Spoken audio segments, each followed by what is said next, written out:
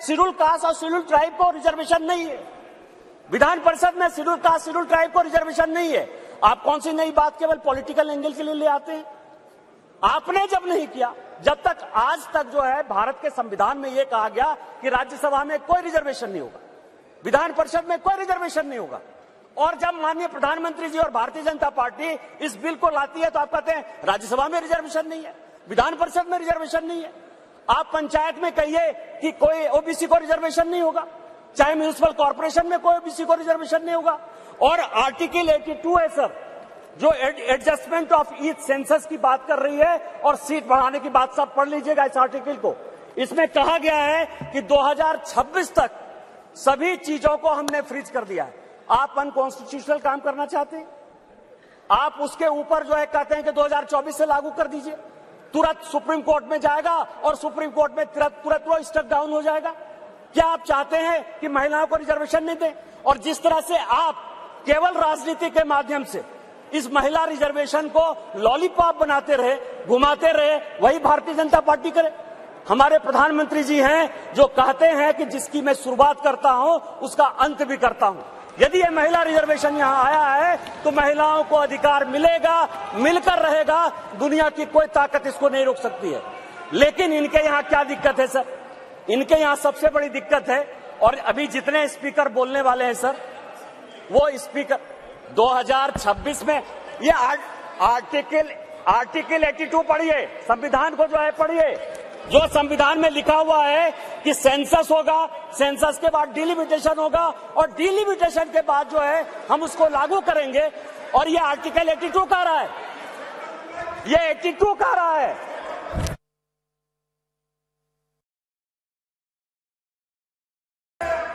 Sir पूरे देश दुनिया में कोरोना के कारण लोग मरे, माननीय प्रधानमंत्री जी के कारण आज 140 करोड़ लोग बच गए। इस पार्लियामेंट को चलाने में आप जैसे लोगों को क्या समस्या होगी सर? लोकसभा, राज्यसभा, लॉबी, सभी जगह सांसद बैठकर कानून पास करते रहे। भाई मरता था तो भाई का लाश जलाने के लिए कोई नहीं जाता था, पिता मरते थे तो पिता का लाश जलाने के लिए बेटा नहीं जाता था। उस कोरोना से बचकर हम आए हैं 2 साल के बाद। आप कहते हो आपने क्यों नहीं कराया, आपने क्यों नहीं कराया? कितने लोग थे जो रोड पर घूम रहे थे, कितने लोग थे जो खाना खिला रहे थे, सारे जगह के ट्रेन बंद थे, सारे जगह की स्थितियां बंद थी। भागलपुर पूरा जो है भारत जो है किस तरह के विकट परिस्थिति में था सर?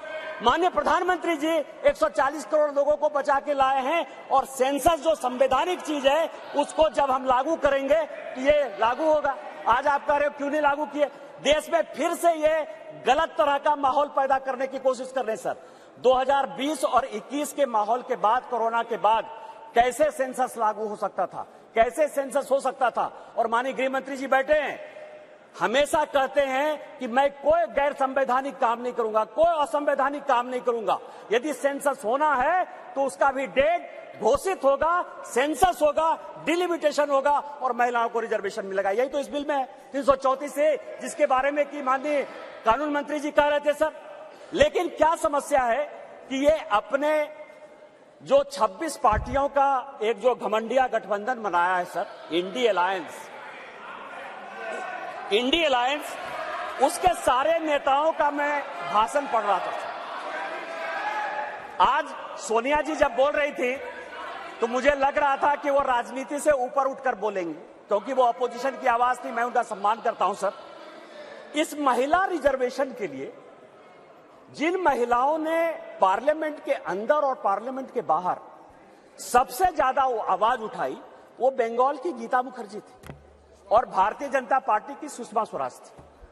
ये दोनों यदि नहीं रहती तो आज ये दिन भी देखने को नहीं मिलता। 33% यदि रिजर्वेशन लोकसभा और विधानसभा में यदि लागू होने वाला है और माननीय प्रधानमंत्री जी लेकर आए हैं इन 2 महिलाओं का, लेकिन सोनिया जी ने अपने पूरे भाषण में न गीता मुखर्जी का जिक्र किया, न सुषमा स्वराज का जिक्र किया।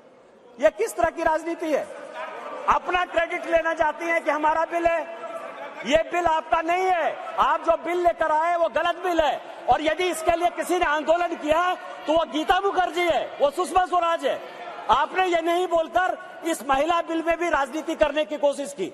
और आज का पूरा क्रेडिट जो जीता वो सिकंदर, जो गोल मारता है, यहाँ बंगाल के लोग बैठे हुए हैं, जो गोल मारता है उसी के नाम से गोल मारा जाता है। माननीय प्रधानमंत्री जी गोल मारने को तैयार हैं। ये भारतीय जनता पार्टी का बिल है और ये माननीय प्रधानमंत्री जी का बिल है, आपको ये मानना पड़ेगा। दूसरा सवाल है कि इनके जो अपोजिशन के लोग हैं सर, जो 26 पार्टियों का इंडी गठबंधन बना है, इसमें आप समझिए इनकी भावना कैसे है, महिलाओं के बारे में ये कैसा सोचते हैं।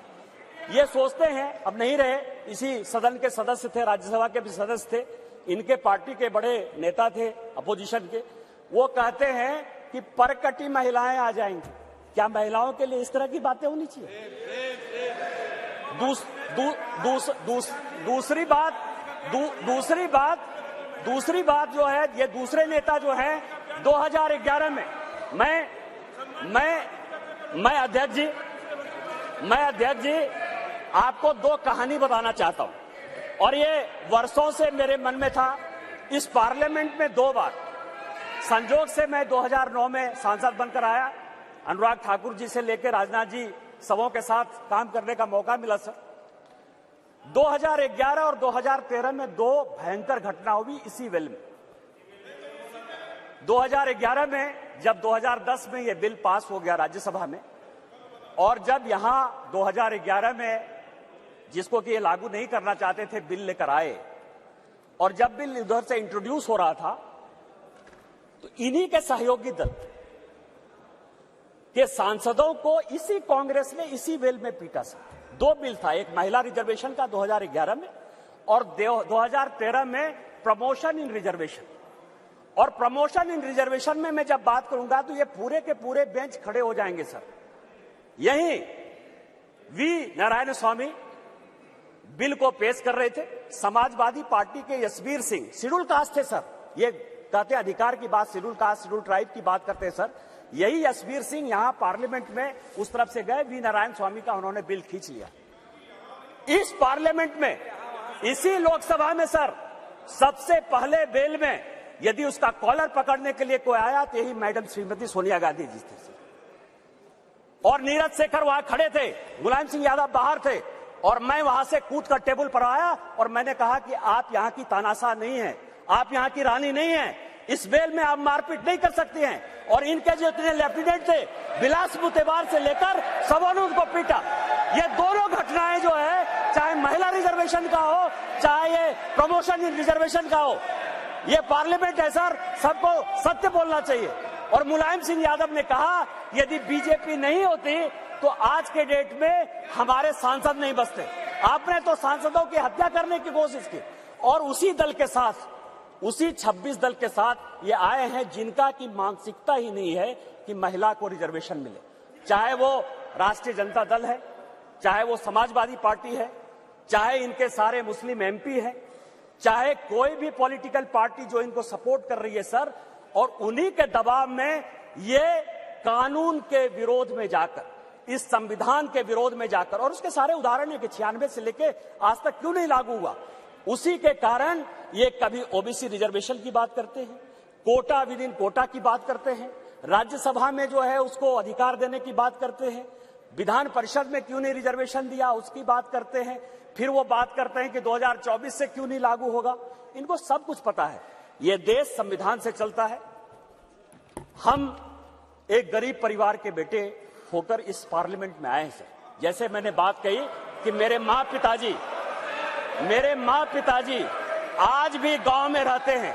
यदि बाबा साहब अंबेडकर का यह संविधान नहीं होता, भारतीय जनता पार्टी नहीं होती, उस दिन भी मैंने कहा कि आपने गांव नहीं देखा है, गरीबी नहीं देखा है, महिलाओं की स्थितियां नहीं देखी। आपने जो जो कानून पास किए वो महिलाओं के खिलाफ है। यदि 498 आपने पास किया जिसका आप क्रेडिट लेना चाहते हैं, तो उसमें से है पुरुष से ज्यादा महिलाएं ही जेल में बंद हैं। डॉरी के केस में जिस तरह से आपने बनाया, आज यदि आपने कई एक कानून ऐसे पास किए हैं जिसमें लोग महिलाओं को नौकरी देने के लिए तैयार नहीं होते हैं, आपने महिलाओं को रोकने का प्रयास किया, महिलाओं को बढ़ाने का प्रयास नहीं किया। और हम जो बिल लेकर आए हैं, जो माननीय प्रधानमंत्री जी के नेतृत्व में ये इतिहास रचने जा रहा है, और ये जो ऐतिहासिक पल है, और स्पीकर साहब, आपके जीवन का जो ऐतिहासिक पल है कि उस कुर्सी पर आप विराजमान हैं, जिस पल में ये इतिहास बन रहा है वो केवल और केवल माननीय मोदी जी की देन है, भारतीय जनता पार्टी की देन है। हम संविधान सम्मत काम करते हैं और मेरा सबों से आग्रह होगा कि दल पार्टी से ऊपर उठकर जो ये संविधान आर्टिकल 82, 243D और 243T जिन आधार पर यह संविधान चलता है उसके आधार पर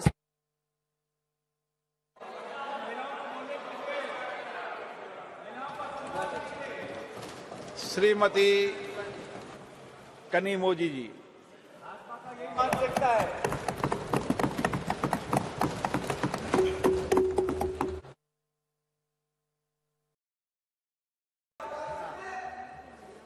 Thank you, sir. What nonsense is this, yeah? What is this, sir? Heckling? What is heckling? She's not. What is this? I haven't even started. Sir, what is I don't this, even yeah? understand. நீங்க என்ன பேசுறான்னு புரியாது. I know. எதுக்கு புரியாம பேசுற? Sir. ये भाजपा का मानसिकता है। Sir, what is this? She's not even started and your member is heckling us, speaker. This is the respect for women. Exactly, sir. What is this? I don't even understand what he says. What is the point in saying this?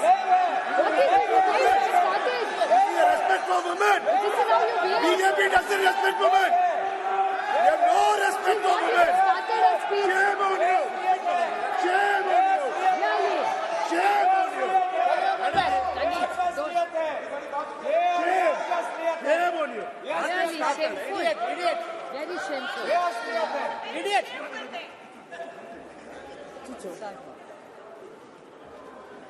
Sir, I stand here and I'm happy to be speaking about the Women's Reservation Bill, and it is one of the very few bills I think most of us would agree on.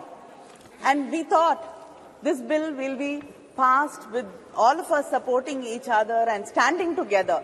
But unfortunately, the BJP has taken this also as an opportunity for politicking, and it is very unfortunate. I am just reminded of what Periyar said when I see the BJP speaking here and heckling us, that the pretense of men that they respect women and that they strive for their freedom is only a ruse to deceive them. You did now. You did. Just you did. That is your first example. I'd like to quote the former Chilean president, Michelle Bachelet. A better democracy is a democracy where women do not only have the right to vote and to elect, but to be elected. In 1990, after the Montego-Chelmsford reforms were passed, we got the rights to vote, especially in the Madras presidency and the Bombay presidency. The Justice Party, Needhi Katchi, passed a resolution on 10th May 1921 to grant voting rights for women for the first time in India. In 1927, Tamil Nadu elected its first women legislator in the country, Dr. Muthulakshmi Reddy, who was instrumental in abolishing the Devadasi system. But, sir, nearly 100 years after that, we still have not passed the bill. In 1929, Periyar, in the Self-Respect Conference in Chengalpet, passed a resolution insisting on reservations for women in education, employment, and politics. The Women's Reservation Bill was first brought with the support of the DMK during the United Front government in 1996, September.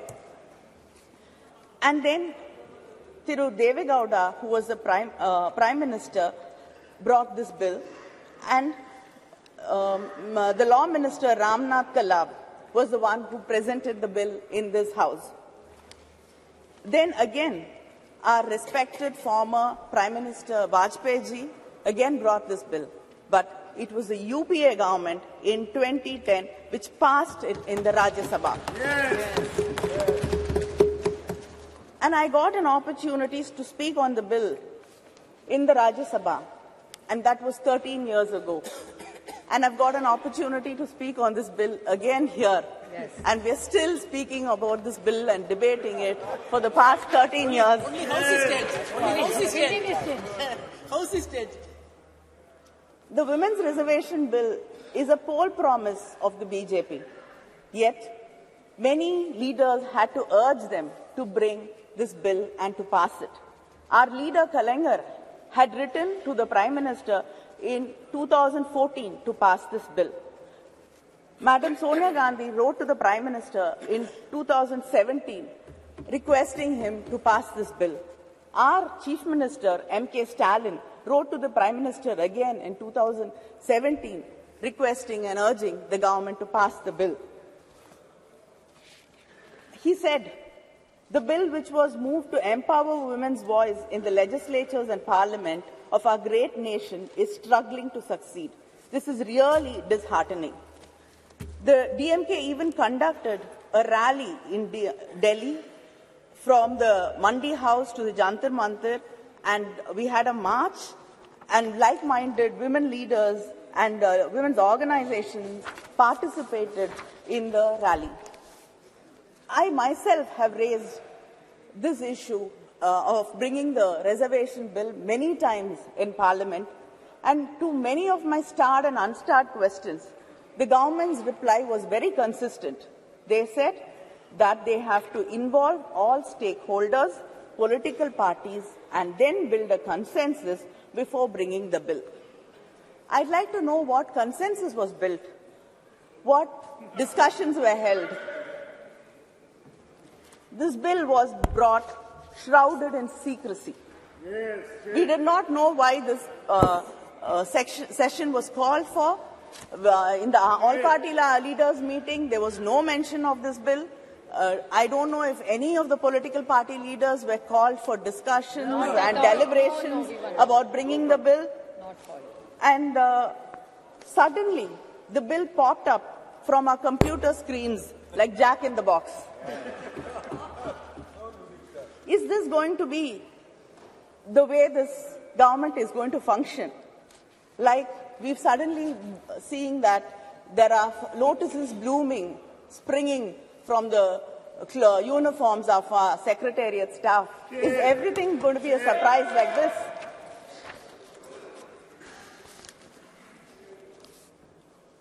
In spite of all this, when the Prime Minister mentioned the Women's Reservation Bill, and when our own Meghwal ji introduced the bill, our minds were so full of happiness, and the lines of Mahakavi Bharati rang in my heart. பட்டங்கள் ஆழ்வதும் சட்டங்கள் செய்வதும் பாரினில் பெண்கள் நடத்த வந்தோம் எட்டும் அறிவினில் ஆணுக்கு இங்கே பெண் இளைப்பிள்ளை தான் என்று கும்மி அடி, which if I translate says that we have come to make laws and to rule. Now we are equals and let us cherish it. But then, like the crows and crows of my sisters who were waiting for this bill to be passed, my heart also sank when you said we had to wait for it and we don't know when actually the bill is going to be implemented. In 2010, when the bill was brought by the UPA government, there was no conditions. The bill was to take effect immediately after the passage of the bill. But the bill which was presented yesterday clearly says the reservation in Clause 5, it states the reservation of seats for women in the House of the People, the Legislative Assembly of the State and the Legislative Assembly of the National Capital Territory of Delhi shall come into effect after an exercise of delimitation is undertaken for this purpose, after the relevant figures for the first census taken after the commencement of the Constitution. Our leader, Muthuvel Karunanidhi Stalin, in his statement today has said that India is the only country which has not conducted the decadal census. And if delimitation is going to be based on population census, it will deprive and reduce the representation of the South Indian states. It will become like a sword hanging on our heads. Yes. He has said that we support the bill. But he asked this question, why should the implementation be connected to the delimitation? Yes, why? And it is, he says, it is a strange drama staged by the BJP, keeping in mind the 2029 elections, 2024 elections. And we cannot ignore the representation for women from the backward classes either. He has emphasized that the doubts and the fear in the minds of the people of Tamil Nadu and the South Indian states about our representation being reduced should be clarified, and there is a fear in the minds of the people that our voices will be undermined.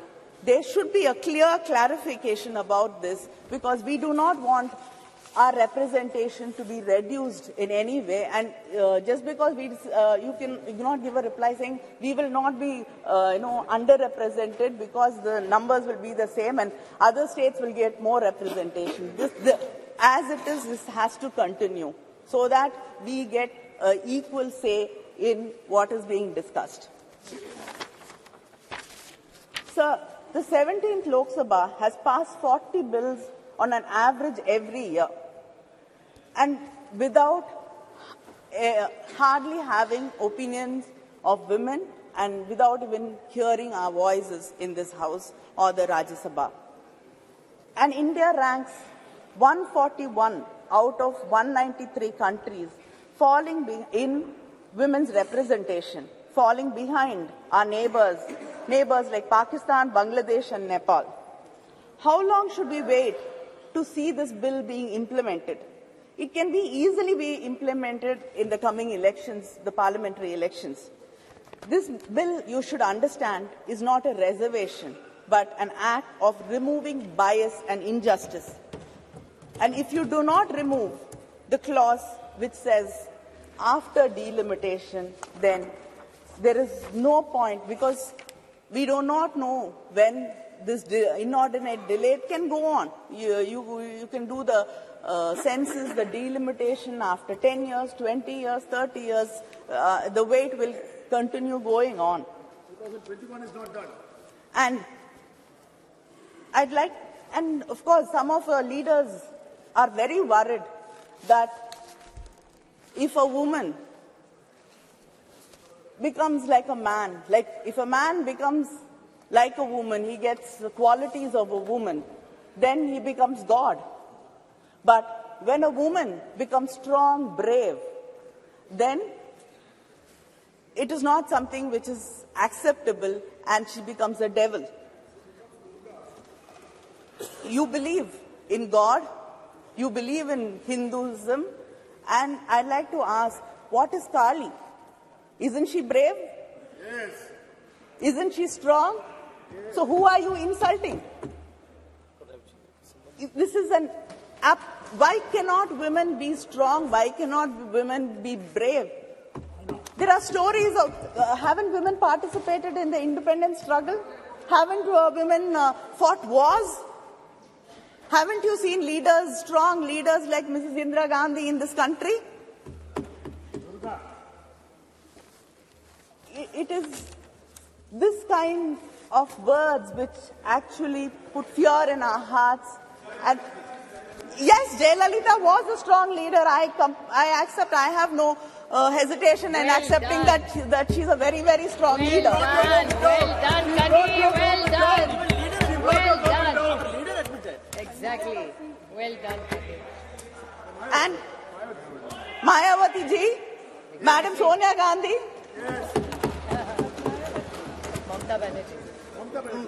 Mamta Banerjee. And the one of the names you often forget is Sushma Swaraj ji. Yes. And I also like to quote What? I like to quote what Shri Arun Jaitley ji said when the discussion in Rajya Sabha happened. He said the argument that men can also ensure justice to women has been weakened. Underrepresentation and discrimination stare us in the face. Politics of tokenism must now evolve into politics of ideas. So please stop this tokenism. And this bill is called Nari Shakti Vandan Bill. Stop saluting us. We do not want to be saluted. We do not want to be put on pedestals. We do not want to be worshipped. We do not want to be called mothers. We don't want to be your sisters, your wives. We want to be respected as equals. Let us get down from the pedestal and walk as equals. We have a right to this country as much as right you have. This country belongs to us. This parliament belongs to us. And we have a right to be here. Thank you.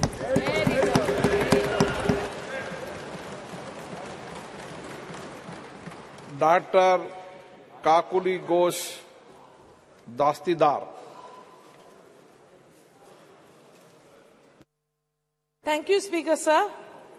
As I stand to support the bill, which has already been implemented by my leader Mamata Banerjee in West Bengal. West Bengal is the only state in the country which has a female chief minister, I'm sorry to say, in spite of Bharatiya Janata Party having their rule in 16 states. At the moment, we don't have any woman chief minister there.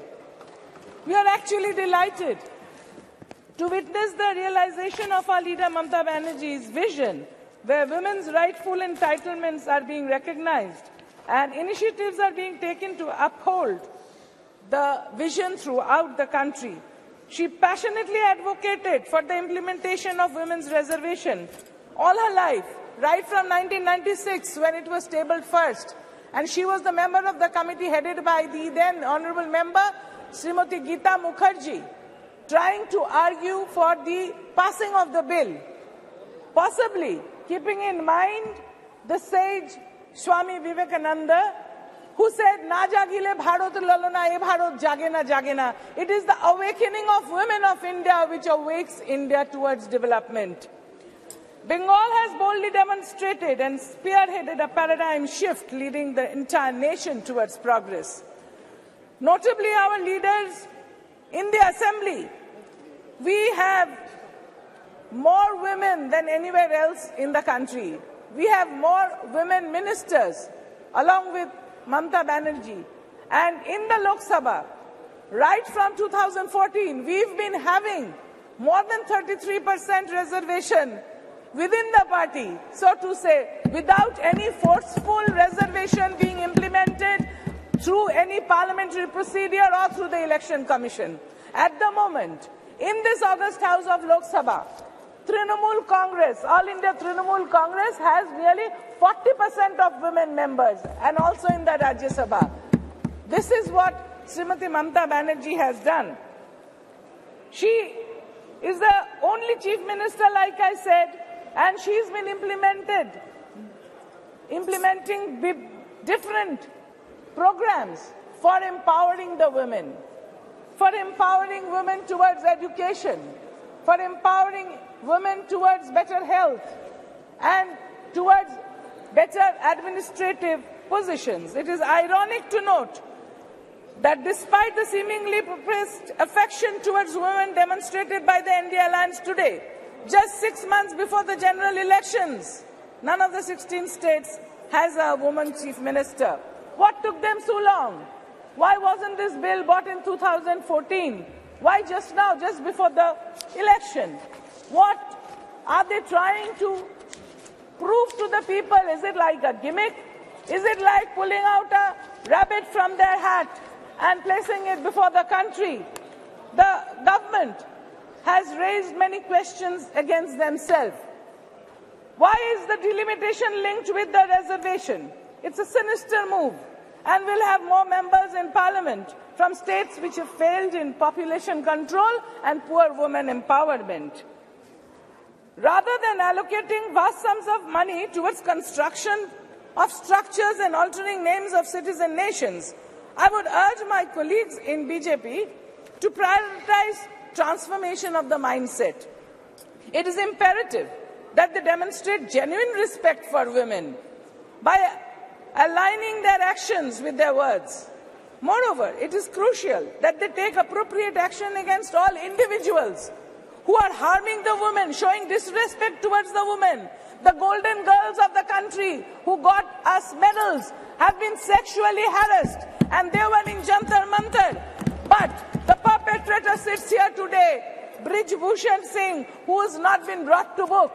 So if you are really interested in taking care of the women towards betterment and progress, then why don't you take action against the perpetrators? Why don't you take action against those people who have been molesting and killing women in Hathras, killing women in Unnao? Little Asifa was stoned to death in Jammu.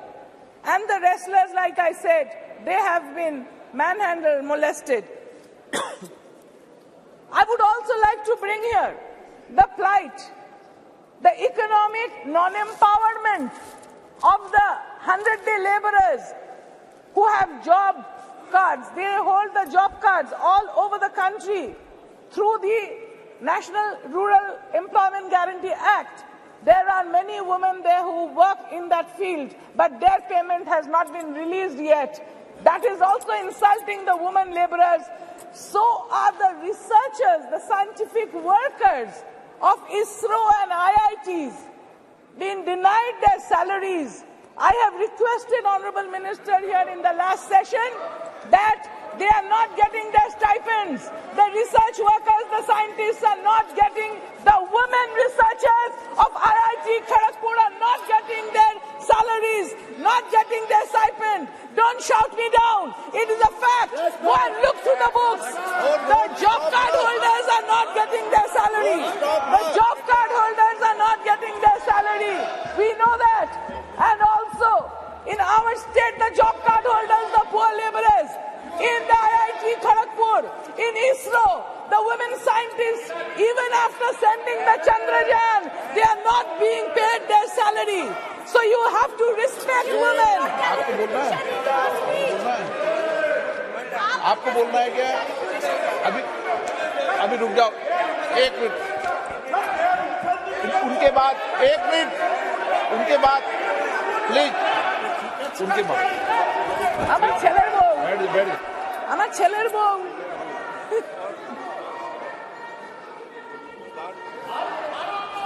I would like to quote, sir. I would like to quote Bengali poet known all over the world. Bidrohi Kavi Nazrul said, "Bishwe ja kichu mohan srishti chiro kolyankor ordhek tar koriyache nari ordhek tar nor." The women work very hard in every field. They should be respected.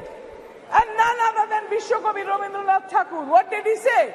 He said, "Jodi rakho parshe, sankote sanshaye, sammati dao jodi krothino brote." Like just now my sister here, Kanimoji, was saying, we want equal opportunity, we want equal respect, we want to participate in nation building as equals. Not by looking down upon us, because we are equals and we can perform provided we get support in education, support in healthcare system. What is the budgetary allocation for women's health? This government should tell me and the whole house that what is the extra budgetary allocation for reproductive health of women in the country. The women bear children, men don't. So women should require this extra budgetary allocation for their reproductive health. Do these first before bringing the bill. You have tabled the bill. This bill should have come in 2014.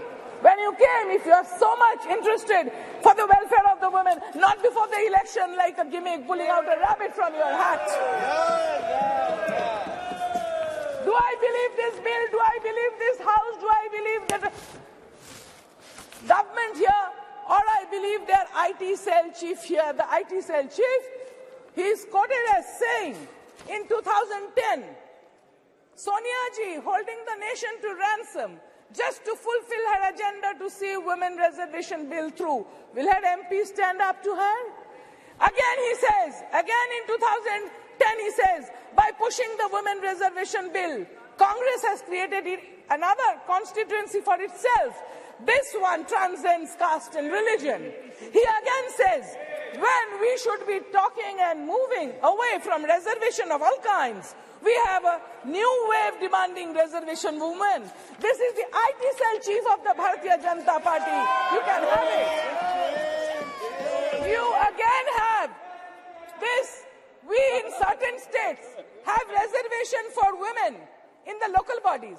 Has it helped the cause of women? It questions whether the women in the local bodies has helped the administration. This is, yes, and he's always being rewarded. He's always maligning everybody in the opposition. So this I can lay it on the table. This is from the IT cell chief of Bharatiya Janata Party. They have always been looking down on women.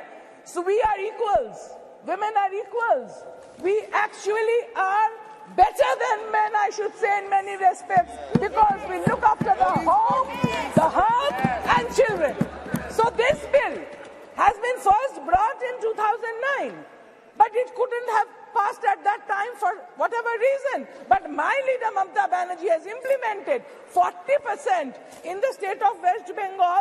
From All India Trinamool Congress, we are representing here. So I would like to quote the famous boxer Cassius Clay, who said, "Catch me if you can.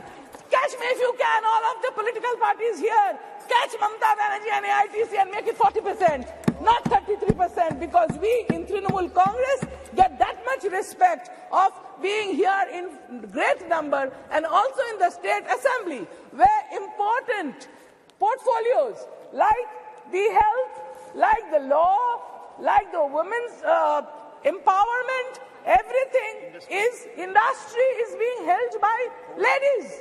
The home is in the hand of a lady. So why don't you respect women and give them their dues is the question. And the rest of the country shows so much of atrocity against women, where the NCRB's report says Kolkata registered the least number of rape cases, and out of these 19 major cities of the country, Kolkata has the lowest crime rate against women, whereas the other states have shown, the other states from data from NCRB, I'm not saying, it shows that in Uttar Pradesh, 56,000 cases, followed by Rajasthan, 40,000 cases of molestation, and in Maharashtra, 39,000 and more cases. So all the states ruled by Bharatiya Janata Party. Honourable member, please conclude. Molestation against women, but it is only in Bengal that women are safe. So to keep us safe, this should be implemented and not treated as a gimmick. Thank you, sir. Shri Kiren Rijiju ji. Sir, every member of parliament has a right to make its point on this August House. Every word spoken becomes part of the parliamentary document. ये इस विभाग के मंत्री स्पष्टीकरण दे सकते हैं. Sir, अरे, why are you so intolerant? आप बात कीजिए अपनी. No, sir, every word spoken is a part of the parliamentary document. We should not mislead the House. When Kakuri Datidar was making statement, she made a very serious allegation which is completely misleading. She said that ISRO scientists are not getting regular salaries.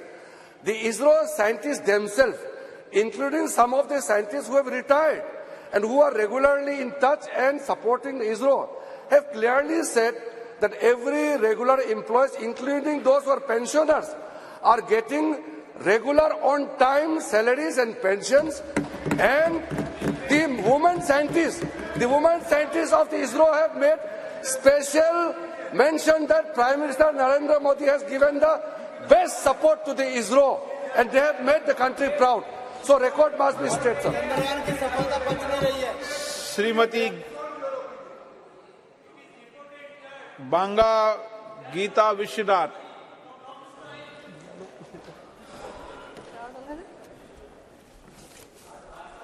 Thank you, Speaker, sir. Thank you for giving me this opportunity. I convey my thanks to our Honorable Chief Minister of Andhra Pradesh, Sri Y.S. Jagannath Reddy Garu. Sir, భారత మాతకి మహిళలందరి తరపున హృదయపూర్వక నమస్కారాలు. మా తెలుగు తల్లి ఆనందపడేలా కొత్త పార్లమెంట్లో భవనంలో మొదటి బిల్లులో మొదటిగా మాట్లాడే అవకాశం నాకు వచ్చింది తెలుగులో. మా లీడర్ లోక్సభ లీడర్ మిథున్ రెడ్డి గారికి హృదయపూర్వక ధన్యవాదాలు తెలియజేస్తున్నాను. సార్, ఎత్ర నార్యంతు పూజ్యంతే రమంతే తత్ర దేవత. స్త్రీలు ఎక్కడ గౌరవించబడతారో అక్కడ దేవతలు ఉంటారు, సమాజం కూడా ముందుకు వెళ్తుందనే ఆర్యోక్తి ఉంది. అట్లాగే బాబాసాహెబ్ అంబేద్కర్ వారు చెప్పినట్టుగా ఒక సమాజాన్ని గాని ఒక దేశాన్ని గాని అభివృద్ధి చెందింది, ముందుకు వెళ్ళింది అని చెప్పాలి అంటే మహిళల యొక్క స్థితిగతులను చూసి చెప్పాలి, మహిళలకున్న హక్కుల గురించి చెప్పాలి, మహిళలు అనుభవిస్తున్న పరిస్థితుల గురించి తెలుసుకున్నట్లయితే ఆ దేశం అభివృద్ధి చెందుతుందని చెప్తారు. హృదయపూర్వక ధన్యవాదాలు తెలియజేస్తున్నాం గౌరవనీయులు భారత ప్రధాని శ్రీ నరేంద్ర మోడీ గారికి మహిళా బిల్లు మరి ఈరోజు చర్చకు తీసుకువచ్చినందుకు, ఈరోజు పాస్ చేయబోతున్నందుకు సభ్యులందరి సహకారంతో. అందరూ మాట్లాడడం జరిగింది, గౌరవ సభ్యులందరూ కూడా చెప్పడం జరిగింది. 27 సంవత్సరాలుగా పోరాటాలతో, అనేక అడ్డంకులతో, అనేక ఒత్తిడులతో ఈ బిల్లు రాలేకపోయినప్పటికీ కూడా వికసిత్ భారత్ ని 2047లో సాధించాలి అంటే నిర్ణయాత్మక విధానంలో మహిళల పాత్ర ఉండాలి అని చెప్పి ప్రధానమంత్రి గారు నిర్ణయించి మరి అందరి సహకారంతో ఈ బిల్లును తీసుకురావడం జరిగింది. మనం చూస్తున్నాం సార్, మరి ఝాన్సీ లక్ష్మీబాయి గాని, సరోజినీ నాయుడు గాని, మరి సావిత్రిబాయి పూలే గాని, అలాగే కందుకూరి వీరేశలింగం రాజ్యలక్ష్మి దంపతులు గాని వారు ఎంతో కృషి చేయడం జరిగింది. మహిళల ఆర్థిక స్థితులను మెరుగుపరచడానికి, మహిళలను విద్యను మెరుగుపరచడానికి, మూఢనమ్మకాలని పారద్రోలానికి, వితంతు వివాహాలు జరిపించడానికి, మహిళలకి అండదండలుగా ఉండడానికి ఎంతో మంది కృషి చేయడం జరిగింది. మరి దానివల్ల ఎన్నో అవకాశాలు రాను రాను పెరుగుతున్నప్పటికీ కూడా మహిళలకి భాగస్వామ్యం, నిర్ణయాధికారాల్లో భాగస్వామ్యం చేసే విధానం మాత్రం రాకపోవడం ఇప్పటి వరకు కూడా చాలా బాధ కలిగించింది, ఇబ్బంది కలిగించింది. భారతమాత కూడా మరి సంతోషించలేని పరిస్థితులు వచ్చాయి. ఈ రోజు మహిళల్ని భాగస్వామ్యం చేయడం ద్వారా అన్ని నిర్ణయాత్మక విషయాలలో భారతదేశంలో మహిళలు ఎన్నో ఇబ్బందుల్ని, మరి ఉన్న ఇబ్బందులన్నీ తొలగించాలి అంటే తప్పకుండా చట్టసభల్లో మహిళలకి అవకాశాలు రావాలి. అప్పుడే అనేక చట్టాలలో మహిళలకి కావలసినది, బాలికలకి కావలసినది, మహిళల్ని ఉన్నతంగా స్థితిలో ముందుకు తీసుకువెళ్ళడానికి అనేక అవకాశాలు రావడానికి అవకాశం ఉంది. 140 కోట్ల జనాభాలో మహిళలు సగభాగం ఉన్నారని మనం చాలా సంతోషంగా చెప్తున్నాం.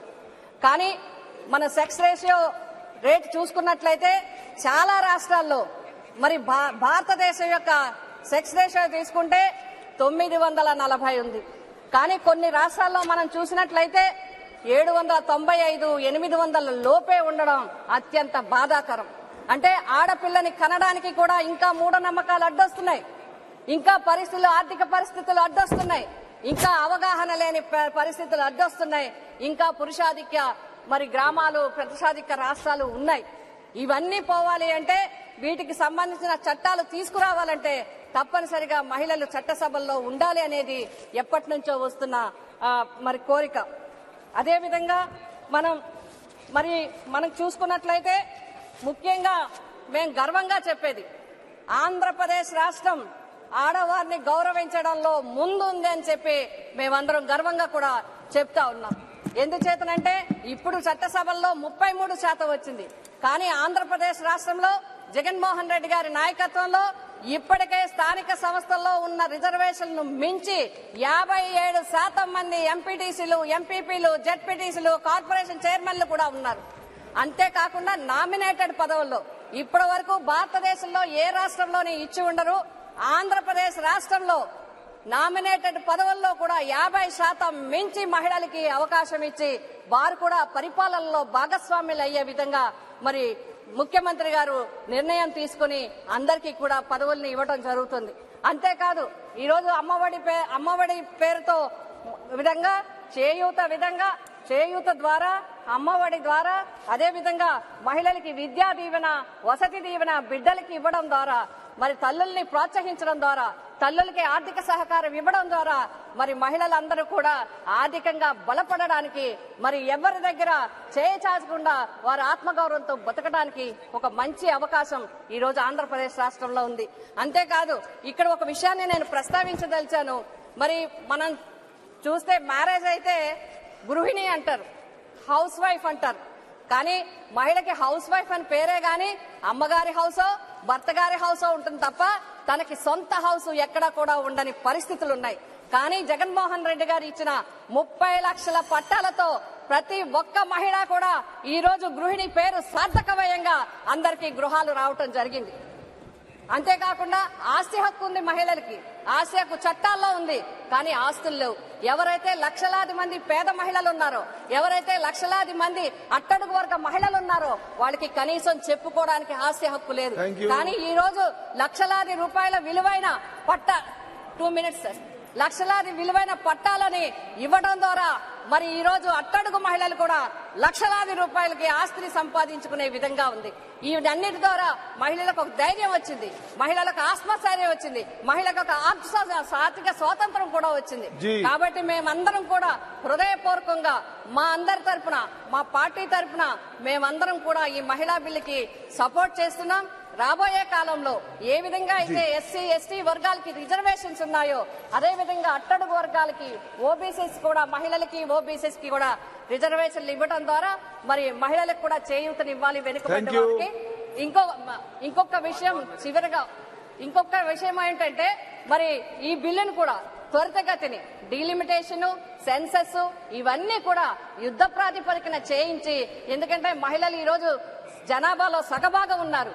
50% రిజర్వేషన్ కి డిజర్వ్డ్ గా ఉన్నారు మహిళలు ఈ రోజు. అటువంటి మహిళలకి 33% వస్తుంది. మాకు సంతోషంగా ఉంది.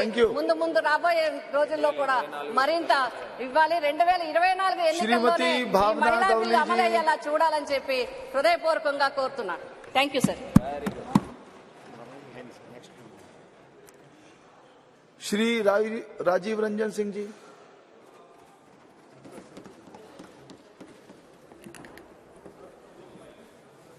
सभापति महोदय, महिला आरक्षण बिल 2023 का हमारी पार्टी जनता दल यूनाइटेड समर्थन करती है। हम समर्थन इसलिए करते हैं कि हमारा विश्वास है महिला सशक्तिकरण में। लेकिन जो सरकार ने जो बिल लाया है और जो इनकी मंशा है, वो मंशा इनको महिलाओं को सांसद में या विधानसभाओं में आरक्षण देना नहीं है। ये 26 पार्टियों का जो INDA ये बना है उसका पैनिक रिएक्शन है। उसके पैनिक रिएक्शन में इन्होंने ये बिल लाया। इनकी कोई मंशा नहीं है। ये जुमला है, सबसे बड़ा 2024 का चुनावी जुमला है।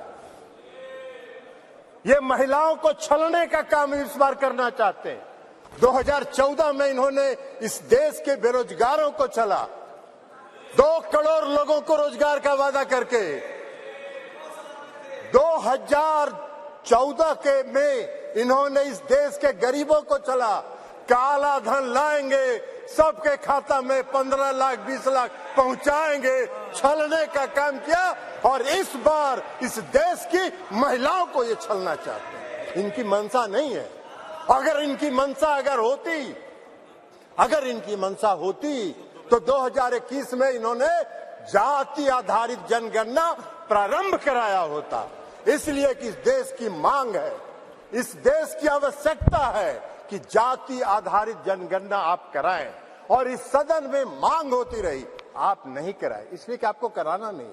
आप गरीबों को, अति पिछड़ों को, पिछड़ों को प्रति न्याय करने में आपका विश्वास नहीं है, आपका भरोसा नहीं है, इसलिए आपने जनगणना नहीं कराया। और अगर आपने शुरू करा होता, अब तक तो जनगणना खत्म हो गया होता और आज लागू हो गया होता ये महिला आरक्षण बिल, आज इसकी जरूरत नहीं होती। लेकिन आपकी मंशा नहीं है।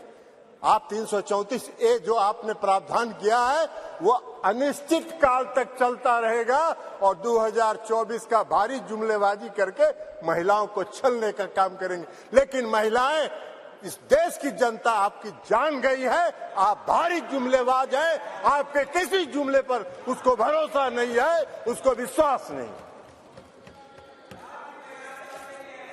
बिहार में आपको जरा सीखो यार, बिहार से सीखो। अभी बता रहे हैं बिहार पहला राज्य है, ये भाषण दे रहे हैं। बिहार पहला राज्य है जो 2005 में सरकार बनी, 2006 में 50% महिलाओं को आरक्षण दिया। 2015 में सरकार बनी, महागठबंधन की सरकार बनी। 2016 में 35% राज्य सरकार की सारी सेवाओं में आरक्षण दिया महिलाओं को।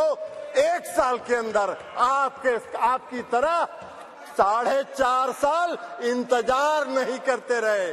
कल प्रधानमंत्री जी का सुन रहे थे, आंकड़ा की बात कर रहे थे। अरे आंकड़ा तो आपका 2019 से था, काहे नहीं किया आपने? जब बेंगलोर में, पटना में, बंबई में मीटिंग हुई तो आपकी घबराहट हो गई और उस घबराहट में आप लेके आए। आपको हम बताना चाहते हैं, ये इनको क्या मालूम है दुबे जी को उत्तर प्रदेश में तो अभी सुना रही थी वो कहानी, तो इसलिए बता रहे। 1 करोड़ 30 लाख ग्रामीण महिलाओं को बिहार की सरकार ने जीविका के माध्यम से सशक्त करने का काम किया है, गरीब महिलाओं को। इसलिए आप क्या बात करिए, आपको क्या महिला सशक्तिकरण से बात मतलब है? आपको कोई महिला सशक्तिकरण से मतलब नहीं है। इस सरकार को महिला सशक्तिकरण से कोई मतलब नहीं है। इस सरकार को अपनी कुर्सी से मतलब है और उस कुर्सी को बचाए रखने के लिए कोई भी जुमला ये कर सकते हैं, कोई भी जुमलेबाजी ये कर सकते हैं। इसलिए आप कह रहे हैं नारी, आप कह रहे हैं जातीय जनगणना, आप तो देश की मांग है, आप कहिए, आप आज ऐलान करिए इस सदन में कि हम इस देश में जाति आधारित जनगणना कराएंगे। आप नहीं कराना चाहते इसलिए कि आप उसका विरोध करते हैं, आप आरक्षण के विरोधी हैं। 2015 याद करिए क्या हुआ, बोले थे आपके जो संस्थापक एक हैं, पीछे से जो संस्था आपको जो गाइड करती है, उसने क्या कहा था आपको? आरएसएस, ये लोग बता रहे हैं आरएसएस, मोहन भागवत जी थे, उन्होंने क्या कहा कि आरक्षण पर पुनर्विचार होना चाहिए। अरे वाह भाई, बाहर सरकार आप चला रहे हैं, आरक्षण पर पुनर्विचार होना चाहिए। आरक्षण कोई आपकी कृपा से है? आरक्षण आपकी कृपा से नहीं है, संविधान के प्रावधानों के अनुसार है। तो इसलिए आप क्या बात करिएगा? आज अगर ये बिल आपने महिला आरक्षण बिल लाया, इसमें भी अति पिछड़ों को आरक्षण दिया जाना चाहिए, उनके भी आरक्षण का प्रावधान महिलाओं को होना चाहिए। हम लोगों ने किया है, हम लोगों ने अति पिछड़ों को 20% का आरक्षण दिया है बिहार में, पंचायती राज व्यवस्था में, नगर निकाय में एकल पद पर दिया है, एकल पद पर आरक्षण दिया है। ये क्या बात करेंगे, ये भी प्रवचन दे रहे हैं, एकल पद पर मिला है। और अभी जब राज्य की सरकार ने, बिहार की सरकार ने जब जाति आधारित गणना कराने का फैसला किया तो सुप्रीम कोर्ट में केंद्र सरकार उसके विरोध में खड़ी हो गई और सुप्रीम कोर्ट उसका विरोध कर रही है। ये इनका चेहरा है, ये इनका चेहरा है। और ये बात करते हैं नारी शक्ति का जो नारी शक्ति बंधन की बात करते हैं, बंधन की बात। अरे अपना बंधन कर रहे हैं आप अपना बंधन कर रहे हैं, अपने कुर्सी का बंधन कर रहे हैं, अपनी सत्ता का बंधन कर रहे हैं, अपनी सत्ता को बचाने का बंधन आप कर रहे हैं। आप वादा करते हैं, आप 2014 में वादा किए और आपके गृह मंत्री जी ने कह दिया ये जुमला होता है, चुनाव में इसी तरह चलता रहता है। आज आप बात करिएगा नारी शक्ति बंधन का, 2024 के बाद कहिएगा अरे ये तो जुमला होता है, ऐसे ही चलता है चुनाव। यही आपका चरित्र है और यही आपकी मंशा है। इस देश की जनता आपके चेहरे को पहचान गई है, आपको पहचान गई है, आपके झांसे में नहीं पड़ने वाली है। आपको सत्ता से 2024 में मुक्त होगा। वो भय आपको सता रहा है, वो भय आपको सता रहा है और इसलिए ये बिल आप लेके आए हैं, इसलिए इससे कुछ नहीं होना है। और यही कहते हुए मैं इस बिल का समर्थन करता हूं और इस बिल का समर्थन करते हुए अपनी बात समाप्त करता हूं। श्रीमती राजश्री मलिक जी, श्रीमती राजश्री मलिक जी प्लीज।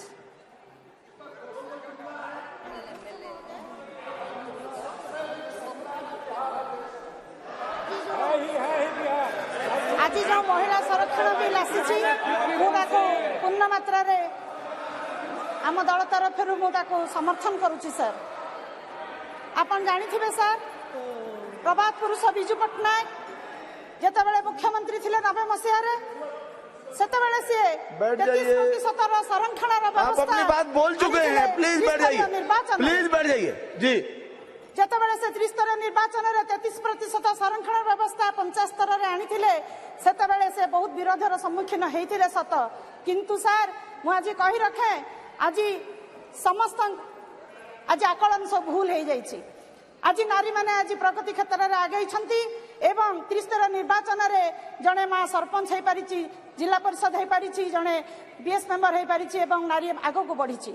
सर जिते माननीय मुख्यमंत्री नवीन पट्टनायक जिते मुख्यमंत्री ग्रहण कले से सर से 50% संरक्षण व्यवस्था त्रिस्तर निर्वाचन में करते एवं आज देखु 50% संरक्षण व्यवस्था ऊर्धरे जाई आज नारी माने आज त्रिस्तर निर्वाचन में निर्वाचित हो आसी। प्रथम करी सर 2019 मसीह माननीय मुख्यमंत्री नवीन पट्टनायक 33% संरक्षण व्यवस्था लोकसभा आगत करते सबू राज्य मानक से समस्त को अनुरोध करते, केंद्र सरकार को मध्य से अनुरोध करते 33% संरक्षण बिल पार्लियामेंट आने एवं आमे सर 7 जन महिला आज 5 जन महिला आज आमे ओडिसा रो आसी परिछु एवं यहाँ निश्चित भाव में आमे आम दल प्रति गोटे बहुत बड़ इतिहास कहले रचिछंती कहले अत्युक्ति हेब नाही सर।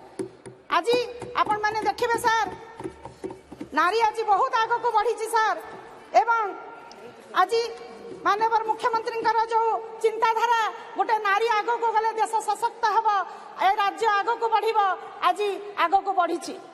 आज नारी कौन गुण कम नुहे, कला साहित्य विज्ञान दर्शन कथा कहतु, आविष्कार उद्भावन कथा कहतु, परिकल्पना परिचालन कथा कहतु, न्यायालय विद्यालय मंत्रणालय कथा कहतु सर सबुथ आज नारी आज अग्रणी भाग में रही एवं तार निजर कर्तृत्व को जाहिर करिछि एवं से सक्षम हो पारिछि।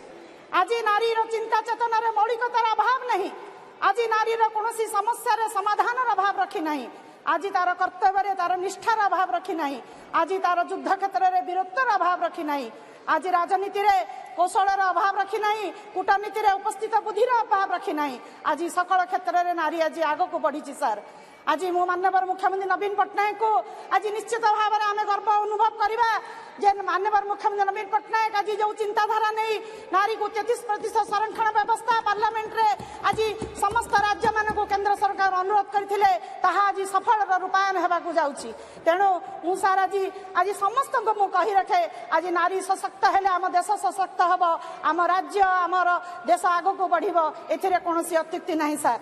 आज आमे सर आमर जो 2019 मसीह जो डिसीजन नहीं आज ता प्रतिपादन होती आम आज सर 5 जन महिला आज आम जो पार्लियामेंट को आसी पारिछु, निश्चित भाव में आगामी दिन में आहुरी एटा फलप्रद हम एवं समस्त राज्य को आज जहाँ बिल जो पारित होगा जाऊँगी सर आज निश्चित भाव में सफल रूपायन होगा जाऊँगी तेणु मुझे बिल को समर्थन करुच्ची पूर्ण मात्रा एवं समस्त को मुझे धन्यवाद दूसरी ए बिल रे सामिल है आज आसतु समस्ते आम हाथ बढ़ेगा ए बिल को आम आज समर्थन करवा ए देश ए जाति ए समाज को आग को नेबा। धन्यवाद सर। श्रीमती संगीता आजाद जी।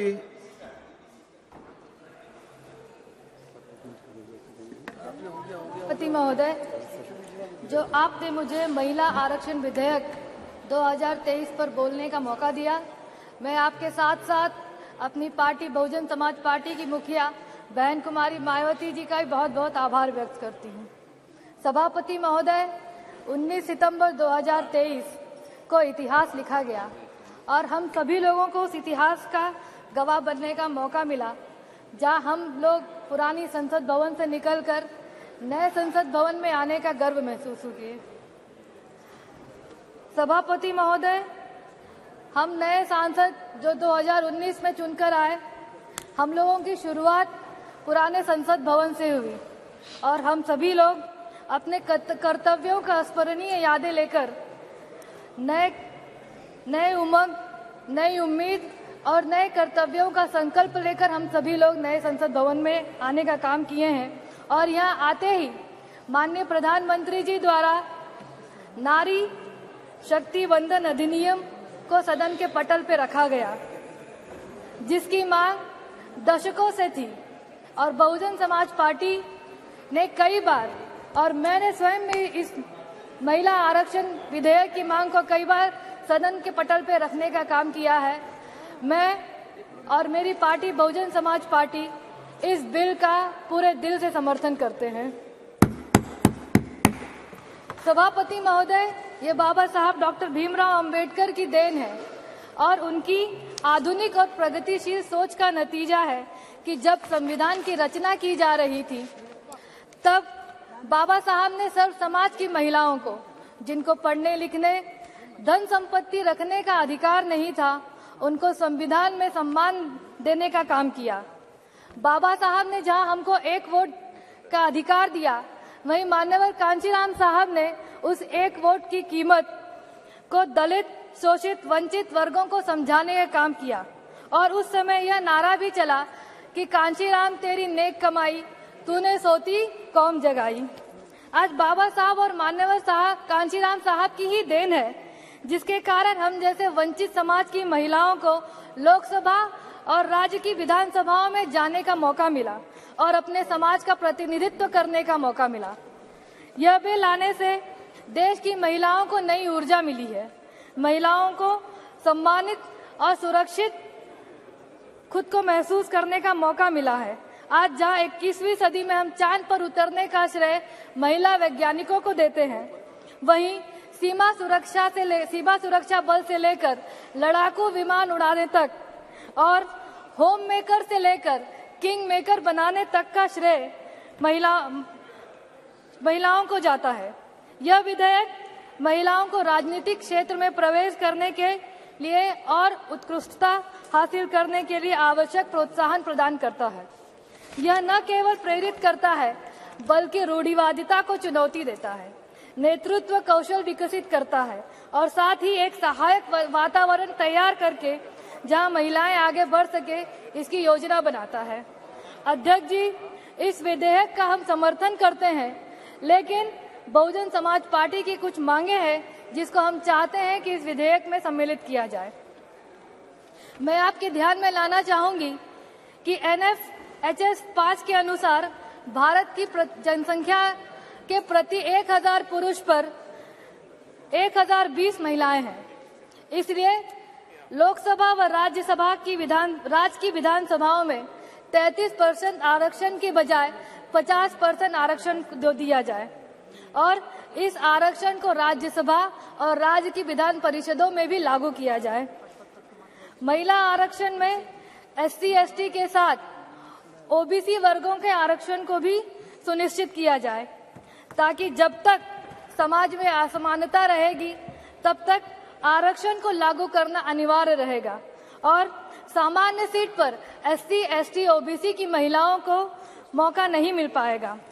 और साथ में बीएसपी की यह भी मांग है कि जातिगत जनगणना जो 2021 में होने वाली थी उसको जल्द से जल्द पूरा किया जाए ताकि SC, ST, OBC के लोगों को आरक्षण मिल सके। और साथ में जो परिसीमन होने वाला है, परिसीमन और जातिगत जनगणना कराकर इस आरक्षण को जल्द से जल्द लागू किया जाए।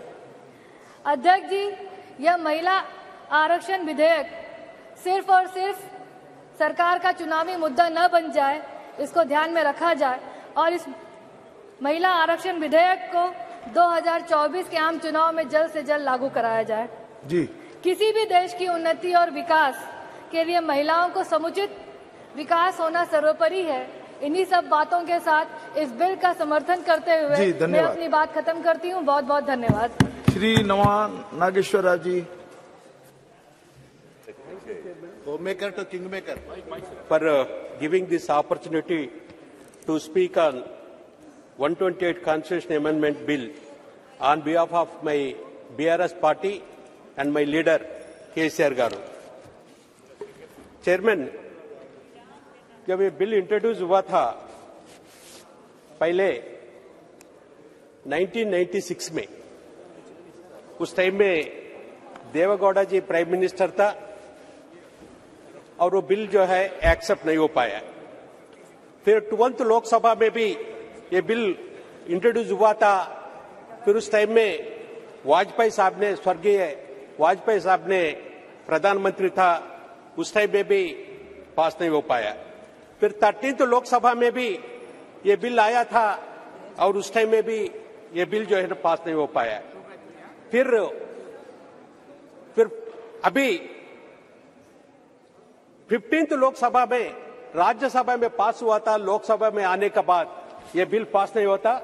अभी 5th टाइम जो है, ये 5th टाइम है ये बिल जो है इधर आया है। पहले तो ये बिल को दिल खोल के और पूरा समर्थन करना चाहता है हमारा पार्टी का तरफ में।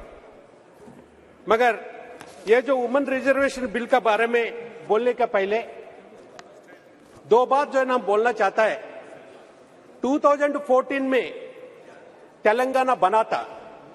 तेलंगाना जब बना था उस टाइम में हमारा लीडर केसीआर साहब ने तेलंगाना बनने के बाद, गवर्नमेंट बनने के बाद, गवर्नमेंट जून 2 2014 में बना था और इमीडिएटली 12 दिन के अंदर तेलंगाना लेजिस्लेटिव असेंबली का रिजर्वेशन जो है reservation for the women parliament में, असेंबली में 33% देने के लिए हमारा तेलंगाना गवर्नमेंट बनने का 12 दिन के अंदर जून 2014 में ये गवर्नमेंट को ये रेजोल्यूशन भेजा है। अभी 10th ईयर है, ये 10 साल है कम से कम अभी लाया है, ठीक है। और उसी तरह से जब हमारा गवर्नमेंट बन गया और महिला लोगों को हर एक तरह से जो है हम लोग सपोर्ट किया है। सबसे ज्यादा रिजर्वेशन जो है ना हमारा sarpanch, MPTC, ZPTC, MPP, villages का महिला लोगों को भी हम लोग 50% रिजर्वेशन दिया है हमारा स्टेट में। उसी तरह से म्युनिसिपालिटी में भी दिया है और उसी तरह से जो है ना कॉर्पोरेशन में भी दिया है और उसी तरह से भारत देश में कोई स्टेट में नहीं होगा। एग्रीकल्चर मार्केट कमेटी में भी हम लोग जो है ना 33% रिजर्वेशन दिया है, बाकी सब में जो है ना 50% दिया है। और जब ये जो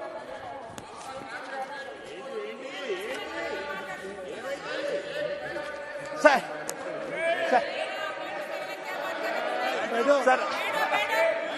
कुछ भी रिकॉर्ड में नहीं जा रहा है आपका जब बोलने का क्रम आए तब आप अपनी बात रखें। अभी ऑनरेबल मेंबर को बोलने दीजिए प्लीज। अभी आप इसलिए क्यों दर्द हो रहे हमको समझ में नहीं आया। आप अपनी बारे में बात करने का टाइम में भी रोक नागेश्वर राव जी आप अपनी बात कहिए प्लीज। सब अभी जी चेयरमैन साहब अभी ये बिल जो कल जो इंट्रोड्यूस हुआ था उसमें 334A उसके बारे में तो काफी हमारा साथी भी लोग भी जो है उसको पॉइंट को रेज किया था। सबसे ज्यादा उसमें सेंसस के बारे में बात किया है। डिलिमिटेशन का बारे में बात किया है। और अभी 2014 में हम लोग का इलेक्शन आ रहा है।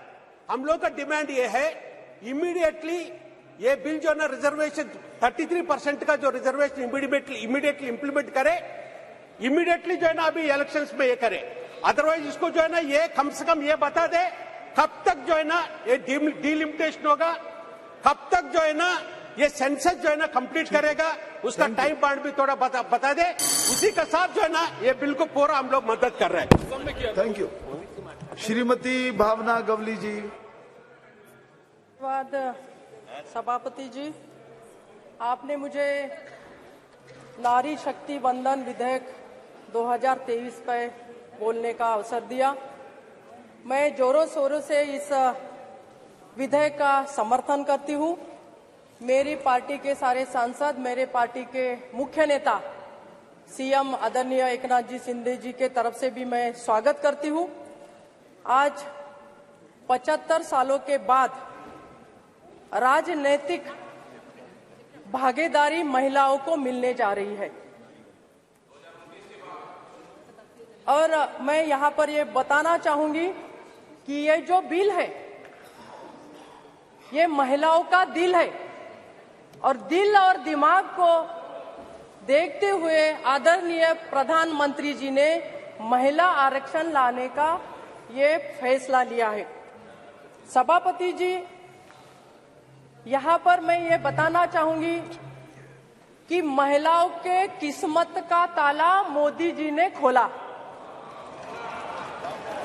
अगर मोदी जी, हमारे प्राइम मिनिस्टर साहब अगर ये पहल नहीं करते, ये बिल यहाँ पर विशेष सत्र में नहीं लाते, तो मुझे लगता है हमारे महिलाएं वैसी की वैसी रह जाती, वो ग्राम पंचायत जिला परिषद में ही अटकी पड़ी रहती। और ये निर्णय लेने के कारण हमारे सारे महिलाओं को फायदा होगा। रमा जी यहाँ पर बैठी हुई है, मुझे पता है रमा जी की महिलाओं को चुन के यहाँ पर आने के लिए कितना कष्ट करना पड़ता है, कितना संघर्ष करना पड़ता है, कितना लड़ना पड़ता है। पहले अपने पार्टी से लड़ो, फिर बाद में क्षेत्र में लड़ो, फिर काम के लिए लड़ो। ये सारी लड़ाइयाँ पार करते करते मोदी जी ने, हमारे प्राइम मिनिस्टर साहब ने हमें यहाँ तक कल पहुँचाया है। मैं बहुत बहुत धन्यवाद उनका देना चाहूंगी कि ये पहल उन्होंने की है और ये पहल तो वही कर सकते हैं, दूसरे में हिम्मत कहाँ है करने की। इतने 27 साल से इस विधेयक को हम पारित नहीं कर पाए, किसी ना किसी बहाने, किसी ना किसी कारण इसे हम वैसा के वैसा पड़ा रहने दिया, उस पे धूल बैठ गई। वो धूल साफ करने का काम हमारे प्राइम मिनिस्टर साहब ने यहाँ पर किया है। मैं बहुत बहुत अभिनंदन, धन्यवाद यहाँ पर करना चाहूंगी। सभापति जी, जैसा कि हमने देखा है महिलाओं का योगदान कोई आज यहाँ संसद में है या बाहर है ऐसी बात नहीं है। महिलाओं का योगदान तो झांसी की रानी जो बोलती थी खूब लड़ी वो मर्दानी झांसी वाली रानी थी। इस प्रकार से जीजा माता ने भी छत्रपति शिवाजी राज्य को तैयार किया। उन्होंने उनके हाथ में राज्य की, देश की भागदौड़ देने के लिए प्रयास किए, काम किया। इस प्रकार से हमारी जो महिला अहिल्या देवी होलकर, उन्होंने टेम्पल बनाए, रास्ते बनाए, घाट बनाए, इस प्रकार से काम किया। हमारी सावित्रीबाई फुले जो महाराष्ट्र से आती है, उन्होंने भी महिलाओं के लिए शिक्षण देने के लिए काम किया और वो जब महिलाओं को शिक्षा देने के लिए जाती थी तो उनपे पथराव होते थे, उसे भी झेलकर उन्होंने महिलाओं के लिए पहल की। इस प्रकार से हमारी सारी महिला जो पुरातन काल में भी थी, अभी भी है और आगे भी रहेगी, लेकिन आगे और बढ़ने के लिए हमारे महिलाओं को पूरा समर्थन देने का काम हमारे सरकार ने किया, मोदी जी के सरकार ने किया। इसलिए मैं यहाँ पर ये बोलना चाहूंगी कि जैसे कि प्राइवेट मेंबर बिल, ये लास्ट टाइम एक महिला ने हमारे, जिनका नाम है प्रमीला दंडवती दी ने, उन्होंने लाया था, वो महाराष्ट्र की महिला थी, उन्होंने लाया था। जैसा हम देखते हैं सर कि महिलाओं का योगदान पहले ऐसा रहता था कि वो नर्स बने, वो एक टेलीफोन ऑपरेटर बने, इस प्रकार से महिलाओं का योगदान होता था। बट उसके बाद में महिला आगे बढ़ती गई, सपोर्ट मिलता गया और आज तो हम ये देख रहे हैं कि हमारा महिलाओं का बिल पास हो रहा है। कभी हमने ये भी सुना है कि महिला ऑपरेटर जो 100% ली गई थी, तो उसके बाद में एक सुप्रीम कोर्ट में एक रिट पिटिशन हुई थी कि 100% महिला ऑपरेटर कैसे हो सकते हैं। तो कोर्ट ने ये बोल के छोड़ दिया था, कोर्ट ने ये बोला था कि ये आरक्षण तो अभी रहेगा लेकिन 100% आरक्षण नहीं मिलेगा। तो सर हम 33% में ही खुश हैं, मैं ये बोलना चाहूंगी। और मैं ये भी चाहूंगी कि महिलाओं का आरक्षण केवल इसमें ना हो, मंत्रिमंडल में भी महिलाओं का 33% आरक्षण हम दे। हमारा वो भी महिलाओं का काम करना है, अगर महिलाओं का आगे बढ़ना है तो उसको एग्जीक्यूटिव भी रोल करना पड़ेगा। केवल वो आए बैठे बोले चली जाए, ऐसा होता था पहले, अभी नहीं होगा आगे। और इस प्रकार से महिलाओं के लिए खाली चर्चा करने का काम यहाँ पर हमारे प्राइम मिनिस्टर साहब ने नहीं किया, तो चर्चाओं के बाद में निर्णय लेने का काम यहाँ पर हमारे पंतप्रधान जी ने किया है। और मैं यहाँ पर ये बताना चाहूंगी, ये जो इंडिया इंडिया बोल के बोलते हैं सब लोग, तो ये इंडिया नहीं है, ये दलदल की एक गठबंधन है, दलदल। और दलदल में क्या आता है? कमल। तो ये जो प्रयास कर रहे हैं वो अपने खुद के दलदल में फंसने वाले हैं और कमल का फूल खिलने वाला है और उसको सपोर्ट देने का शिवसेना काम करेगा। और इस प्रकार से हम आगे बढ़ेंगे। महिलाओं का आरक्षण हो चाहे कोई भी विषय हो, इसे पूरे जोर समर्थन से हम यहाँ पर हमारी बात रखना चाहेंगे। और ये पारिवारिक बात नहीं रहना चाहिए। कुछ पार्टियों को सर सभापति जी ऐसा लगता है कि उनकी घर की महिला आ गई तो आरक्षण हो गया, ऐसा भी है। हमारे घर की महिला आ गई आरक्षण हो गया। बड़ी पार्टी में जितने भी ये दल है, जो दलदल है, वो जो बैठे इकट्ठा, उनको यही लगता है कि हमारे घर की महिला आ गई तो आरक्षण हो गया, महिला सक्षम हो गई। पर ऐसा नहीं है, महिलाओं को और सक्षम करना है सभापति जी, तो ये बिल हमें पास करना होगा। कोई आटे शर्तें वगैरह वगैरह कुछ नहीं रहेगी। महिलाओं के लिए हमें आगे बढ़ना है, हमें एक साथ होकर ये बिल को पास करना है। इस प्रकार से काम होना चाहिए। सभापति जी 1 मिनट और दीजिए मुझे। यहाँ पर हमारी हिना जी बैठी है, यहाँ पर हमारी देव जी बैठी है, यहाँ पर हमारी ये दीदी बैठी है, यहाँ पर आगे भी ये सारी महिला बहुत संघर्ष करके आई है। सर मैं भी बहुत संघर्ष करके यहाँ तक पहुंची हूँ। मुझे कोई राजनीतिक बैकग्राउंड नहीं है, लेकिन 5 बार यहाँ पर मैं अपना प्रतिनिधित्व कर रही हूँ, अपने खुद के बलबूते पे कर रही हूँ। मेरे पार्टी ने मुझे सपोर्ट किया है, मेरे बाकी के लोगों ने सपोर्ट किया है, लेकिन मेरा संघर्ष भी उतना ही रहा है। जिस प्रकार से हमने संघर्ष किया है, जिस प्रकार से यहाँ की हर एक महिला संघर्ष करके आती है, उस संघर्ष को सैल्यूट करते हुए, उस संघर्ष का प्रणाम करते हुए इस बिल को हम सब लोगों को पास करना चाहिए। और मोदी जी को सक्षम नेतृत्व के आगे बढ़ने का हमें 24 में और मौका देना है। उसके लिए हमें इकट्ठा होकर ये बिल को पास करें, यही मैं करूंगी। और शिवसेना पूरा समर्थन यहाँ पर करती है। श्रीमती ज्योतिमणि जी।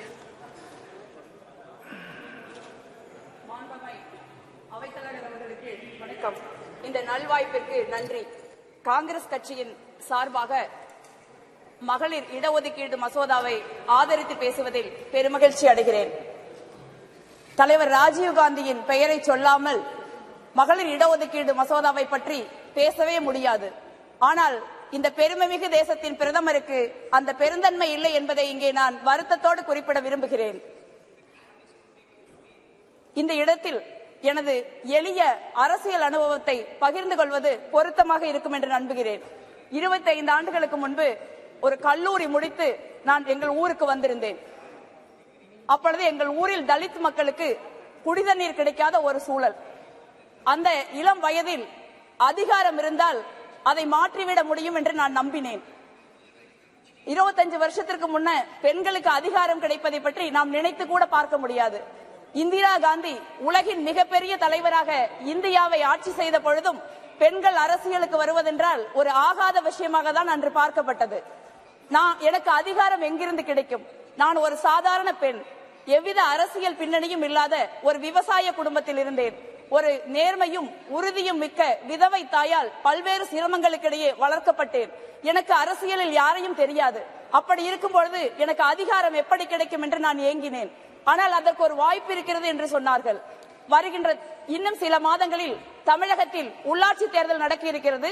அந்த உள்ளாட்சி தேர்தலில் நமது ஊராட்சி பெண்களுக்காக ஒதுக்கப்பட்டிருக்கிறது என்று சொன்னார்கள்.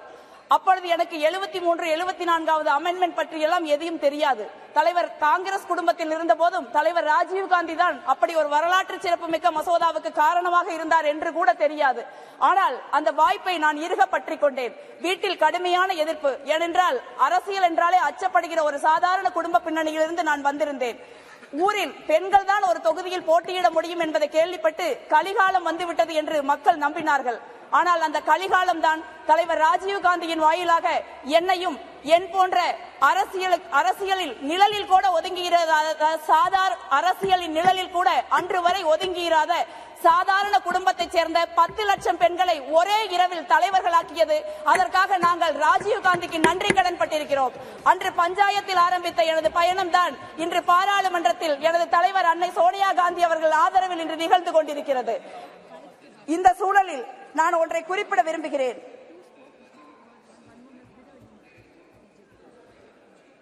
அதே போன்ற ஒரு கலிகாலம் நாடாளுமன்றத்திலும் சட்டமன்றத்திலும் பெண்கள் எங்களுக்குரிய உரிமையோடு நுழையும் காலம் வந்துவிட்டது என்று நேற்று வரை நாங்கள் நம்பினோம்.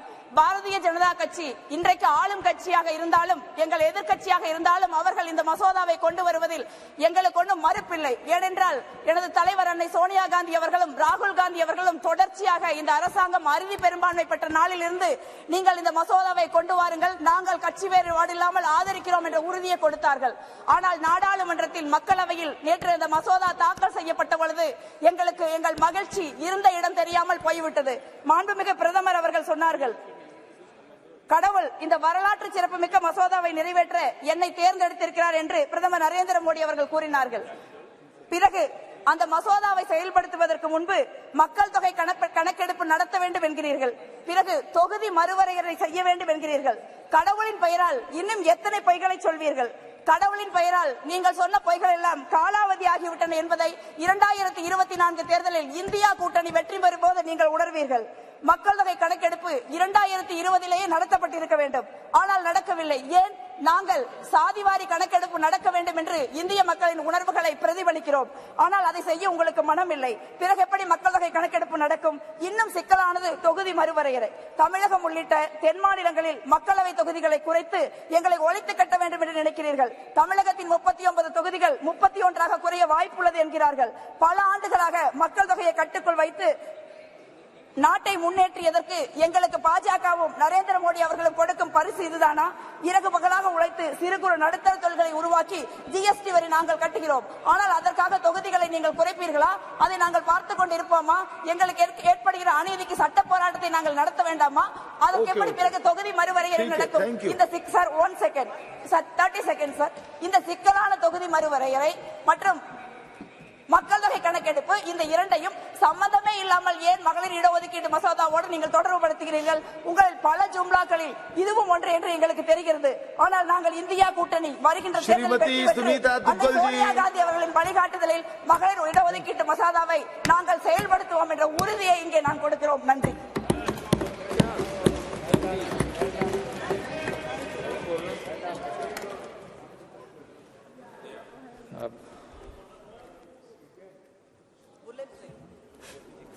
बहुत बहुत धन्यवाद सभापति महोदय। वक्रतुंड महाकाय सूर्यकोटि संप्रभ निर्विघ्नं कुरु मे देवा सर्वकार्येषु सर्वदा। गणेश चतुर्थी पर हम सब लोग पुरानी लोकसभा के भवन को छोड़कर नए भवन के अंदर हम सब लोगों ने प्रवेश किया है और उसमें सबसे पहले जो बिल आया है वो महिला आरक्षण पर आया है। इस बात के लिए मैं पूरे हिंदुस्तान की महिलाओं को बहुत बहुत बधाई देना चाहती हूं और माननीय प्रधानमंत्री जी को तहे दिल से धन्यवाद करना चाहती हूं। आदरणीय सभापति महोदय, ये एक ऐतिहासिक बिल है और भारत की महिलाएं आश्वस्त थी कि ये काम अगर कोई कर सकता है तो आदरणीय प्रधानमंत्री श्री नरेंद्र मोदी जी कर सकते हैं, क्योंकि बीते कालखंड में भारतीय जनता पार्टी ने जितने भी संकल्प किए हैं उन सब को सिद्ध करने का काम अगर किसी ने किया है तो हमारे आदरणीय प्रधानमंत्री श्री नरेंद्र मोदी जी ने किया है, हमारी भाजपा की सरकार ने किया है, संकल्प से सिद्धि की ओर। मैं कहना चाहती हूं सभापति महोदय कि ये अमृत काल की बेला है। इस अमृत काल में हम जिस तरह से शनै शनै विकसित भारत की तरफ बढ़ते जा रहे हैं, उसी की एक वानगी है कि ये जो बिल इस नई लोकसभा के अंदर प्रस्तुत हुआ है।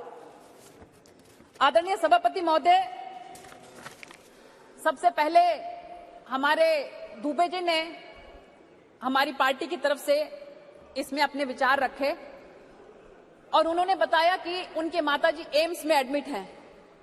तो मैं भी ये कहना चाहती हूं कि हम जिस उम्र में हैं, मेरी माताजी भी हॉस्पिटल में एडमिट हैं और वहां से मुझे लगता है कि वो अपनी बेटी को बोलते हुए जरूर देख रही होंगी। उन्होंने 9 महीने तक मुझे अपनी कोख के अंदर रखा और हर मां अपने बच्चे को कोख में रखती है। एक मां जो है उसका फ्लैश और ब्लड वो लड़के को भी उतना ही मिलता है जितना लड़की को मिलता है। तो इसलिए मां प्रकृति ने कोई भेदभाव जो है वो आदमी या औरत में नहीं किया। तो मैं मेरी माताजी को तहे दिल से धन्यवाद करना चाहती हूं कि उन्होंने मेरे अंदर जो आत्मविश्वास पैदा किया। हम लोग 4 बहन भाई हैं सभापति महोदय, 2 बहनें और 2 भाई, लेकिन हमें आज तक ये महसूस नहीं हुआ कि हम महिलाएं हैं या हम लड़की हैं तो किसी भी मामले में हम कमतर हो सकती हैं। तो जो आत्मविश्वास हमारी माताजी ने, क्योंकि मां प्रथम गुरु होती है, हमारे अंदर पैदा किया, उसको हमारे आदरणीय प्रधानमंत्री जी ने और हमारे संगठन ने समझा और परखा और 2014 के अंदर दुनिया की सबसे बड़ी पार्टी भारतीय जनता पार्टी ने मुझे अपना अभिन्न अंग बनाया। मैं तहे दिल से इस बात के लिए भारतीय जनता पार्टी का धन्यवाद करना चाहती हूं। सभापति महोदय, नारी को देवी की तरह पूजा जाता है। हमारे प्राचीन उसमें आपने सुना ही होगा, हम कहते हैं कि या देवी प्रपन्नार्थ हरे प्रसीद प्रसीद देवी मात्र जगतोखिलस्य प्रसीद विश्वेश्वरी पाहि विश्वम तौमीश्वरी देवी चराचरस्य। इस पूरे चराचर के अंदर जो है वो मां प्रकृति, मां भगवती है जो विराजमान होती है, बिना किसी भेदभाव के होती है। लेकिन सभापति महोदय, मुझे बहुत अफसोस है इस बात का कि आज हम उस मंत्र से यहां पहुंच गए हैं जिसमें हम कहते हैं कि उसे हम पर तो देते हैं मगर उड़ने नहीं देते। हमारी बेटी बुलबुल है मगर पिंजरे में रहती है। हम कहां से कहां पहुंच गए सभापति महोदय। मैं ये कहना चाहती हूं सभापति महोदय कि आज जो ये बिल यहां पर प्रस्तुत हुआ है, आज रानी लक्ष्मीबाई, सरोजनी नायडू, अरुणा असफ अली, सुमित्रा महाजन जी, सुषमा स्वराज जी, हमारी सुचेता कृपलानी जी जो कि हरियाणा से ही थी, कल्पना दत्ता जी और हमारी बहुत सी फ्रीडम फाइटर्स जिन्होंने बहुत मेहनत की, आज वो बहुत इस बात को लेकर सुकून महसूस कर रही होंगी कि आज जो है ये बिल 27 सालों के बाद लोकसभा के अंदर जो है वो आया है। सभापति महोदय, एक जिक्र जरूर करना चाहूंगी मातंगिनी हाजरा जी का। 1942 के अंदर जब क्विट इंडिया मूवमेंट आया, उन्होंने 5000 गांव वासियों को एकत्रित किया और जब अंग्रेजों ने देखा कि 5000 जो है वो भारतीय इस तरह से एकत्रित हो गए हैं तो उन्होंने गोलियां चलानी शुरू कर दी। सभापति महोदय, मातंगिनी हाजरा जो थी उनके हाथ में तिरंगा था, एक एक करके 3 गोलियां उनको लगी, लेकिन वो जमीन पर गिर गई, उन्होंने तिरंगे को नीचे नहीं गिरने दिया।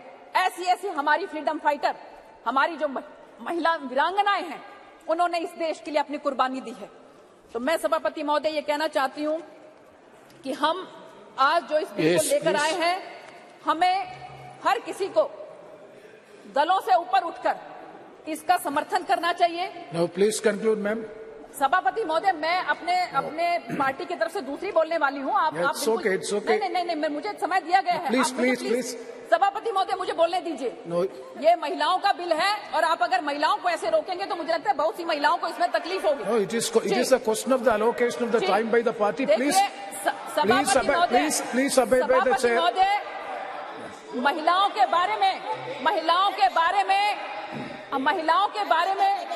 आप इनको प्लीज मुझे समय दीजिए प्लीज। सभापति महोदय, मैं ये कहना चाहती हूँ कि महिलाओं के बारे में सबसे ज्यादा अगर किसी ने चिंता की तो बाबा साहब भीमराव अंबेडकर ने की, ज्योतिबा फुले ने की, सावित्रीबाई फुले ने की।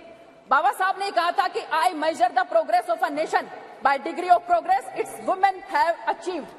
और अब अगर किसी ने चिंता की है तो हमारे प्रधानमंत्री आदरणीय श्री नरेंद्र मोदी जी ने की है। 2007 के अंदर जब वो गुजरात के अंदर मुख्यमंत्री थे तो उन्होंने वुमेन को, महिलाओं को जो है वो रिजर्व गार्ड, जो वहां पर जो गार्ड है, फॉरेस्ट गार्ड, वहां पर नियुक्त किया। सभापति महोदय, वो ऐसा क्षेत्र था जहां पर पुरुष प्रधान पुरुष क्षेत्र है, लेकिन फिर भी महिलाओं को 2007 के अंदर माननीय प्रधानमंत्री जी ने उस समय में जो है वहां पर नियुक्ति दी थी। और आज अगर हम देखें तो भारतीय जनता पार्टी की सरकार में माननीय प्रधानमंत्री नरेंद्र मोदी जी के नेतृत्व में आप ये देखिए कि हरियाणा की धरती से बेटी बचाओ बेटी पढ़ाओ का नारा दिया गया। और उस समय में 2014 के अंदर जो सेक्स रेशो 918 पूरे भारतवर्ष के अंदर था, आज 2022-23 के अंदर वो 933 है। और हरियाणा के अंदर जो 871 था, आज वो 923 है। माननीय सभापति महोदय, मैं कहना चाहती हूँ कि माननीय प्रधानमंत्री जी की जो सोच है, जो हृदय से जो बात कहते हैं, वो सब के सब लोग किस तरह से उसको हृदय से मानते भी हैं। इसके साथ साथ मैं कहना चाहती हूँ सभापति महोदय कि हमारे मंत्रिमंडल में आज 12 महिलाएं हैं। हमारे सबसे ज्यादा भारतीय जनता पार्टी की सांसद हैं। और 2014 के जब हमारी सरकार बनी थी तो उसमें सबसे बड़े मंत्रालय जो है वो चाहे विदेश मंत्रालय था, चाहे वो उसमें रक्षा मंत्रालय था, वो महिलाओं के पास था। आज सबसे ज्यादा राज्यपाल जो हैं वो हमारी सरकार में है। ये ओहदे ही हैं जो बताते लफ्ज़े बयां को खास, ये ओहदे ही हैं जो बनाते हैं लफ्ज़े बयां को खास, वरना कौन सुनता है यहाँ औरत की बात। माननीय सभापति महोदय, इसके साथ साथ मैं आपको कहना चाहती हूँ कि इसलिए ये जरूरी है कि ओहदे मिलने चाहिए, राजनीति के अंदर महिलाएं आगे आनी चाहिए, नहीं तो उनकी बात कोई नहीं सुनता है। सभापति महोदय, मैं कहना चाहती हूँ 2004 के अंदर यूपीए सरकार जो कॉमन मिनिमम प्रोग्राम के अंदर जो है वो सबसे पहले उन्होंने रखा था कि हम वुमेन रिजर्वेशन बिल लेकर आएंगे। और 2006 मई 2008 के अंदर राज्यसभा में टेबल किया गया और उसके बाद 9 मई 2008 को स्टैंडिंग कमेटी को भेज दिया गया। 17 दिसंबर 2009 को स्टैंडिंग कमेटी ने अपनी रिपोर्ट दी और फरवरी 2010 को यूनियन कैबिनेट ने अप्रूवल दी। सभापति महोदय, 9 मार्च 2010 को राज्यसभा में पास किया गया 186 को लेकर। मैं सबसे पहले तो बल्कि ये देखना चाहती हूँ कि वो एक महानुभाव कौन था जिसने महिला रिजर्वेशन बिल के खिलाफ वोट किया। इसके साथ सभापति महोदय, मैं कहना चाहती हूँ कि लोकसभा में ये रिपोर्ट किया गया, समाप्त कीजिए प्लीज। एक मिनट के लिए सभापति महोदय, सिर्फ मेरे को 2 मिनट और चाहिए। कम्युनिकेट किया गया, लेकिन उसके ऊपर उसको कंसीडर नहीं किया गया। इस बात का जवाब कांग्रेस पार्टी को देना पड़ेगा। Thank you. ये क्यों श्रीमती वीणा देवी जी। सभापति महोदय, लास्ट में मैं कहना चाहती हूँ कि देखिए महिलाएं जो हैं, लास्ट में बस एक बात कहना चाहती हूँ। 1 सेकंड वीणा जी, कि जो ये बिल लाया गया है इसमें हर दल से ऊपर उठ के सभी महिलाओं को जो है वो बढ़ चढ़ कर हिस्सा लेना चाहिए। बहुत अच्छी एक छोटी सी कविता 2 लाइनों में खत्म करना चाहती हूँ, जिसको अमिताभ बच्चन जी ने गाया है कि तू खुद की खोज में निकल, तू किस लिए हताश है, तू चल तेरे वजूद की समय को भी तलाश है। धन्यवाद। जो तुझसे लिपटी बेड़ियां, जो तुझसे लिपटी बेड़ियां, समझना इनको वस्त्र तू, बेड़ियां पिघाल कर बना ले इनको शस्त्र तू, तू खुद की खोज में निकल, तू किस लिए हताश है, तू चल तेरे वजूद की समय को भी तलाश है। बहुत बहुत धन्यवाद सभापति। धन्यवाद। श्रीमती वीणा देवी जी। माननीय सभापति महोदय, मैं आपके माध्यम से सरकार द्वारा प्रस्तुत नारी शक्ति वंदना अधिनियम के पक्ष में बोलने के लिए खड़ी हुई हूँ। महोदय, सांसद एवं विधानसभा में महिला शक्ति की चर्चा कई बार कई दशकों से होती आ रही है, लेकिन आज ये शुभ घड़ी आ गई कि देश के यशस्वी प्रधानमंत्री आदरणीय नरेंद्र मोदी जी के नेतृत्व वाली सरकार ने हिम्मत दिखाई और सदन में इस बिल को प्रस्तुत कर दिया है। महोदय, जब हमारी सरकार के मुखिया आदरणीय नरेंद्र मोदी जी को शुरू से के दिनों में ही जब बेटी बचाओ बेटी पढ़ाओ का संकल्प लिया और महिला के सम्मान और सशक्तिकरण की दिशा में अनेक कदम उठाना शुरू किए, तब से हमें विश्वास हो गया था कि राजनीतिक में महिलाओं को उचित सम्मान और उचित भागीदारी यही सरकार दे सकती है, क्योंकि इस तरह के साहसी कदम उठाने का जोखिम किसी के बस की बात नहीं थी। आखिर मोदी जी हैं तो मुमकिन है ये विचार ऐसे ही नहीं पैदा होती है। समाज में महिला और पुरुष दो धुरी की जो मिलन है समाज और राष्ट्र का निर्माण समान रूप से कर रही है। जब तक ये दोनों धुरी समान रूप से नहीं चलेगी समाज का विकास नहीं हो सकता। परंतु पुरुष के समान के महत्व हमारे समाज में ज्यादा रही है। लेकिन ये याद रखना होगा कि ये स्त्री की पूजा होती है यहाँ जहाँ देवी देवता वास करते हैं। जहाँ स्त्री के पूजा नहीं होती वहाँ सम्मान नहीं होता, वहाँ किए गए अच्छे कार्य भी नष्ट हो जाते हैं। महोदय, ये हमारी भारतीय संस्कृति रही है और सरकार के इस बिल के माध्यम से साबित कर दिया है कि संविधान में सम्मान लिंग भेद से वंचित नहीं किया जा सकता है। जहां महिलाओं देवी देवता के रूप में लोग पूजते हैं, काली दुर्गा के रूप में पूजते हैं, वही महिलाओं का सम्मान होता है। आज हमारे जो मोदी जी है, यशस्वी प्रधानमंत्री जी देश के महिला के लिए जो काम किए हैं, सोचे हैं। 27 साल से बिल पड़ा हुआ, अंदर में लटका हुआ बिल जो पटल पर रखाया है, आज पास होने वाला है। मैं इस बिल को अपने पार्टी के तरफ से समर्थन करती हूं और एनडीए के तरफ से भी समर्थन करती हूँ। बहुत बहुत धन्यवाद। Next speaker Shrimati Supriya Sule ji. Giving me the opportunity to speak. Thank you, sir, for speaking. You're giving me this opportunity to speak on the Constitution 128th Amendment Bill 23. Sir, I stand on behalf of the Nationalist Congress Party in full support of this bill. But there are a few points that I would like to raise as seek clarification from the government. First of all, today when we read the newspaper, sir, this morning, there were two major points which were covered in every newspaper today. I don't want to go away from the spirit of the bill, but I would like to put a few things which are really critical in the nation today. Every newspaper today has complimented all the governments who have brought this bill at various times. But there is another small piece of information on every front page of the newspaper today, which is about the incidents that happened in Canada. So I think since this is a special session and it's only for 5 days, I request the government to debate a few topics which are equally relevant as today's. One is the Canadian issue. Yes. The second is Maharashtra today, the state which I come from, sir. Wahan Maratha आरक्षण, धनगर आरक्षण, लिंगायत आरक्षण और मुस्लिम आरक्षण, ये चारों आरक्षण जैसे महिला आरक्षण का मामला बहुत ही अच्छा है, मैं तहे दिल से उसका स्वागत करती हूँ. उसी तरह come to the bill, please. Yeah, I'm just making up. This is just an introduction about आरक्षण. I'm not asking for this आरक्षण. I'm only saying कि मराठा, धनगर, लिंगायत और मुस्लिम आरक्षण का भी हमारे यहाँ बहुत बड़ा चल रहा है आज. तो उसके लिए भी अगर the government is open, we are very happy to debate it. The other problem is even about onions, inflation, drought, बहुत सारे important issues हैं. तो अगले 2 दिन में अगर ये ले ले तो हम सब सरकार का साथ देंगे. Sir, the Honorable Amit Shah ji, when he corrected one of his speakers, he was very graceful and he said, why can't men? भाई भी कर सकता है. जी सही बात है, हर घर में ऐसे भाई नहीं होते जो बहन का सब अच्छा कल्याण देखते हैं. But that is very kind of him to say that. हर की तकदीर इतनी अच्छी नहीं होती. But फिर भी the men, I never say, I always say there are 2 wheels for a cycle to work. So men are equally important. And I would like to about the men which has influenced our lives as women. It was B.R. Ambedkar who gave us a right to vote. It was Mahatma Phule, he made sure gave us education, and a woman like me stands here educated and qualified because of what he contributed. And the women policy which was first, I say that with extreme pride in my heart, that the women policy which was started by initiated in the Congress under the leadership of Shri Rajiv Gandhi. I was fortunate enough to say it's my father Sharad Pawar who in Maharashtra was the first state to implement Panchayat Raj 33% reservation. And it's about the girl child. I mean, Sunita Dugal ji was talking about the issues that women have. Fortunately, I was born in a very liberal home.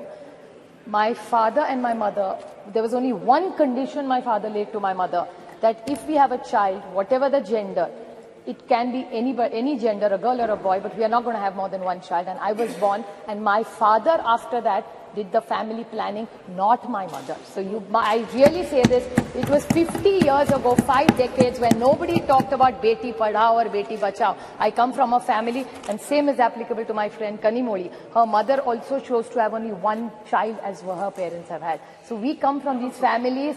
You also, Rajaji also has only one child, one daughter. So we are very lucky you also have one daughter. This is a great house where we are blessed that with decades we are genuinely liberal. We are not looking for one. There are many families which come from this kind of liberal modern thinking where we are not trapped into genders.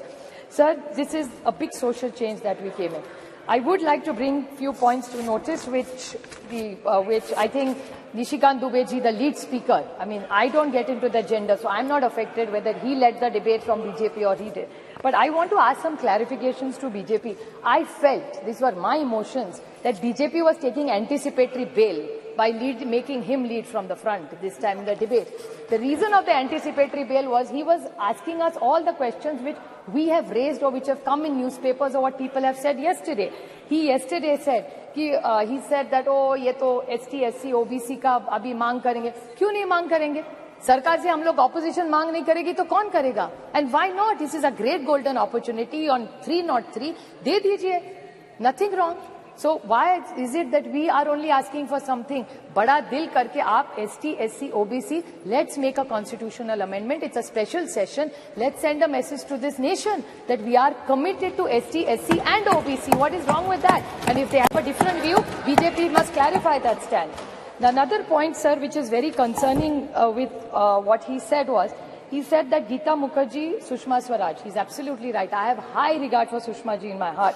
But what he mentioned, another person was Brinda Karaji. आपको याद होगा 2010 में Brinda Karaji also contributed substantially. There are a lot of women who did exceptionally well for bringing in this bill. No, I'm not yielding. Please, please. The whole history is that Pramila Dandavate from Maharashtra, Rajya se मैं आती हूँ, Pramila Dandavate in 1996 got the first private members bill, and women like Mrunal Gore, Ahilya Rangnekar, Geeta Mukherjee, Margaret Alva. I was fortunate enough that Nitish Kumar ji, Girja Vyas, Sharad Pawar, Sushma Swaraj, Mamta Banerjee, Meera Kumar, Uma Bharti ji were all the people who were in those bills who contributed to making sure this bill came into light, sir. I have a few questions Supriya to ask. Sule ji. Just 2 questions I have to ask. Yes, very short, sir. I will ask the government. So I'm concluding, sir. Just started. And that too is our bill. Please don't make such comments. I have a question to ask him, Nishikant ji, for one more. He said that we are on a side, India is on a side of people who ran women down and spoke derogatorily. I would like to ask the BJP, and this is my own case. This is not somebody else's case I'm fighting for. The BJP had a head who was the head of the BJP in Maharashtra. He told me personally on record on television that Supriya Sule, ghar jao, khana banao, desh koi aur chala lega, hum log chalange. This is what the BJP's mindset is. Another minister in their cabinet has used a derogatory word against me. So BJP जवाब दो, जब हमारा कुछ कह रहा है तो India खराब है. आपके मंत्री पर्सनल कमेंट्स करते हैं personally on elected women member. I didn't even react. It was not even worth reacting. So I did not say or raise it. But since he brought it up, I just wanted to square it. कि आप करें तो ठीक और हम करें तो गलती. That way, the rule has to be the same for everybody. Another question I want to ask, just out of curiosity, I appreciate their entire speech and the questions. Unless we have delimitation and census, we are not going to get it, is what I've understood from them. Yes. So then what is this special session? तो अभी नहीं करते तो दिसंबर में कर लेते. We could have had other discussion. There's drought in this country. Why this special session? Cannot discuss drought. We could have done hoodwinking. So my question to this government is that date of the next census is indeterminate. The date of the next delimitation is indeterminate. So in the reservation, which is dependent on 2 indeterminate dates, how are we going to get it? There is no dates only decided for census or for delimitation. So what is the date and the timeline for this? So I can't understand what this is. I'd like to quote the Mahatma Gandhi in this. When the Cripps mission, sir, if you remember, you're such a learned member, he had mentioned when the Cripps mission had happened that post-dated check drawn from a crashing bank. That's what I felt when I saw this. Thank you. This is a post-dated check given by them. Thank you very much. And Megwal ji made I think last this... two comments. Last, very short points, very short points, sir. That the Megwal ji said that Lok Sabha mein aayega, Rajya Sabha mein nahi aayega. Lekin he said states mein aayega, MLC. That's 303. They're 303 here and they're 200 in my state. जोड़ तोड़ के हर राज्य में उनकी सरकार है अब. So why don't they do that? If we didn't, we failed, I accept we failed. So then what is the difference between you and us then?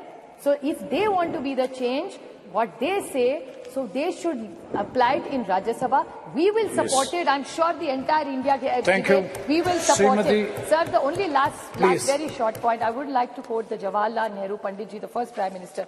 You can tell the condition of the nation by looking at the status of the women in the state, sir. So even today, the record of Maharashtra, and my friend Kakoli Ghosh talked about the state and the crime against women. I very humbly would like to tell them that what you're giving in decision making as power, we welcome it wholeheartedly, but this House in one voice must say that crime against women has to stop, and together today's Maharashtra data says, and they have a home minister there in Maharashtra where it has gone up exponentially high. So the way we are looking at decision making and power to women, we must even talk about crime against women, and the whole of Parliament must condemn it and make sure it comes down to zero. I wholeheartedly congratulate the government for bringing this government, and I support it. Thank you, sir.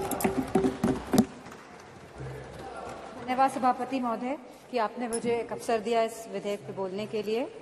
नारी शक्ति वंदन विधेयक, Samajwadi party की हमेशा से यह मांग रही है कि पिछड़ा वर्ग महिला तथा अल्पसंख्यक महिला को भी इसमें सम्मिलित किया जाए, इसमें उनको आरक्षण दिया जाए। सर, लोकसभा और विधानसभा में तो यह बिल लागू होगा, लेकिन हम ये पूछना चाहते हैं कि ये राज्यसभा और विधान परिषद में भी लागू होगा कि नहीं लागू होगा। 13 साल से यह बिल अटका हुआ था सर, और लगभग 1 दशक पूरा होने जा रहा है भाजपा की सरकार को, और इस 1 दशक में जब लगभग पूरा होने जा रहा है तब इस सरकार को महिलाओं की याद आई है। तो आखिर क्यों, जब यह 10 वर्ष पूरे होने जा रहे हैं सरकार को, तो महिलाओं की याद आई है अब?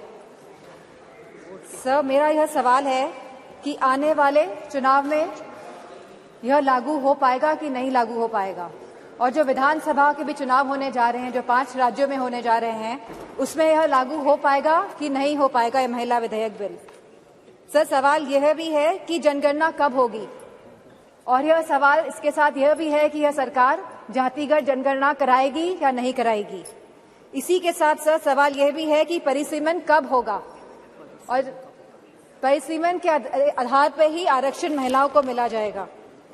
सर, प्रधानमंत्री जी ने कहा था कि हमें सिद्धि की बात करी थी सर, तो साधना से ही सिद्धि की प्राप्ति होती है, और असली साधना तभी होगी जब हम महिलाओं को उनका पूर्ण आरक्षण देंगे, जब हम ओबीसी महिलाओं को इसमें इंक्लूड करेंगे, जब हम SC/ST महिलाओं को इसमें इंक्लूड करेंगे, और जब हम अल्पसंख्यक महिलाओं को भी इसमें इंक्लूड करेंगे, सम्मिलित करेंगे। क्योंकि प्रधानमंत्री जी खुद 3 तलाक की बात करते हैं, तो मुझे पूरा भरोसा है कि इसमें अल्पसंख्यक महिलाओं का भी मान और पक्ष रखा जाएगा। सर, जहां हम बात कर रहे हैं आज महिला विधेयक बिल की, तो without revolution evolution is not possible, and for evolution to take place in our country, it is very important that the OBC women get their reservation, that the SC/ST women get their reservation, and that the minorities women also get these reservations, sir. और sir, मुझे पूरा भरोसा है सरकार पर कि Samajwadi party की जो यह मांग है वो इस पे श्रवण भी करेंगी, मनन भी करेंगी, और इसका निधि ध्यासन भी करेंगी। सर, मुझे पूरी उम्मीद है कि हमारी पिछड़ा वर्ग महिलाओं जो बहुत पिछड़ी हैं, जिनकी आप समझ नहीं सकते कितनी वो पिछड़ेपन से गुजर रही हैं, जैसे निशिकांत दुबे जी ने कहा था वो महिलाओं का दर्द समझते हैं, तो उनको पिछड़ी महिलाओं का भी दर्द समझना होगा। सर, और मेरा अनुरोध है सर कि आप हमारे मोस्ट ऑनरेबल मेंबर को ये कहिए कि वह किसी भी सदस्य का नाम जो सदन में मौजूद नहीं है वो ना लें, और आने वाली कार्यवाहियों में भी ना लें। सर, इन्हीं शब्दों के साथ सर समाजवादी पार्टी की मांग को मैं दोहराते हुए कि पिछड़ा वर्ग की महिलाएं, अल्पसंख्यक महिलाएं और SC/ST महिलाओं को भी आरक्षण मिलना चाहिए। मैं अपनी बात को समाप्त करती हूँ। धन्यवाद। श्रीमती जनको मीना जी,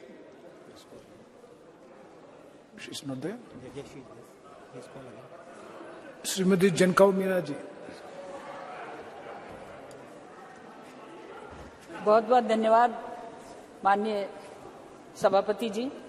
आज मैं अति महत्वपूर्ण बिल जो नई संसद में पहला बिल पेश हुआ, महिला शक्ति वंदन अधिनियम 2023, हृदय से पूरे देश की माता बहनों और नारी शक्ति की तरफ से मैं धन्यवाद देती हूं और वंदन करती हूं कि बाबा साहब अंबेडकर के सपने को साकार करने के लिए आज ये भावना हमारे यशस्वी प्रधानमंत्री नरेंद्र मोदी जी के हृदय में उत्पन्न हुई और उन्होंने उनके द्वारा निरंतर प्रगति के पथ पर चलने का जो प्रयास उनका है उसमें एक मील का पत्थर साबित होगा।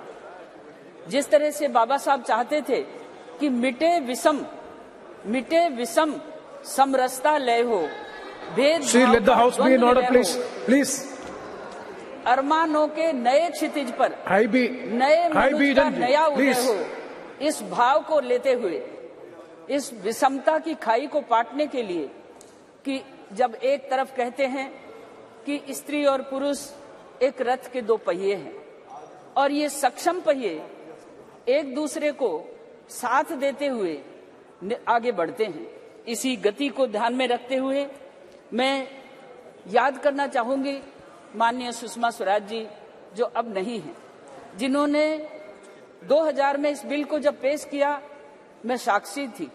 उस समय जो अभी मेरे से पहले पूर्व वक्ता बोलकर गई हैं, उनकी पार्टी ने हाथ से लेकर उन पत्रक को फाड़ दिया था, बिल को फाड़ दिया था।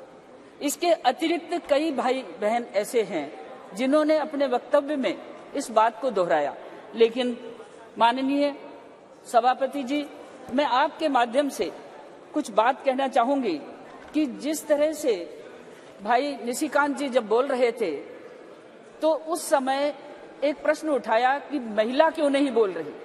मैं ये कहूं कि जब रथ का पहिया दोनों पहिए बराबर हैं, दोनों की सक्षमता से रथ चलेगा और इस भाव को मद्देनजर रखते हुए यशस्वी प्रधानमंत्री जी ने ये कल्पना साकार की और उस साकार करने के साथ मैं याद दिलाना चाहूंगी उनको कि भाई की कलाई पे जब राखी बांधी जाती है तो केवल वो राखी स्वयं की रक्षा की नहीं बल्कि वो संपूर्ण समाज की रक्षा और अपने भाई की दीर्घायु और स्वास्थ्य की कामना करती है। मैं ये कहना चाहूंगी कि नारी की सक्षमता पर हमें प्रश्न चिन्ह नहीं लगाना, नारी सक्षम है। इसके अनेक उदाहरण आज हमारी वर्तमान लोकसभा में, चाहे रक्षा मंत्रालय संभालना हो, चाहे वित्त मंत्रालय संभालना हो, चाहे हमारा स्वास्थ्य मंत्रालय और शिक्षा मंत्रालय संभालना हो, सक्षम नारियां, सक्षम महिलाएं, सक्षम हमारी मंत्री बहनें इस काम को संभाल रही हैं। इसलिए कोई ये सोचे कि हमारी नारी सक्षम नहीं, वो सक्षम है, स्वस्थ है, सार्थक है, उन्नतिशील है और भारतीय संस्कृति में पली बड़ी है। भारतीय संस्कृति में पली बड़ी नारी भारत के वर्चस्व को और भारत की परंपराओं को समझती है।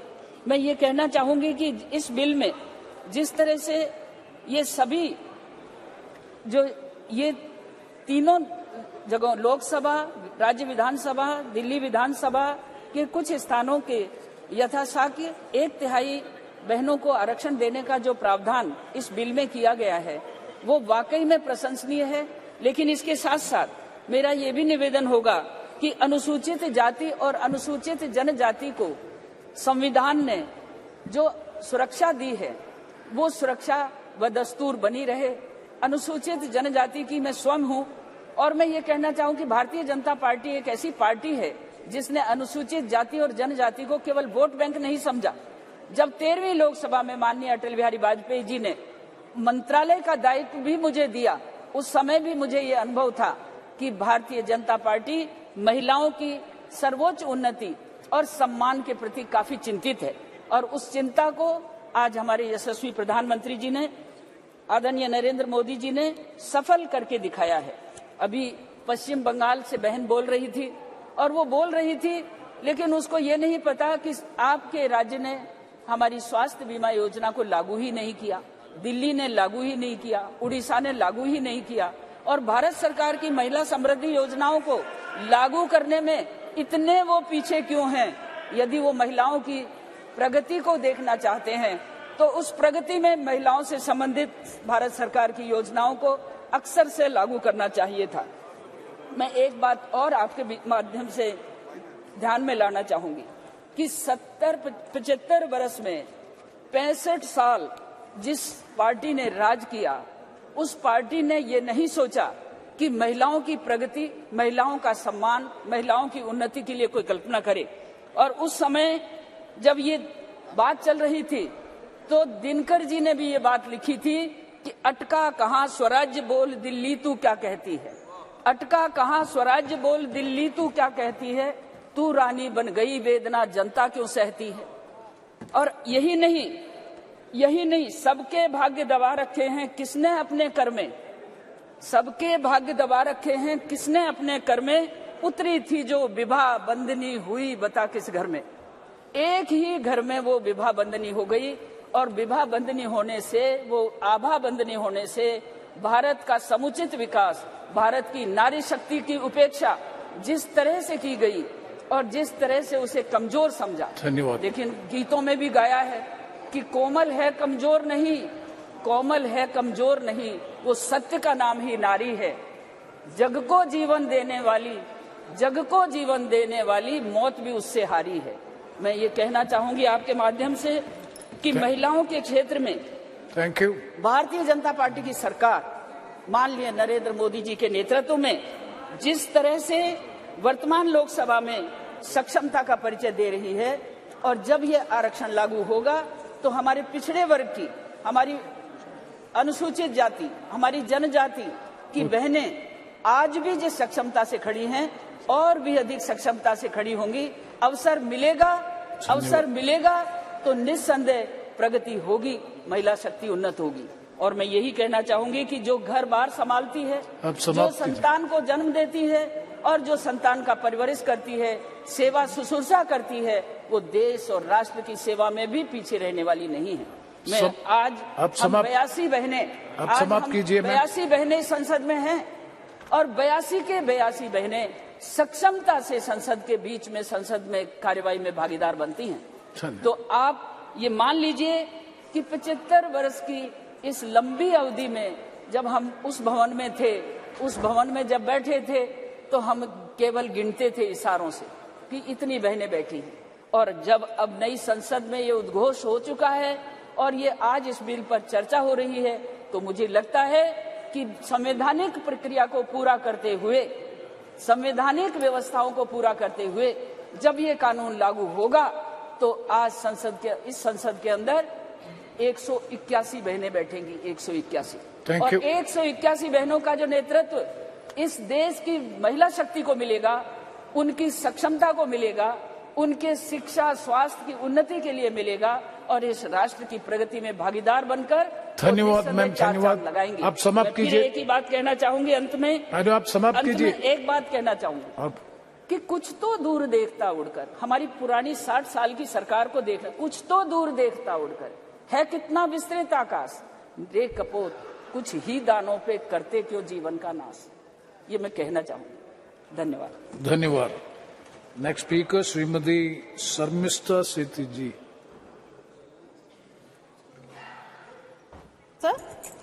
Sir, it is not that every day that we create history.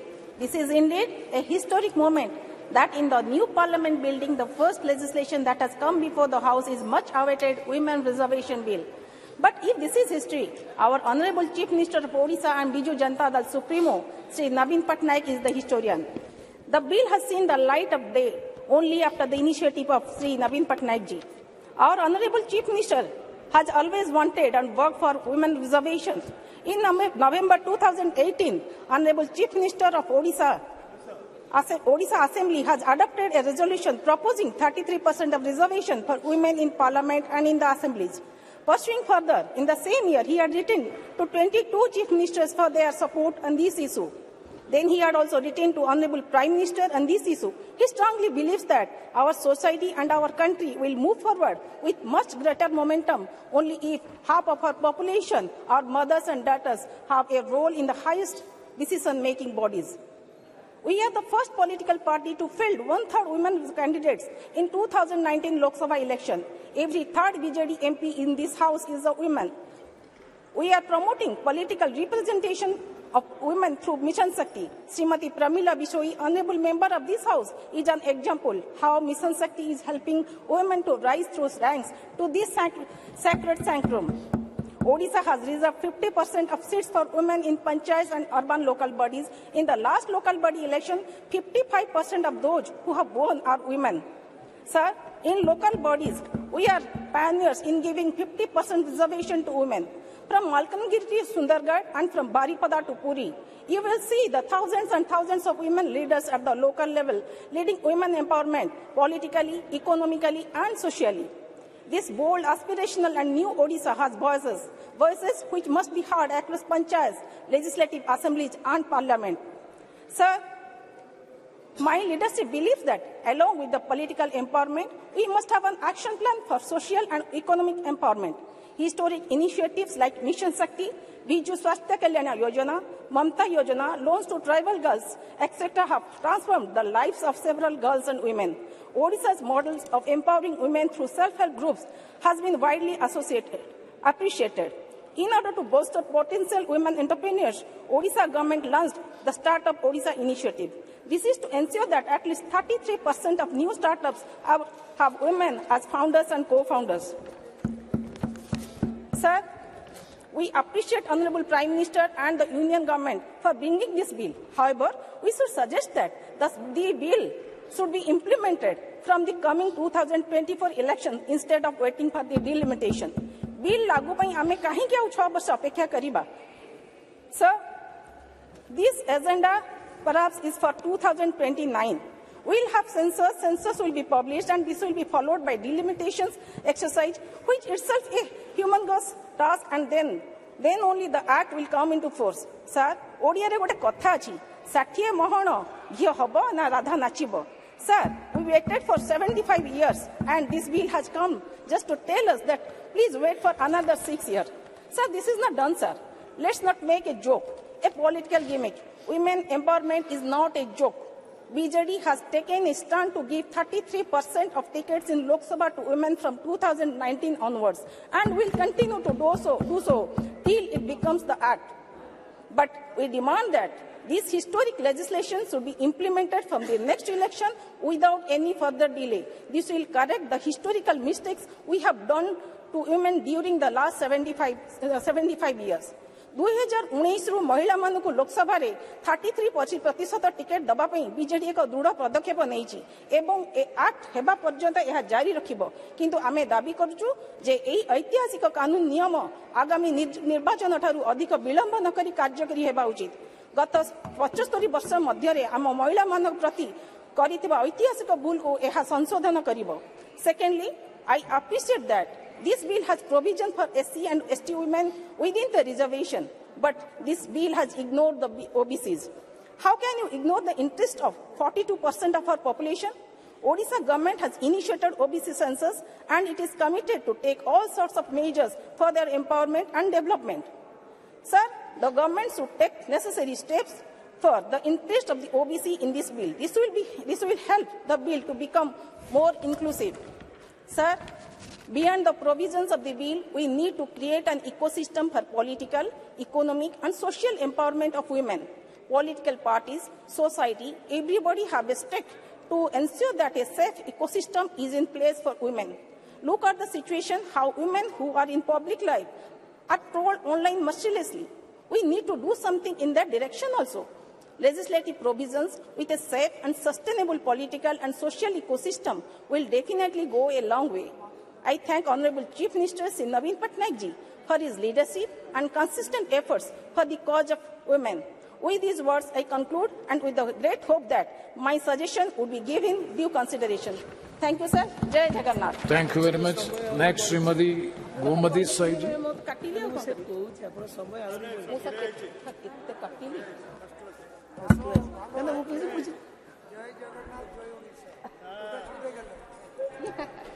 Yes. जय जोहार, जय भारत। माननीय सभापति महोदय जी, मुझे हार्दिक खुशी हो रही है कि मैं महिला आरक्षण बिल पर अपना पक्ष रख पा रही हूँ। माननीय महोदय जी, भारत के लोकप्रिय प्रधानमंत्री आदरणीय श्री नरेंद्र मोदी जी के नेतृत्व में भारतीय जनता पार्टी की यह सरकार नित नए आयाम गढ़ रही है। ये इन्हीं कार्य के प्रणाली का परिणाम के सदन में महिला आरक्षण बिल प्रस्तुत हो सका है। आदरणीय महोदय जी के सरकार ने सबका साथ, सबका विकास, सबका प्रयास के नारे को सार्थक सिद्ध करते हुए देश की आधी आबादी को उसका पूरा हक देने का पहल की है। आप लोगों ने कभी सोचा कि देश की आबादी का आधा हिस्सा होने के बाद भी महिलाओं को विधानसभा, लोकसभा एवं राज्यसभा में जो हक प्रतिनिधित्व मिलना चाहिए था वह नहीं मिला। इसका कारण ये विपक्षी दल रहे हैं। कभी भी महिलाओं के हित में सोचा ही नहीं। ये लोग हमेशा महिला हक विरोधी, किसान विरोधी, गरीब विरोधी रहे हैं। महिलाओं के पक्षधर होने का नाटक बखूबी करते हैं और अपने ही सहयोगियों से विरोध भी करवाते हैं। आज इस गरिमामयी अवसर पर मैं भारत के यशस्वी प्रधानमंत्री नरेंद्र मोदी जी का हृदय से की गहराइयों से आभार व्यक्त करती हूँ। साथ ही बधाई भी देती हूँ। पिछले कई दशकों से आधी आबादी को उसका हक दिलाने के पूर्व की सरकारें सफल नहीं रही। उस नारी शक्ति के हक और हुकूक के सपनों को आपने इतिहास के पन्नों में स्वर्णिम अक्षरों से अंकित कराया। मैं एक गरीब परिवार, आदिवासी परिवार की बेटी, जिसको लोकतंत्र के इस पवित्र मंदिर में पहुंचाने का अवसर मिला है और आधी आबादी को उसका हक, पूरा हक मिलने के इस पावन अवसर का गवाह बनने का सौभाग्य प्राप्त हुआ। इस ऐतिहासिक कदम के लिए मैं फिर से प्रधानमंत्री नरेंद्र मोदी जी को बारंबार आभार प्रकट करती हूँ। महोदय जी, मैं एक आपको बताना चाहती हूँ, माँ शक्ति का जब आराधना हम लोग करते हैं, एक श्लोक का करते हैं, श्लोक पढ़ते हैं, या देवी सर्वभूतेषु शक्ति रूपेण संस्थिता नमस्तस्ते नमस्तस्ते नमो नमः। हम लोग इसको केवल कागज में रह गए हैं, लेकिन आज प्रधानमंत्री जी ने ये शक्ति को एकदम साबित कर दिया है, साकार कर दिया है। महोदय जी, मैं अंत में कुछ कहना चाहती हूँ। पुरुष प्रधान समाज रहा, रूढ़ियों के अनुरूप परिवर्तन नियम जीवन का बदल रहा हर रूप। जो सदियों से सहती आई लोक शर्म और लाज, साहस आज बांधकर थामे हाथों में औजार, आज उड़ान भरी है ये देखो सपनों को साकार। धीरे धीरे रूप को आपने देर ही वो आकार, वर्षों से जिस हक की थी हमें हकदार। धन्यवाद। उस सपनों को पंख लगा रही हमारी मोदी सरकार। बहुत धन्यवाद। जय हिंद, जय जोहार, धन्यवाद। Vande Mataram. Shrimati T Sumati ji. Honorable Speaker, sir, I thank you profusely for having given me this opportunity to speak on this historic Women Reservation Bill 2023.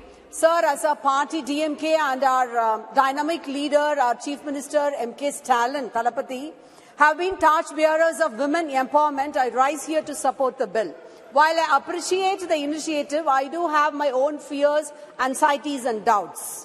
Sir, I opened up to read the bill with huge expectations that it will lead women to enter into untrodden paths. So far, they have not experienced and into uncharted territories. But again, I ended up with huge disappointment. It is like a post-dated check in a bankrupt bank. And it's like a betrothal with so many ifs and buts, and we are not sure when it is going to culminate in an utopian marriage, sir. Sir, this bill, Women's Reservation Bill, is a matter of right, not favor. And with all humility and dignity, I would like to profess to the House through you, sir, reservation is our birthright, sir. While we, the DMK party, welcome the bill and support the bill, I would like to also remind you that, sir, only not in this millennial era women are empowered. Back in Sangam era, 3,500 years ago, in our Tamil soil, we have seen empowered women. Our celebrated poetess Avayar, for example, wrote Mudurai, a manual for wise living for all of them. And our rich Tamil epics, Manimegalai and Silapadigaram, have spoken about the rights and the power of women invariably throughout all walks of life. Sir, Tamil Nadu is a role model state, and this bill has been perpetuated and had been put forth by so many political parties, but the seed is sown in the soil of Tamil Nadu by the Dravidian movement. And it has been nurtured, the manure had been nurtured by the Dravidian trio, Thandai Periyar, our leader, great leader, Peraringer Anna, and Muthamal Aringer Kalaignar, and our Chief Minister. Sir, with our flagship programs, the Dravidian model, all the schemes and reservations were entirely given to the women folk. For example, equal rights for women, family and family properties, 1989. 50% reservation in local body representations. The present government has implemented 40% reservation for women in government jobs. Fair free travel for women in government run city buses. And the icing on the cake is the recent Kalaignar Magalir Urimai Togai, providing ₹1,000 for 1,650,000 eligible women, sir. First time in the history of India, first time in the history of the world. And to quote our Chief Minister, he has stated that an empowered woman plays a stellar role in nation's growth and people's wealth, and in this Tamil Nadu stands second to none. And while so many of the Treasury bench have been profusely here admiring women, it was our Bharadiyar who said, Achamum madamum naigatku vendumam namakku vendam, meaning that don't attribute timidity and foolishness to women. We want equal rights, and we want the right to keep our heads high and walk in this, wherever it is in this earth, as the human beings with wonderful cherished rights to live in this world. Sir, the history of the bill has been traced here by all the other members who have spoken elaborately on it. After a tumultuous journey, it's been tabled here now today. I thought finally we see the light of the day, but not even the end of the tunnel I'm able to see it, sir, because of the loopholes of the bill. It's being introduced in Hindi, sir, here. While introducing it here, our Honorable Prime Minister and the Union Law Minister called it as Nari Shakti Vandan Adhiniyam. What is this Hindi-sizing, sir? Why not in English? When you speak as Nari Shakti, why didn't our Honorable Madam President be not invited for the inauguration of the Parliament, sir? And then again, sir, another thing, no special quota for the physically challenged women for the inclusion of the bill. That's another grave loophole in that. Inclusivity of queer community is totally a grey area in it. And also, why is there no reservation in Rajya Sabha or State Legislative Council? And again, Section 5 of the bill states that the provisions will come into effect after the delimitation exercise. Sir, this is an utopian promise. Delimitation is scheduled for 2026, and the census, which was for 2021, never took place, because it is now so clear that this is the electoral agenda for the ruling government. Just a carrot before the rabbit to lure women voters. But I believe the women of India will be very intelligent to decipher what is right and wrong, and they will definitely vote for the India Alliance. Sir, to conclude, I would like to quote Dr. Ambedkar. One moment, sir. On 4th November 1948, Dr. Ambedkar, having introduced a draft report in the Constituent Assembly with modification, stated that this constitution, it is workable, it is flexible, and it is strong enough to hold the country together both in peace time and in wartime. Indeed, if I may say so, if things go wrong under the new constitution, the reason will not be that we had a bad constitution. What we will have to say is that man was vile. So I would, unquote, so I would, through you, sir, humbly request the lawmakers that whenever they amend our constitution, they should remember this statement of our dear Dr. Ambedkar, that it should reap the fruits quickly so as to be enjoyed in time. Sir, this bill should be implemented as quickly as possible before this commencement of this 24 elections. If implemented soon, it may be a small step for a woman, but a giant leap for womankind. Thank you very much, sir. Very good. Thank you very much.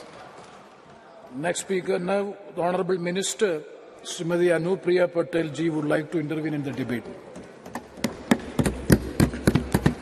धन्यवाद सभापति महोदय। संसद के इस विशेष सत्र में जहां एक और आज हम अपनी 96 वर्ष पुरानी संसद भवन को, जिसे अब संविधान सदन कहा जाएगा, उसे पीछे छोड़कर नए संसद भवन में प्रवेश कर चुके हैं, वहीं दूसरी ओर इस नए संसद भवन में अपनी पहले ही दिन हमने विधायी कार्य की शुरुआत करते हुए नारी शक्ति को सही मायनों में नमन करने का काम किया है। 128वां संविधान संशोधन विधेयक जो महिला आरक्षण विधेयक सरकार लेकर आई है, इसकी मैं तहे दिल से सराहना करती हूं। माननीय प्रधानमंत्री जी को इसके लिए आभार व्यक्त करती हूं और ये सही मायनों में हम सब के लिए please let the house be in order please. सभापति महोदय, भारत दुनिया का सबसे ज्यादा आबादी वाला देश है और 142 करोड़ की आबादी में 70 करोड़ की आबादी महिलाओं की है। लेकिन बहुत चिंताजनक और दुर्भाग्यपूर्ण है कि आज भी हमारे लोकसभा में जो महिलाओं की भागीदारी है वो महज 14% है और राज्यसभा में केवल 11% है। इंटर पार्लियामेंट्री यूनियन की एक रिसर्च हुई जिसमें निचले सदन में महिलाओं की भागीदारी का आंकड़ा देखा गया 193 देशों में, जिसमें भारत की रैंकिंग 149 है, यानी 149 है। और ग्लोबल जेंडर गैप रिपोर्ट 2022 में भी 146 देशों में जो भारत की रैंकिंग है वो 135वीं है। ये कोई बहुत एनकरेजिंग आंकड़ा नहीं है हमारे लिए। और सरकार के तमाम आर्थिक सर्वेक्षण भी बताते हैं कि हमारे राज्य की विधानसभाओं से लेकर हमारे देश की लोकसभा में, देश की संसद में महिलाओं की भागीदारी बहुत कम है और इसलिए महिला आरक्षण विधेयक समय की जरूरत है। और आज ये बड़े दुख की बात है कि छोटे छोटे देश UAE, Cuba, Rwanda, Mexico, Nicaragua, New Zealand, ये वो देश हैं जिन्होंने 50% तक महिलाओं की भागीदारी अपने डेमोक्रेसी में सुनिश्चित कर ली है। और भारत जो कहता है कि दुनिया की सबसे बड़ा लोकतंत्र है, हम अपने यहाँ 50% की अभी तक भागीदारी सुनिश्चित नहीं कर पाए हैं। तो उस दिशा में ये एक महत्वपूर्ण कदम है। और बाबा साहेब अम्बेडकर ने कहा था कि political power is the key to social progress. हमने देखा है कि हमने अर्बन लोकल बॉडीज में, पंचायती राज संस्थाओं में जब अपने देश की महिलाओं को भागीदारी दी तो हमारी महिलाओं ने ग्रामीण क्षेत्रों में, शहरी क्षेत्रों में कितना उल्लेखनीय कार्य करके दिखाया है। और जहां तक मोदी जी की सरकार की बात है तो हमारी सरकार विमेन लेड डेवलपमेंट की बात करती है, यानी कि महिलाएं आगे बढ़ के कैसे देश का नेतृत्व करें, इसकी बात हम करते हैं। तो इसलिए जरूरी है कि जो टॉप मोस्ट डिसीजन मेकिंग है हमारे देश के अंदर, हमारे लेजिस्लेटिव प्रोसेस में और हमारे इंस्टीट्यूशंस में हमारी महिलाओं को लाना बेहद जरूरी है। और उस दृष्टि से ये बिल बहुत ही महत्वपूर्ण है। अध्यक्ष जी, ये बिल नया नहीं है, ये बिल पुराना है, इसका इतिहास 27 वर्ष लंबा है। हमने देखा कि 1996 में सबसे पहले एच.डी. देवेगौड़ा जी की सरकार इस बिल को लेकर आई थी और उसके बाद तमाम लोगों ने प्रयास किए, तमाम पार्टीज ने, सरकारों ने। 97, 98, 99, 2003 में वाजपेयी जी की एनडीए की सरकार ने प्रयास किया। 2008 और 2010 में यूपीए की सरकार ने प्रयास किया, लेकिन कोई भी सरकार इसे एक लॉजिकल कंक्लूजन तक ले जाने में सफल नहीं हुई। सभी सरकारों ने विफलता का ही सामना किया। उस दृष्टि से मुझे बहुत प्रसन्नता है कि मोदी जी के नेतृत्व की सरकार जब इस विधेयक को लेकर आई है तो हम इसे सफलता तक, अंजाम तक पहुंचाने का काम इस बार करके दिखाएंगे।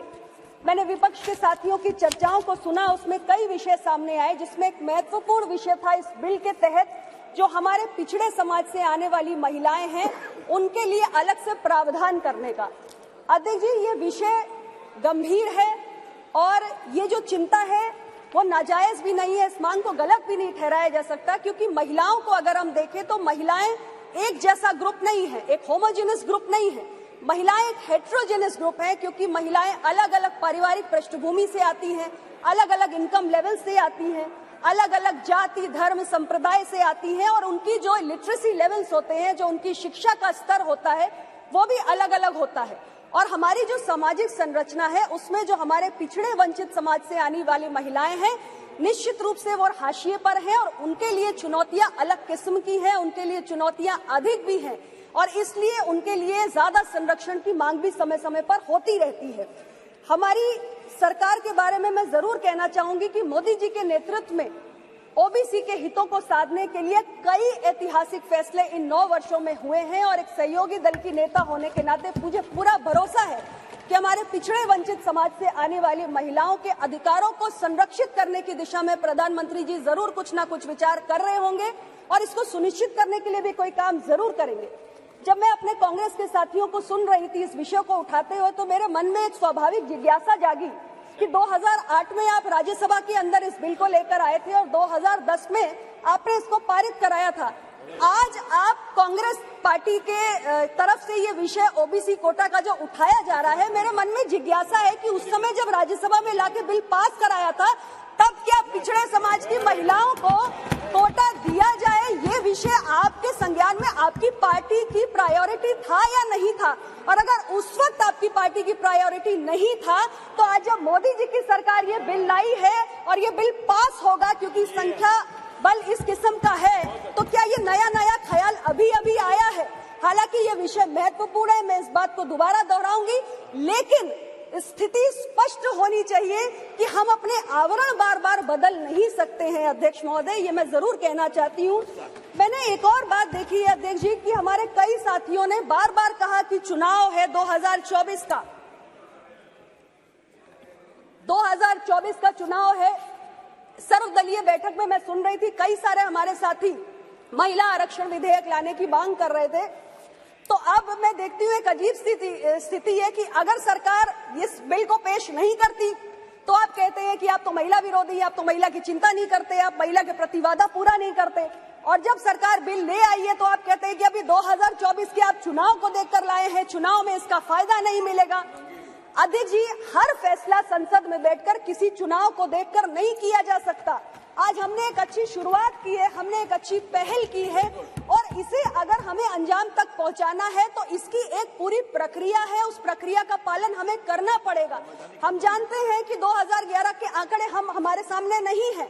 2001 में हमारी सेंसस हुई, उसके बाद एक लंबे समय तक हमने सेंसस की एक्सरसाइज नहीं करवा पाई है, बीच में कोविड की भी बाधाएं रही, तो हमारे पास जो जनगणना के आंकड़े हैं वो बेहद पुराने हैं और उसके आधार पे हम डिलिमिटेशन नहीं कर सकते, हम एडिशनल सीट्स जनरेट नहीं कर सकते। इसलिए हमें इस संवैधानिक प्रक्रिया का पालन करना पड़ेगा और हमें नए सेंसस एक्सरसाइज के साथ डिलिमिटेशन करते हुए एडिशनल सीट्स क्रिएट करनी होंगी, जिसमें हमारी और जो महिलाएं हैं उनको इसमें आने का मौका मिले।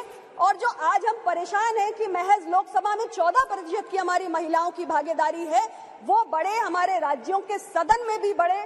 तो ये चिंता जो आपकी है, ये जो बार बार चुनाव को लेकर, मैं यही आग्रह करूंगी कि मैं देख रही हूं कि एक जो सेंस ऑफ द हाउस है कि सभी लोगों का एक मूड भी है कि यह बिल पारित हो, तो इसमें किंतु परंतु नहीं होना चाहिए। ये बिल स्वागत योग्य है, इसको लेकर आपकी कुछ आपत्तियां हो सकती है, सरकार उनका ध्यान भी रखेगी और इसको हम खुले दिल से स्वीकार करते हुए बिना किसी किंतु परंतु के इसको आगे बढ़ाएं, इसको आगे लेकर जाएं और बाकी सारे जो सेंसस को लेकर या डिलिमिटेशन को लेकर आपकी चिंताएं हैं उसके आप त्याग दीजिए, सरकार इसकी चिंता कर लेगी। आपने मुझे समय दिया, मैं बहुत बहुत आभारी हूं और इस बिल को लाने के लिए पुनः मैं अपने देश के प्रधानमंत्री, हमारे सरकार के मुखिया माननीय श्री नरेंद्र मोदी जी को हृदय से आभार व्यक्त करता हूँ। धन्यवाद, धन्यवाद। नेक्स्ट स्पीकर हसरैन मसूदी जी। शुक्रिया चेयरमैन साहब। जनाब, खवातीन के हुकूक और खवातीन की सियासी इदारों में भागीदारी ये जम्मू कश्मीर नेशनल कॉन्फ्रेंस के लिए कोई नई चीज़ नहीं है। बाबाई कौम जनाब शेर कश्मीर शेख महमूदुल्लाह की सरबराही में जब हम शख्सी राज के खिलाफ जिद्दजहद में मसरूफ थे तो 19 को आज़ादी से कोई 3 साल पहले हमने जब कल्पना की खुदमुख्तार जम्मू कश्मीर की, जिसमें महाराजा का एक कॉन्स्टिट्यूशनल हेड के तहत एक रोल बना रखने का एक एहतमाम था, तो जनाब हमने जम्मू एक मंशूर जारी किया, मैनिफेस्टो जारी किया जो जम्मू कश्मीर के लिए नया कश्मीर के नाम से मशहूर है 1944 का। उसमें हमने अलग से एक वुमेन चार्टर का हमने उसकी बात की और जो खवातीन के जो हुकूक हैं सियासी हुकूक, समाजी हुकूक, उसके बारे में बात हुई और उस पे लिए हम वादेबंद रहे। तो हमने सियासी इदारों में ख़वातीन की तर्जुमानी, उनके रिप्रेजेंटेशन के बारे में बात की। तो जनाब उसके बाद जब हमने 1957 में अपना आईन बनाया, जम्मू कश्मीर का जो आईन है उसमें भी जो directive principle of state policy है उसमें भी सेक्शन 22 में हमने जम्मू कश्मीर के ख़वातीन के लिए सियासी इदारों में भागीदारी, वहाँ में उनकी रिप्रेजेंटेशन की बात की और इक्वलिटी जो है पॉलिटिक्स में और पॉलिटिकल अफेयर्स में उसकी बात की। अगरचे 5 अगस्त 2019 को गैर आईनी तरीके से जम्मू कश्मीर के 2 हिस्से किए गए और जम्मू कश्मीर का स्पेशल स्टेटस से महरूम किया गया, लेकिन हमारा मानना है कि जम्मू कश्मीर का जो आईन है 1957 का वो बिल्कुल अभी भी नाफिज अमल है। अगर कि आपने उसको डिसेबल्ड किया, लेकिन वो जो उसमें जो रोड मैप है उसमें जो कल्पनाएं की गई है वो सारे हदफ मौजूद है। तो ये जम्मू कश्मीर का इसमें रोल है उसके रेवंत रेड्डी जी। अब जनाब जब हम रेवंत रेड्डी जी अब जनाब जब इस बिल पर हम आते हैं तो ये ऐसे किसी ने कहा है कि मस्तूम महक में उस गुल की जो किसी बाग में खिला ही नहीं। तो ये जनाब ऐसा एक वादा दे रहे हैं जिसकी कहीं पर कोई नाम निशान नहीं, एक शराब है। क्योंकि जो ताना बाना है बिल का जनाब, इसमें दिया गया है कि आगे वाले जो हमारे पास स्टेट्स होगा, जो फिगर्स हो गया अगले सेंसस के, उसके बाद जो डिलिमिटेशन होगी उसके बाद ये ऑपरेशनलाइज होगा। उसका मतलब है ये मौखर होगा कोई 15 साल।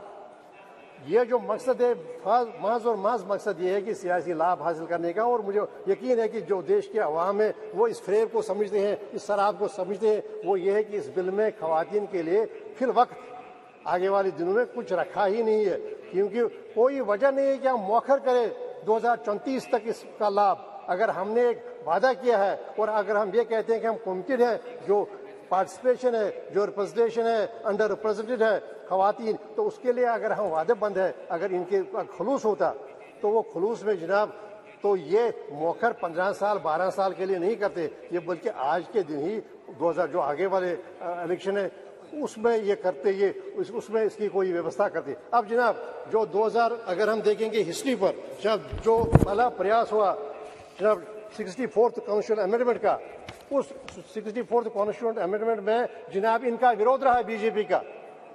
जो खवातीन को हुकूक देने का जो अमल था उसका जो शुरुआत की गई थी, तो पहला दशका इन्होंने उस पर दिया।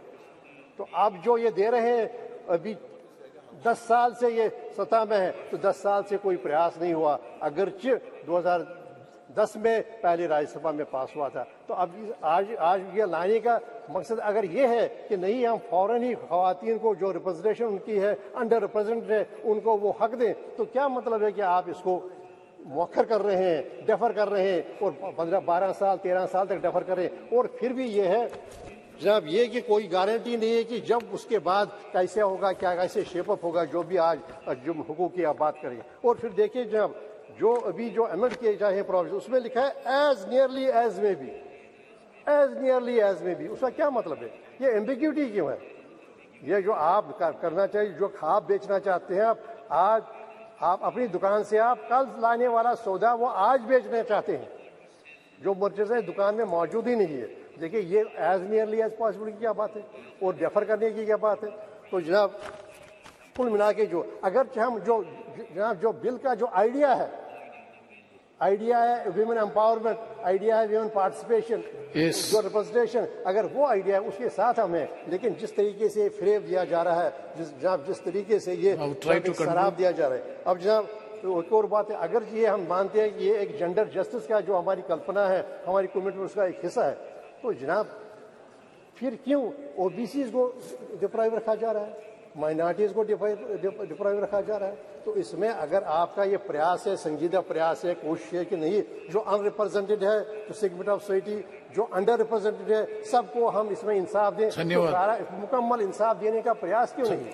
तो जनाब जब तक कि माइनॉरिटीज, अब जनाब माइनॉरिटीज जो तकरीबन 14% है, अब देखिए आप जो खवातीन हैं माइनॉरिटीज, क्या रिप्रेजेंटेशन उनके हाउस में है? या उसके लिए डिवाइस नहीं? अब जनाब जम्मू कश्मीर की बात देखिए, आप 2026 का आपका डिलिमिटेशन का था सारे मुल्क में प्रोग्राम, वहां क्यों प्रिपोन किया? और वहाँ की पहले ही डिलिमिटेशन किया जिसकी की कोई इजाजत नहीं थी आईनी तौर पर। तो जनाब अगर इनके मन में जनाब संजीदगी होती और अगर इनके मन में जनाब होता है कि नहीं नेक नीति होती तो फिर जनाब ये सारे जो मामले हैं ये नहीं करते। तो जनाब जम्मू कश्मीर अगर जो हम इस आइडिया ऑफ बिल जो है जो इसका जो कंसेप्ट है उसका सपोर्ट कर रहे हैं, लेकिन हमारा ये मुतालबा होगा इसमें जो भी आपने बाहर रखे हैं, ओबीसीज रखे हैं, माइनॉरिटीज रखे हैं, बाकी जो वर्ग रखे हैं उनको इसमें शामिल कीजिए ताकि एक ही बार ये प्रयास हो। 75 साल अब लंबा अरसा है, अगर 75 साल के बाद भी हम माइनॉरिटी विमेन के साथ इंसाफ नहीं कर सकते मुझे लगता है कोई थैंक यू।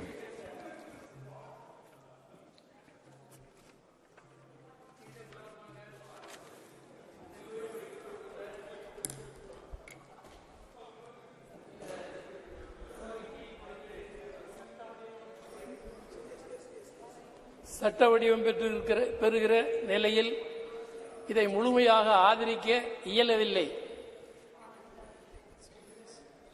பெண்களுக்கு 33% அல்ல 50% கொடுக்க வேண்டும் என்பதுதான் இந்திய கம்யூனிஸ்ட் கட்சியினுடைய நிலையாகும். அத்தகைய நிலையில் இருக்கிற நாங்கள் இதை ஏன் ஆதரிக்க இயலவில்லை என்றால் இந்த சட்டம் எப்பொழுது நிறைவேறும் என்றே தெரியாது. 2021 சென்சஸ் எடுக்கப்படவில்லை. எப்பொழுது இந்த அரசு சென்சஸ் எடுக்கும் என்றே இந்த அரசுக்கே தெரியாது. இரண்டாவது அடுத்த சென்சஸ் 2031 தான் வரும். இந்த 24 நடைபெறுகிற தேர்தலுக்கு பின்னர் 29 வரையிலும் நிறைவேறுவதற்கான உத்தரவாதம் இல்லை. அப்படியானால் அநேகமாக இந்த சட்டப்படி 2034 பின்னர் தான் இது பற்றியே சிந்திக்கிற நிலைமை ஏற்படும் போல் தெரிகிறது. உண்மையில் ஆளுகிற பிஜேபி அரசினருக்கு பெண்களுக்கு இவ்வளவு உரிமை கொடுப்பதில் உள்ளார்ந்த அக்கறை கிடையாது.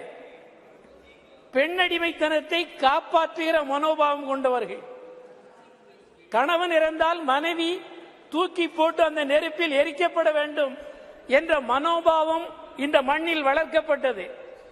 அந்த மனோபாவம் கொண்ட தீய செல்வாக்கின் காரணமாகத்தான் இந்த அரசு 2024 கொண்டு வர வேண்டியதை ஏன் தேதியே குறிப்பிடாமல் நீடிக்கிறது என்று தெரியவில்லை.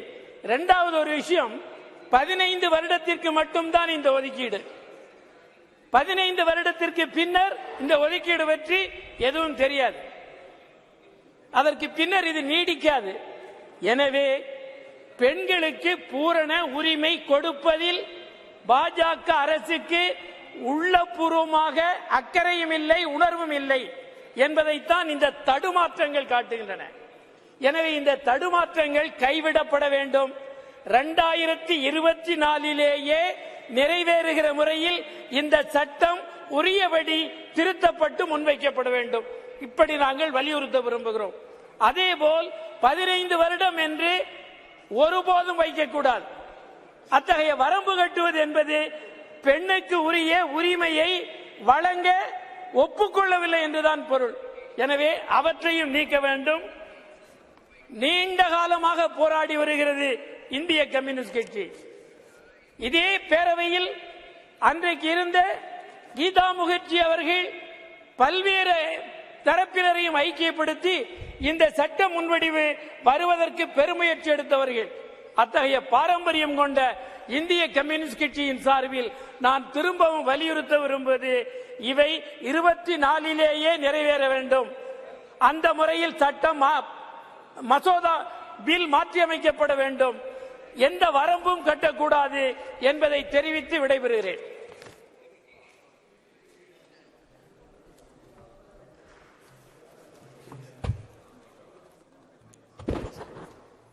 Shrimati B Satyavati.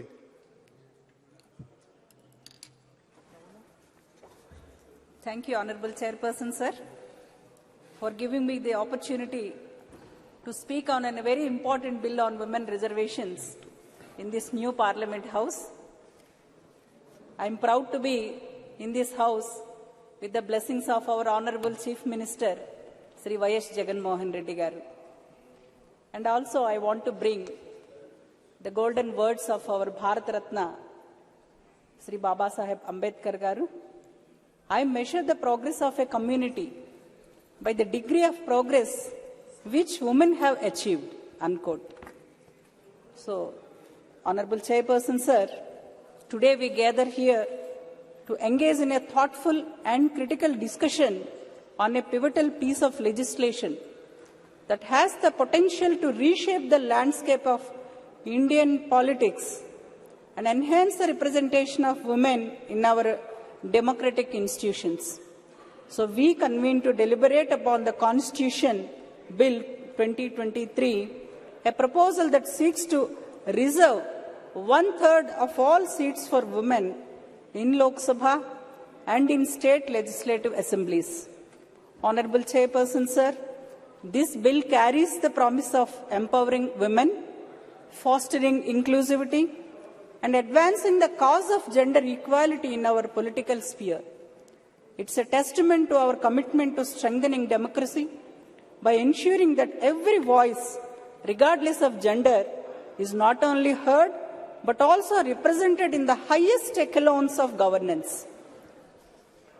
So, Bharat Mata, we fondly call India as Bharat Mata, the national personification of India.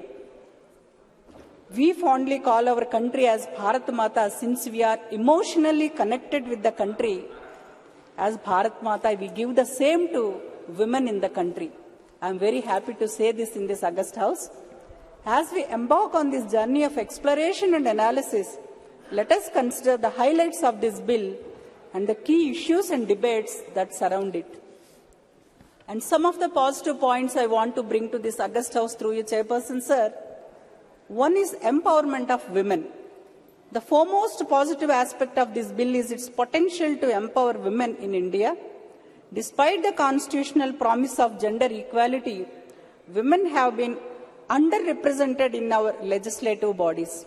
So this reservation policy acknowledges the need for affirmative action to uplift the status of women and provide them with equal opportunities in politics. And the second point is resource allocation. So studies have shown that the political reservation for women leads to increase in the allocation of resources to issues closely linked to women's concerns. So this means that women in power are more likely to address issues like healthcare, education, and sanitation, which are often neglected. So, and third point is increased participation. So this bill will encourage more women to actively participate in politics. It sends a powerful message to women across the nation that their voices and perspectives are valuable and deserve representation at the highest levels of government. And the fourth point, equitable representation. So rotating reserved seats ensures equitable representation of women from different regions, enhancing the inclusivity of diverse perspectives. This bill will help diversify the backgrounds, the experiences, and perspectives of our elected officials, resulting in more inclusive and balanced decision-making. So through you, Chairperson, sir, from YSR Congress Party under the dynamic leadership of our Honorable Chief Minister, Shri Y.S. Jagannath Reddy Garu, some of the suggestions to this August House. So one is to review the clause. The provision in clause 5 of the article to insert 330A1 that the reservation shall cease to exist 15 years of the commencement of the Act should be reviewed periodically. So the review process should involve stakeholders and experts to assess the impact and need for continuation. And the second one is include OBCs. So the original recommendation of the Joint Committee on the 1996 bill suggested extending reservations to women from other backward classes, OBCs, once the Constitution allowed for OBC reservation. So this recommendation could be reconsidered for greater inclusivity. And the third one, preventing proxy candidates. To prevent proxy candidates and ensure genuine representation of women in Lok Sabha and legislative assemblies, it is crucial to establish stringent eligibility criteria. So candidates should be required to actively engage in campaign activities, participate in debates, and contribute substantially to continuously constituency-related discussions. And the fourth one is extend to upper houses. So while the bill focuses on the Lok Sabha and state legislative assemblies, consideration should be given to extending reservations to the Rajya Sabha and legislative councils for a comprehensive approach to gender equality in politics. Through you, Chairperson, sir, I want to bring some of the salient features which the government of Andhra Pradesh under the leadership of Sri Y.S. Jagan Mohan Reddy Garu is implementing in the state of Andhra Pradesh. As on today, Andhra Pradesh government has set a commendable example in promoting gender inclusivity in governance. Under the leadership of our Honorable Chief Minister ji, 50% of the nominated seats have been allocated to women. So this step demonstrates a commitment to women's active participation in decision making, setting a progressive precedent for the rest of the nation to follow. Andhra Pradesh government led by Sri Y.S. Jagan Mohan Reddy Garu has provided 50% reservation for women in local bodies and nominated posts. We have a woman as the Home Minister of our state, Srimati Taneti Vanitha Garu. So the government of Andhra Pradesh has passed Disha bill for the safety and security of women, and this bill provides for time-bound punishment to those harass the molest women. So this bill is pending with central government. So before I conclude, Honorable Chairperson, sir, the Constitution 128 bill is a landmark legislation that has the potential to transform our political landscape by empowering women and promoting their active participation in decision making. It's a significant step towards achieving true gender equality in our democracy. However, it's essential that we continue to refine and improve this legislation to ensure its effectiveness and inclusivity. We must also recognize that this bill is just one piece of the puzzle in achieving gender equality. So it must be complemented by broader reforms such as electoral reforms and measures to combat criminalization in politics. So let us embrace this historic moment and work together to create a more inclusive and representative democracy for the benefit of all citizens, regardless of their gender.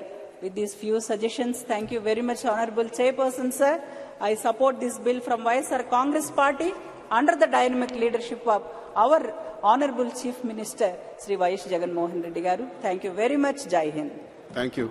Shri Jagadambika Palji.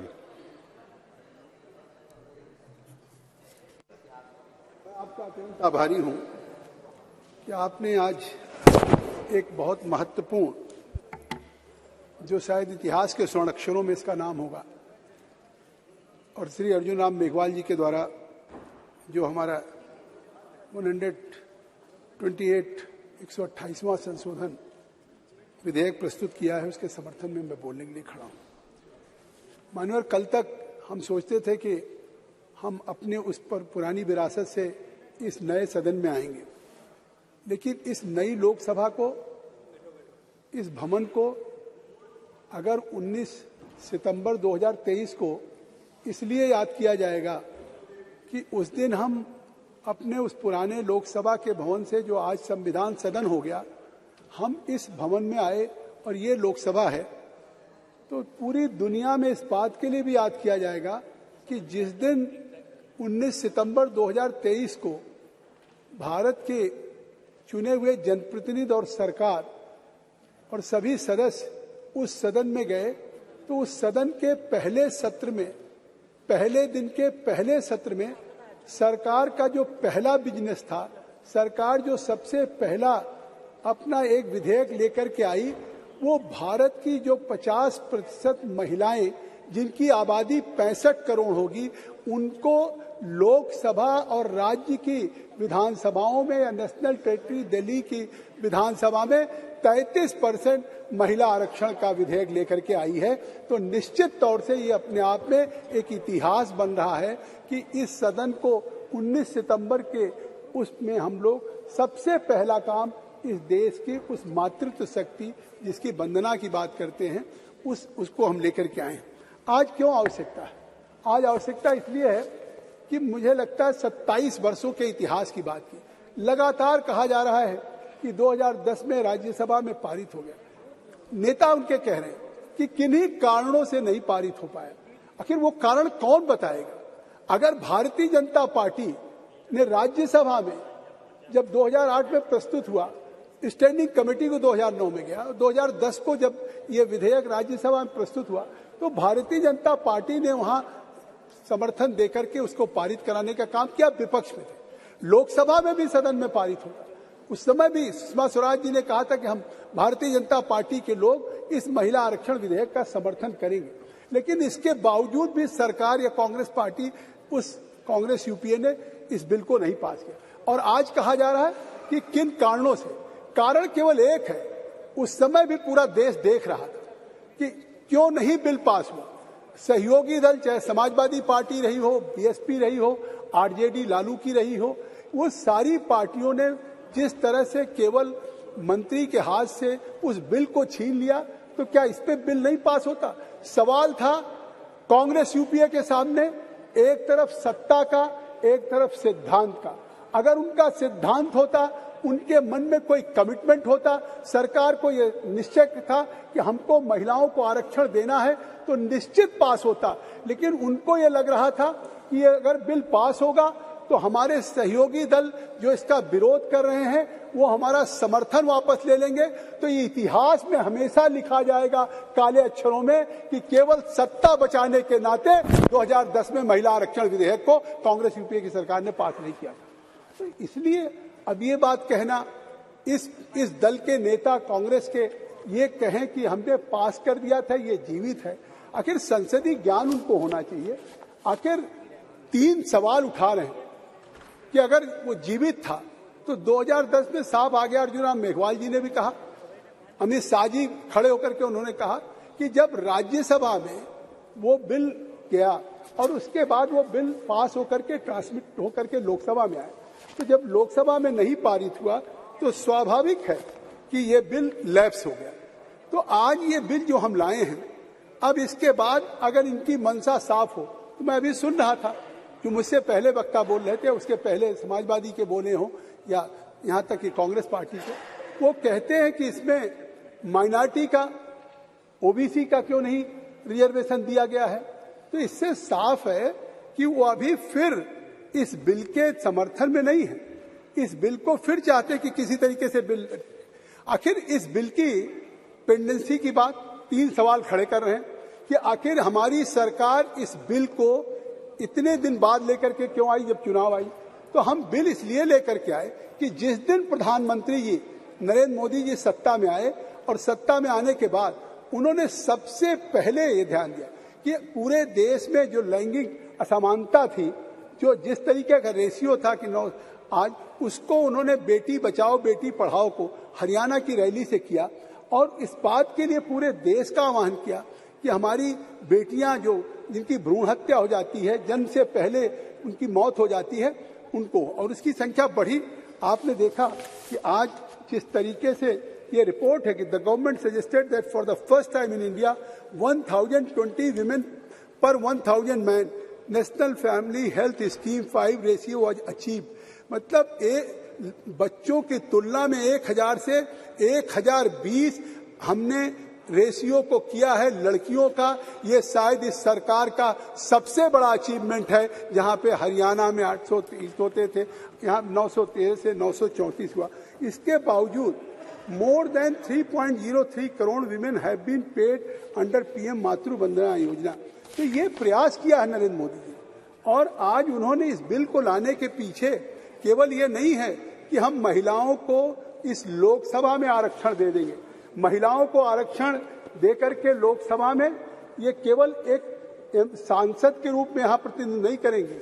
आज ये bill इस मायने में ऐतिहासिक है कि जिस दिन ये 33% लागू होगा तो जो देश की सबसे सर्वोच्च सदन है उसमें जो लॉ मेकिंग के प्रोसेस में, पॉलिसी मेकिंग के प्रोसेस में, गवर्नेंस के प्रोसेस में है, आने वाले दिनों में इतिहास याद करेगा कि देश में 33% महिलाओं का आरक्षण देकर के भारत की महिलाओं को लॉ मेकिंग में, पॉलिसी मेकिंग में, गवर्नेंस में भी पूरी हिस्सेदारी देने का काम नरेंद्र मोदी की सरकार ने किया। तो ये इतना बड़ा काम है और इनके सवाल ये खड़े कर रहे हैं कि आप इसको पहले क्यों नहीं लेकर के आए। तो आप देखिए कि भारत की लोकसभा में पहली बार 24 महिला थी, 4.4%। आज भी आजादी के 75 वर्षों के बाद 15% हुआ।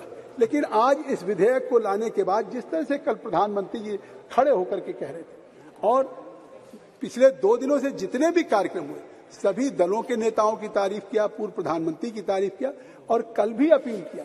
उन्होंने कहा कि अब तो ये वक्त आ गया है, समय सही है, आवश्यकता है कि इस बिल को पारित किया जाए और सर्वसम्मत से पारित किया। फिर भी एक सवाल किंतु परंतु खड़ा हो रहा है कि क्यों साहब इस बिल को में विमेन या हमारे उनके साथ माइनॉरिटीज का नहीं। आप याद करिए 2008 में जब ये बिल राज्यसभा में गया तो विपक्ष के सब लोगों ने मांग किया कि ये स्टैंडिंग कमेटी में चला जाए, और ये एक अच्छा है कि स्टैंडिंग कमेटी में थ्रेड एंड वेयर पूरा डिस्कशन हो जाता है और सभी दलों का प्रतिनिधित्व होता है और सब लोग मिल करके सर्वसम्मत से रिकमेंडेशन देते हैं। तो उस समय के रिकमेंडेशन देख लीजिए जो स्टैंडिंग कमेटी के many political parties raised the issue of reservation of other backward classes, OBC and minority women.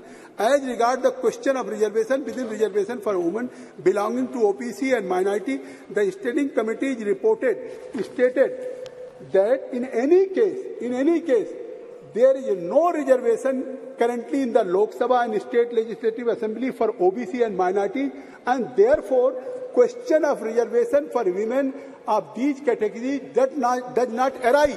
तो जब हमने स्टैंडिंग कमेटी में सर्वसम्मति से ये रिकमेंडेशन किया है, संविधान में अभी लोकसभा में विधानसभाओं में कहीं भी अभी ओबीसी माइनॉरिटी का रिजर्वेशन नहीं है, तो या तो ये साफ कर दे, पूरा देश देख रहा है कि आज भी महिला आरक्षण विधेयक को या हमारे नारी शक्ति बंधन को ये विरोध करना चाहते हैं। इनकी मानसिकता है। आखिर इनकी मानसिकता न हो तो जिस तरीके से इन्होंने कल कहा इनके नेता ने कि महिलाएं हमारी ओबीसी की और हमारी जो महिलाएं हैं वो पढ़ी लिखी कम है, बैकवर्ड की हैं, कैसे आएंगी, कमजोर हैं, जिस तरीके से उन्होंने सवाल उठाया, अरे यही तो कमजोरी, यही इनका पाप धो रहे थे।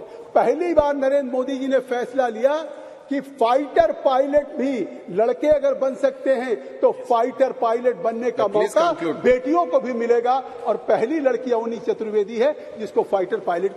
एनडीए में केवल लड़के जाते थे, इन्फेंट्री में, आईएमए में केवल लड़के जाते थे, आईएनए में केवल लड़के जाते थे, नेवी में। आज हिंदुस्तान में पहली बार चाहे डिफेंस का नेशनल डिफेंस एकेडमी हो, इंडियन मिलिट्री एकेडमी हो या इंडियन नेशनल हो, उन सारे में जहां लड़कों को अवसर मिला है, पहली बार मोदी जी ने उन बेटियों को भी अवसर दिया। तो आज जिस तरीके से हमने उनका फाइनेंशियल इंक्लूजन किया, 45,000 अगर स्टार्टअप है तो उसमें एक न एक महिला डायरेक्टर होगी। हमने शैक्षणिक उनका वित्तीय समावेशन किया। आज जिस तरीके से असमानता दूर हुई, तो इस नवाचार में आज उच्च फैसले लेने के लिए जिस तरह से ये कदम उठाए जा रहे हैं, आप सोचिए कि आज जब नरेंद्र मोदी जी की सरकार बनी उस समय महिलाओं को बैंक का दरवाजा नहीं मालूम था, खाते नहीं मालूम थे।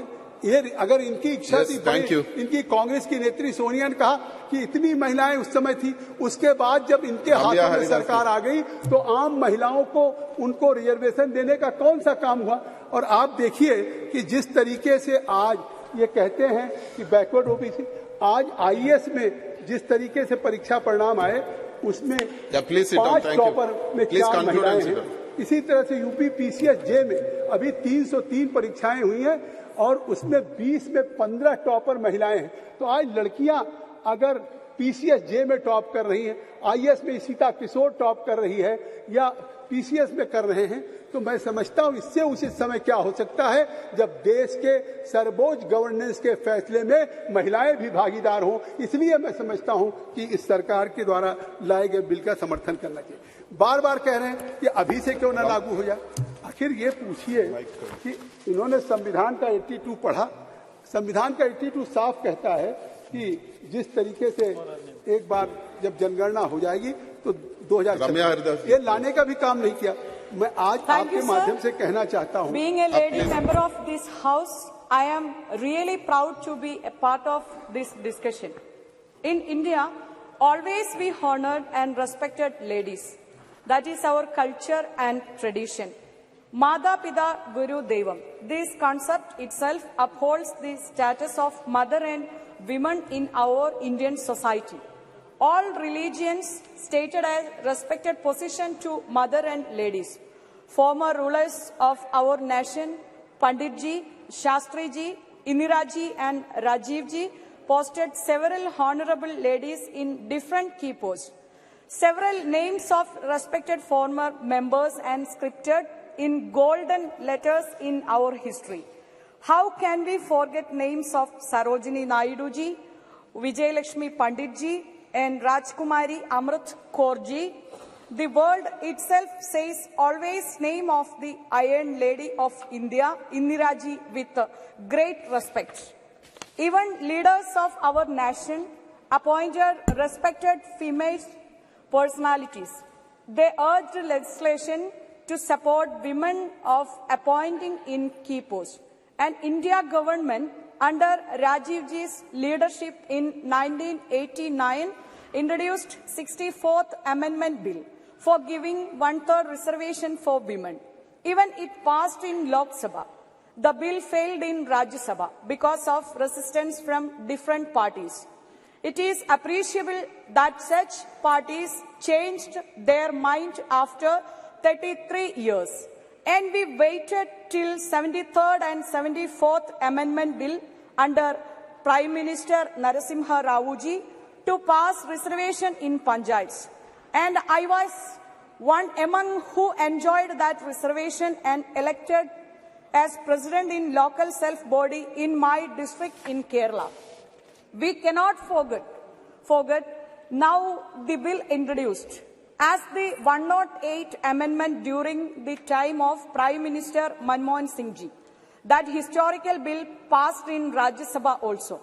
I think this bill needs more discussion and amendments. If the government introduced this bill open-heartedly, it should be implemented well. I regretfully tell here that there is no clear-cut date about the implementation of this bill because the census of 2021 is due and no clarification about when it will be completed. The caste census also needed and completed within time to notify reservation for different categories. So I am afraid that this bill may become just a wild goose chase before general election. And I suggest here this bill should reserve not only constituencies but also key posts also for women. And such provision should be included in this bill. And I request you to include all categories of women such as SC, ST and OBC for reservation under this bill. Sir, and I point out here, if the government anticipates through this bill to support women in India, government has to solve other problems of ladies also throughout country, including harassments as abuse.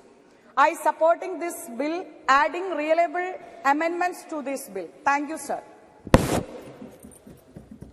Bharti Pawar ji.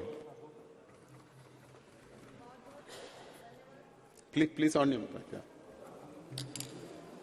बहुत बहुत धन्यवाद अध्यक्ष महोदय। मैं आज के दिन को एक ऐतिहासिक दिन के रूप में मानती हूँ और एक महिला होने के नाते नारी शक्ति वंदन को वंदन भी करती हूँ, क्योंकि भारत की प्राचीन सभ्यता और संस्कृति यही दर्शाती है कि हमने हमेशा से ही नारी को देवता समान ही माना है, उसका पूजन किया है। आज हम अगर इतिहास में जाते हैं तो जहां मैं खास करके बोलूंगी कि राजमाता जिजामाता हो या माता अहिल्या देवी हो, क्रांति ज्योति सावित्री जी फुले हो या रानी दुर्गावती हो, झांसी की रानी हो, ये ऐसे उदाहरण हैं जो हमेशा ही हमें हमारी महिलाओं को एक संघर्ष की गाथा सुनाते हैं और प्रेरित करते हैं कि महिलाओं को समाज के प्रति हमारा दायित्व निभाना भी है और इस देश के विकास के लिए हमारा योगदान भी देना है और बढ़ चढ़ के आगे भी आना है। मैं बहुत अभिनंदन करती हूँ इस विधेयक को लाने के लिए आदरणीय प्रधानमंत्री नरेंद्र मोदी जी ने जो शुरुआत की है। इस नए सांसद भवन के साथ साथ श्री गणेशा इस महिला आरक्षण विधेयक को लेके जो एक नई पहल लाई है उसका मैं बहुत बहुत अभिनंदन करती हूँ। और हम जब कहते हैं कि सृष्टि नहीं नारी बिना, यही जगत आधार, नारी के हर रूप की महिमा बड़ी अपार। मुझे लगता है जब हम महिलाओं को उचित न्याय देने की भूमिका में सोचते हैं तो यह भूमिका उस दिशा में उठाया गया एक कदम है। बने आर्थिक रूप से नारी सभी सशक्त, बदलेगा यह देश तब, यही कह रहा है वक्त। यह वक्त ये कह रहा है कि महिलाओं को इस पॉलिसी डिसीजन में अभी उन्हें मौका देने के लिए आवश्यकता है। मैं यही कहूंगी कि मैं एक ऐसे क्षेत्र से आती हूँ, एक ऐसे ट्राइबल एरिया से आती हूँ जिस जिले में अब तक कभी महिला सांसद नहीं बनी।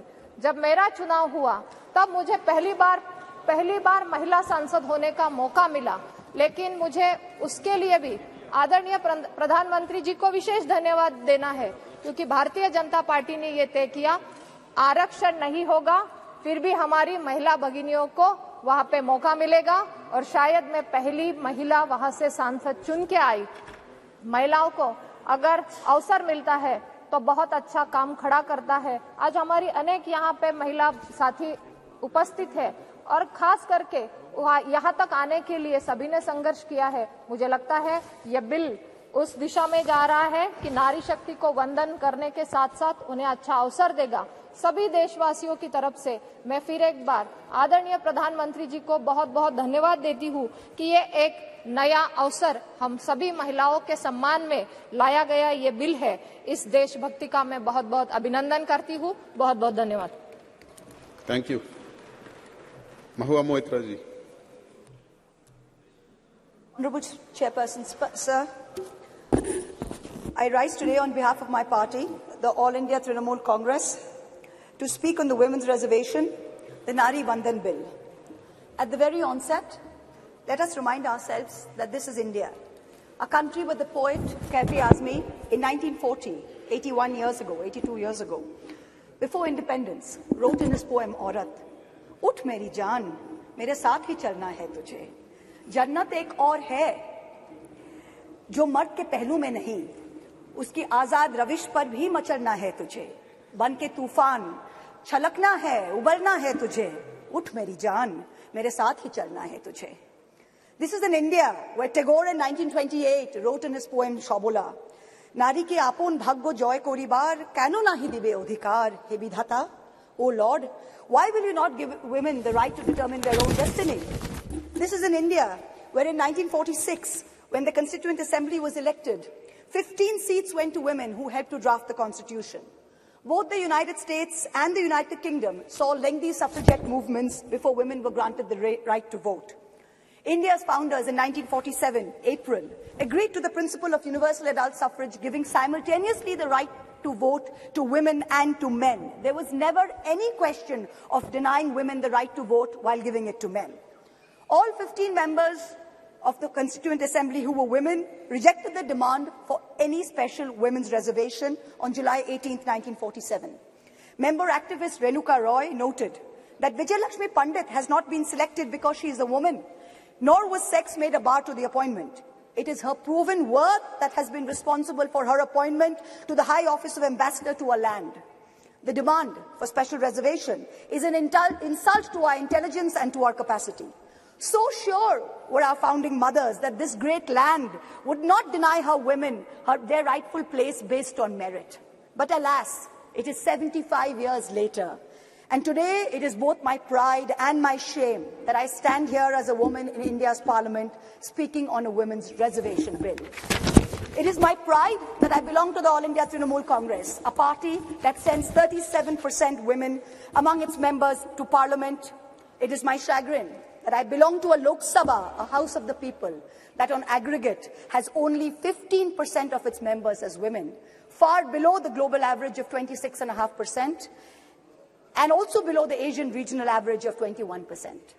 As this government claps itself on its back for its rankings on various global stables, let it also hang its head in disgrace that this same India ranks 140 out of 196 countries in the Interparliamentary Union League tables on women's representation. Within women parliamentarians, Muslims and Dalits have been consistently underrepresented. From 1952 to 2004, only 8 Muslim women were elected to India's parliament, to the Lok Sabha, many of whom served multiple terms. In today's Lok Sabha, the 17th Lok Sabha, there are only 2 Muslim women members, both from West Bengal, both from the All India Trinamool Congress, I may add. The numbers for male and female turnout in the last general election were nearly the same, 66.7% and 66.8% respectively. But women's candidature, that number of women who are being put up for elections, which is the first step towards getting elected to the Lok Sabha, remained at an abysmal 9%, up from only 7% in 2004. As we started our innings yesterday, our new innings in this newly constructed temple of democracy, our Honourable Prime Minister grandly proclaimed that it seemed he was ordained to perform many important tasks for this country, including this one. And then with much fanfare, this government introduced this bill, claiming credit as usual for a groundbreaking move. But wait, what does this bill really say? Article 334 of the bill says, the reservation shall come into effect only after delimitation has been undertaken. Delimitation will only be undertaken after the relevant figures for the next census have been published. The rotation of seats for women shall take effect after each subsequent exercise of delimitation. So what does this mean? In true BJP's Goebbelsian doublespeak style, it means we don't know if and actually when we will actually have 33% of women sitting in the Lok Sabha. Because number one, the date of the next census is entirely indeterminate. Because of this, number two, the date of the next delimitation exercise is therefore doubly indeterminate.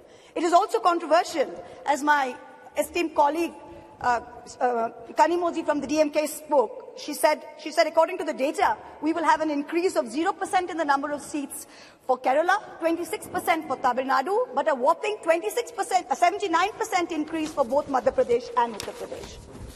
So women's reservation is dependent on 2 totally indeterminate dates. Can there be a greater jumla? Forget 2024. This may not even be possible in 2029. We are being asked time and again, do we support the women's reservation bill? Trinamool Congress is bill ko support karega ya nahi? BJP's liaison members are reaching out to us, calling us, asking us to support this bill wholeheartedly. No ifs, no buts, pura support, please kijiye.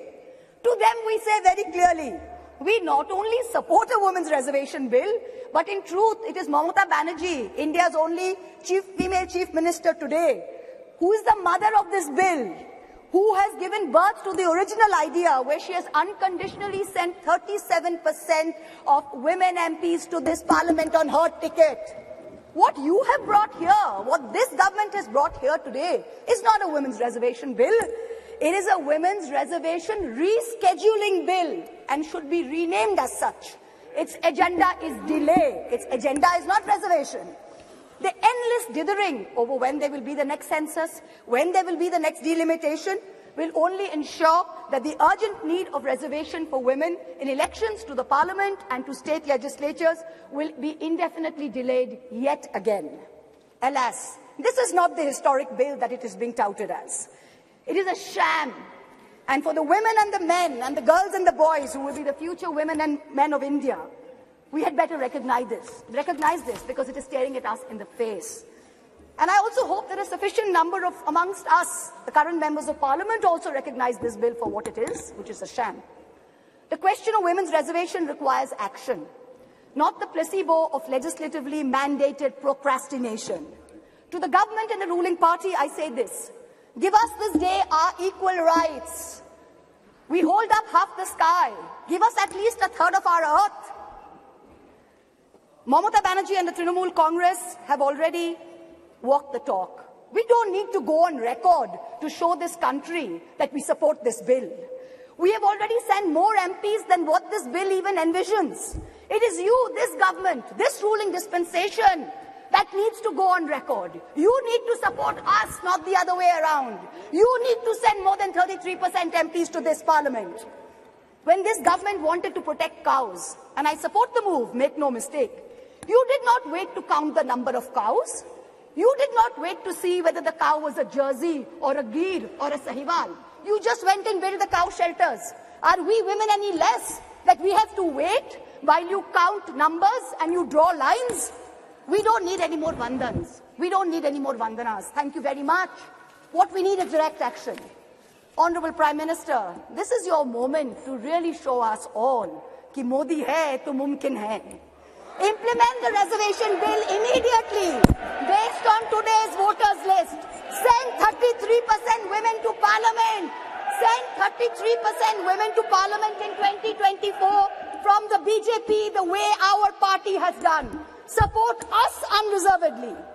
In conclusion, I can only echo the poet Rihanna Ruhi's words. दिल के बहलाने का सामान ना समझा जाए, हमको अब इतना भी आसान ना समझा जाए. हम भी लोगों की तरह जीने का हक मांगते हैं, इसको बगावत का ऐलान ना समझा जाए. Thank you very much. Thank you. Shrimati Smriti Irani ji.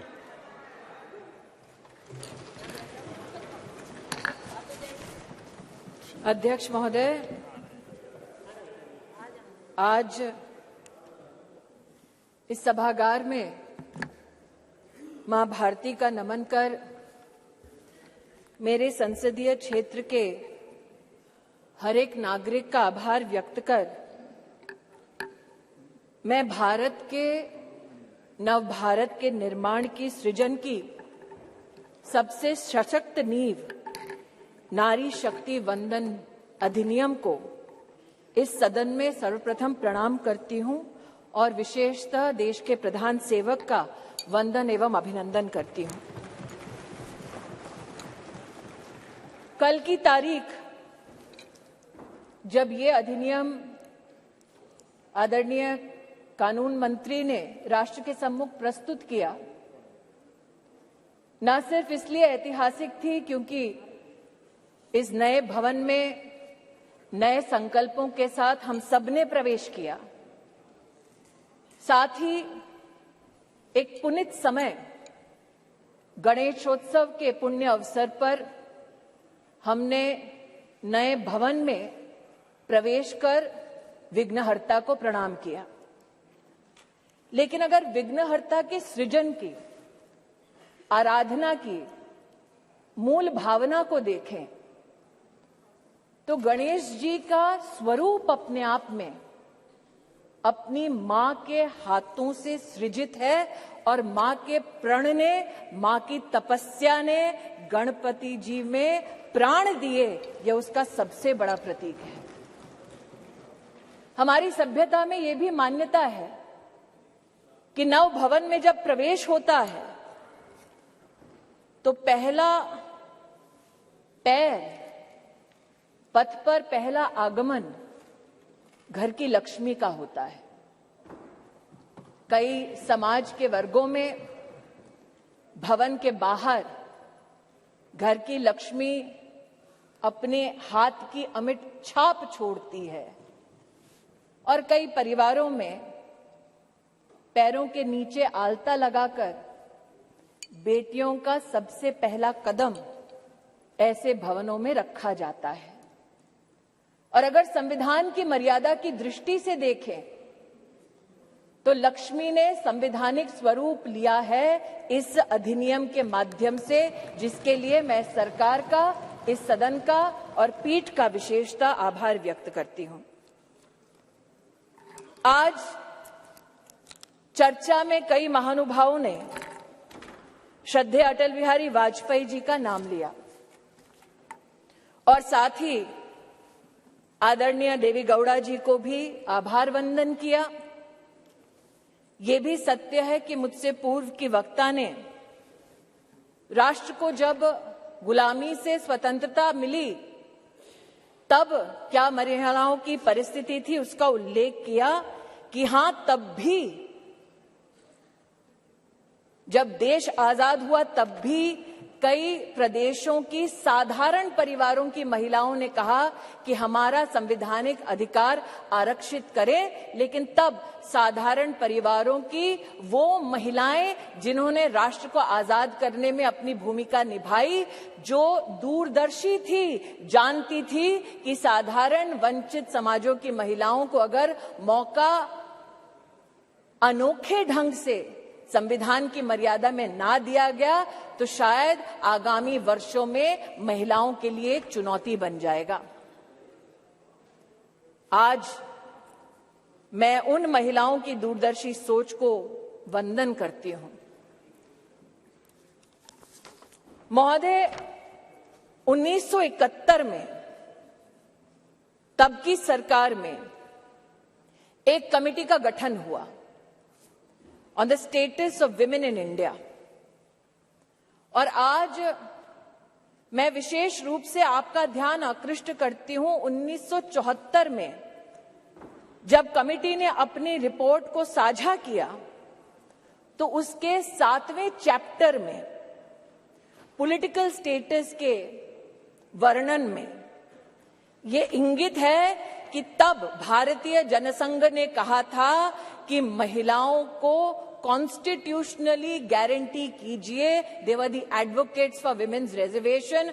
आज जनसंघ के उन नेताओं को, उन चिंतकों को मैं आभार व्यक्त करती हूं।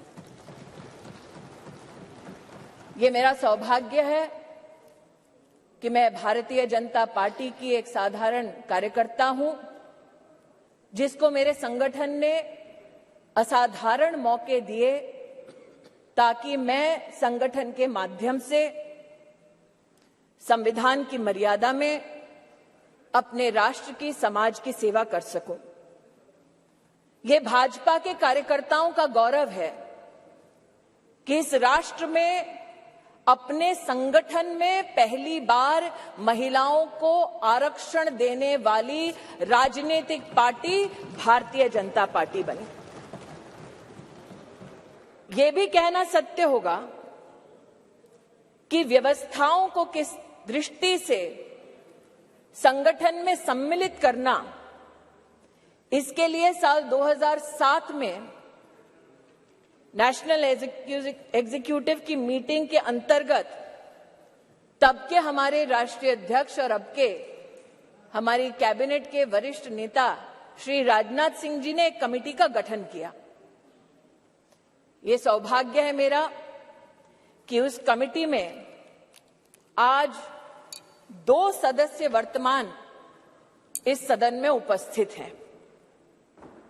आज उस कमेटी जिसकी अध्यक्षता श्रद्धेय सुषमा स्वराज जी ने की, आज उस कमेटी की एक और सदस्य जिनका देहांत हो चुका है, किरण माहेश्वरी जी, और जो संगठन में आध्यात्म की दृष्टि से मेरे मार्गदर्शक रहे, ऐसे श्रद्धेय बाल आपटे जी हमारे बीच नहीं हैं। मैं उनके योगदान के लिए उनको नमन करती हूं। यह भी उचित होगा अध्यक्ष जी कहना कि उस कमेटी में नजमा हिप्तुल्ला जी थी, उनका आभार वंदन करती हूं। सुमित्रा महाजन जी थी, जिन्होंने बार बार लगातार अपनी पुण्य भूमि से, इंदौर से चुनाव जीतकर हम सबका गौरव बढ़ाया। उन्होंने स्पीकर की भूमिका में महिलाओं का राष्ट्र भर में गौरव बढ़ाया। मैं ताई की अनुपस्थिति में ताई को प्रणाम करती हूं। और कमेटी में 2 और महानुभाव थे जो विद्यमान है वर्तमान के सदन में, जिन्होंने महिला आरक्षण भाजपा के संगठन में कैसा हो उसको सुनिश्चित किया, जो आज मोदी सरकार के मंत्री हैं, आदरणीय किशन रेड्डी जी और किरण रिजिजू जी। मैं आपको भी आभार व्यक्त करती हूं। महोदय, they say success has many fathers and failure has none। और इसीलिए कल जब ये प्रस्ताव सदन में आया तो कुछ लोगों ने कहा हमारा बिल है, कुछ लोगों ने कहा हमने चिट्ठी लिखी, कुछ लोगों ने कहा कि ये पूरा का पूरा संवैधानिक निर्माण हमारा था। आज ऐसी एक सम्मानित नेत्री ने सदन में अपना वक्तव्य रखा, लेकिन उनका मैं एक विशेष रूप से आभार व्यक्त करती हूं कि 2 विषयों पर उन्होंने ऑन रिकॉर्ड स्पष्टीकरण दिया है। हमको बार बार बतलाया जाता कि एक विशेष परिवार ने 73rd, 74th amendment to the constitution पारित करवाया। आज मैं आभार वंदन करती हूं कि पहली बार स्पष्टता हुई इस सदन में उनके द्वारा कि ये पुण्य काम पीवी नरसिम्हा राव जी ने किया, जिनके मरणोपरांत उनके ही पार्टी के हेडक्वार्टर में उनको नमन करने का मौका नहीं दिया गया। दूसरा, ये कथन कि अभी क्यों नहीं और ये वक्त हमारा बिल है तो अभी करिए। तो महोदय, ये उस बिल की प्रति है जिनको वो हमारा कहते हैं। उसमें अगर आप दूसरे पृष्ठ पे 2B और 3B पढ़ें, और ये वो है जो कांग्रेस पार्टी कहती है यूपीए की सरकार में राज्यसभा में पारित हुआ और फिर लोकसभा में प्रस्तुत हुआ। अगर आप इस पृष्ठ पर ये दोनों छंद पढ़ें तो यूपीए, जिसकी अध्यक्षा श्रीमती सोनिया गांधी हैं, उन्होंने कहा है no seat shall be reserved for women belonging to scheduled caste, scheduled tribes in the 3rd general elections. 3B पढ़ें तो उन्होंने कहा, प्रस्ताव दिया, no seat shall be reserved for women in the 3rd general election. अर्थात आज की सरकार जब ये अधिनियम लागू होगा तब के बाद 15 वर्षों तक महिलाओं को रिजर्वेशन गारंटी करती है, मोदी की गारंटी है। लेकिन अगर कांग्रेस पार्टी का प्रस्ताव आप पढ़ें तो उनका प्रस्ताव ये था 2B और 3B में कि no seat shall be reserved for women in SC/STs in the 3rd general election, no seat shall be reserved for women in the 3rd general election. Congress का प्रस्ताव था कि 10 साल औरतें मेहनत करें, लेकिन 15वें साल में आपका अधिकार आपसे छीना जाएगा। आज मैं अभिनंदन करती हूं प्रधानमंत्री जी का, हमारे न्याय मंत्री का, जिन्होंने कांग्रेस की इस अभिलाषा को निराश किया।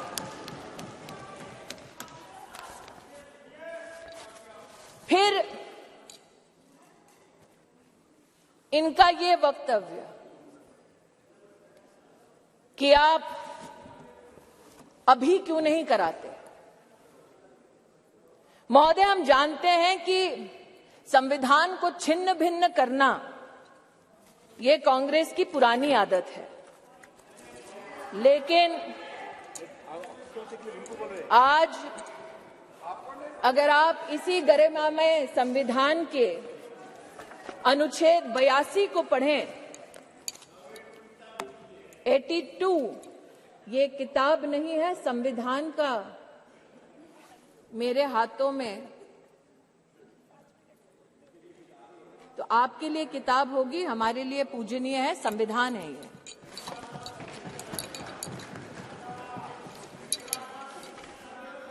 आर्टिकल 82, और आपकी अनुमति से पढ़ना चाहती हूं। Upon the completion of each census, allocation of seats in the House of the People to the states and division of each state into territorial constituencies shall be readjusted by such authority and in such manner as Parliament may by law determine, provided also that until the relevant figures for the first census taken after the year 2026 have been published. तो क्या ये विपक्ष के नेताओं का मत है कि जो संवैधानिक प्रक्रिया इंगित है संविधान में, उसकी अवहेलना हो, should we not abide by the Constitution? Is that the position taken by leaders of the opposition parties? That is my humble suggestion and submission. फिर यह आरोप लगाया गया कि आप ओबीसी और मुस्लिम रिजर्वेशन क्यों नहीं देते।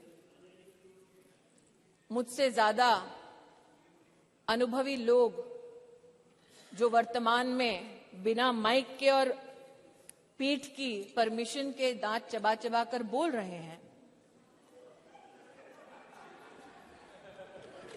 उनको शायद इस बात का आभास नहीं कि संविधान में धर्म के आधार पर आरक्षण वर्जित है। इसलिए मैं आज आपके माध्यम से महोदय आग्रह करना चाहती हूं कि ये भारत वो भारत है जहां पर आज लोगों के पास व्यवस्थाएं डिजिटली भी पहुंची हैं, और इसीलिए हमारे देश के नागरिक जिस प्रकार से विपक्ष भ्रमित करने का प्रयास कर रहा है, उस भ्रम में ना फंसे, इसलिए तथ्यों का रिकॉर्ड पर आना उचित है।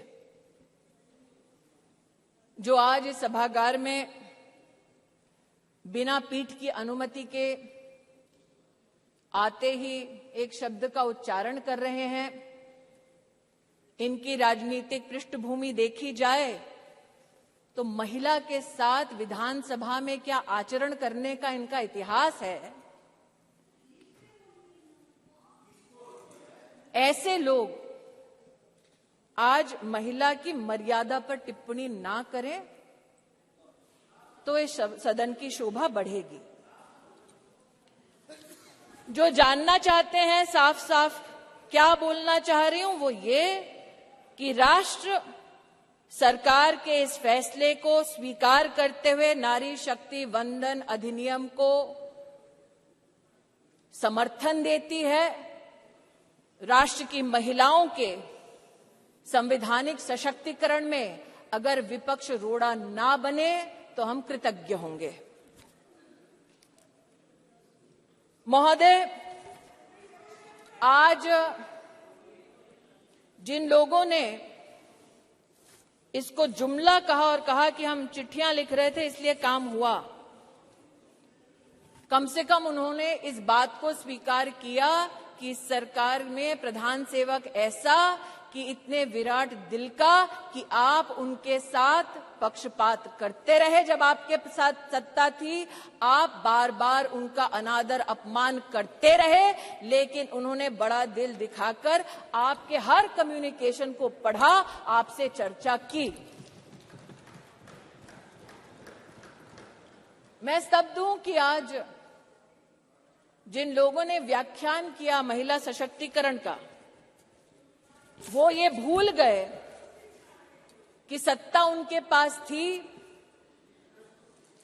चमन उन्होंने लूटा, वरना आज जैसा कि प्रधानमंत्री जी ने कहा कब का ये गुलिस्तां हो चुका होता और हम जो साल 2014 में माननीय प्रधानमंत्री जी के नेतृत्व में देश की सेवा के लिए अनुग्रहित भाव से इस सदन में आए, हमने तब से लेकर अब तक महिला उत्थान के लिए विभिन्न इकाइयों के माध्यम से, योजनाओं के माध्यम से प्रयास किए। इस सदन में महिलाओं के लिए टॉयलेट्स बनाने की बात हुई, इस सदन में महिला को किस प्रकार से घर दिलवाया उसकी बात हुई, लेकिन महिला सशक्तिकरण माननीय प्रधानमंत्री जी के लिए एकमात्र टर्म से संबंधित, योजना से संबंधित संकल्प नहीं, जब से उन्हें भारतीय राजनीति में राष्ट्र की, प्रदेश की अपनी सेवा करने का मौका मिला, तब से उन्होंने कहा कि मातृशक्ति गवर्नेंस का केंद्र बिंदु होना चाहिए, क्योंकि इन्हीं महिलाओं के माध्यम से प्रदेश और देश विकसित हो पाएगा। उसके आपके सामने 2-3 उदाहरण रखना चाहती हूं। एक, साल 2006 में जब माननीय प्रधानमंत्री जी के पास प्रदेश में मुख्यमंत्री की जिम्मेदारी थी, तो उन्होंने जेंडर इक्विटी की पॉलिसी बनाई, लेकिन मात्र पॉलिसी तक सीमित नहीं रहे। अपने 10 अलग अलग विभागों के माध्यम से उन्होंने जेंडर बजट को भी प्रस्तुत किया। और जो आज कह रहे हैं कि मुद्दे पे आओ, तो मुद्दे की बात ये कि जब उनकी सरकार थी तो जेंडर बजट की दृष्टिकोण से साल 2013-14 का आंकड़ा था 90,000 करोड़, और मोदी की सरकार में 23-24 का जेंडर बजट अगर आप देखें तो वो है 2,23,000 करोड़।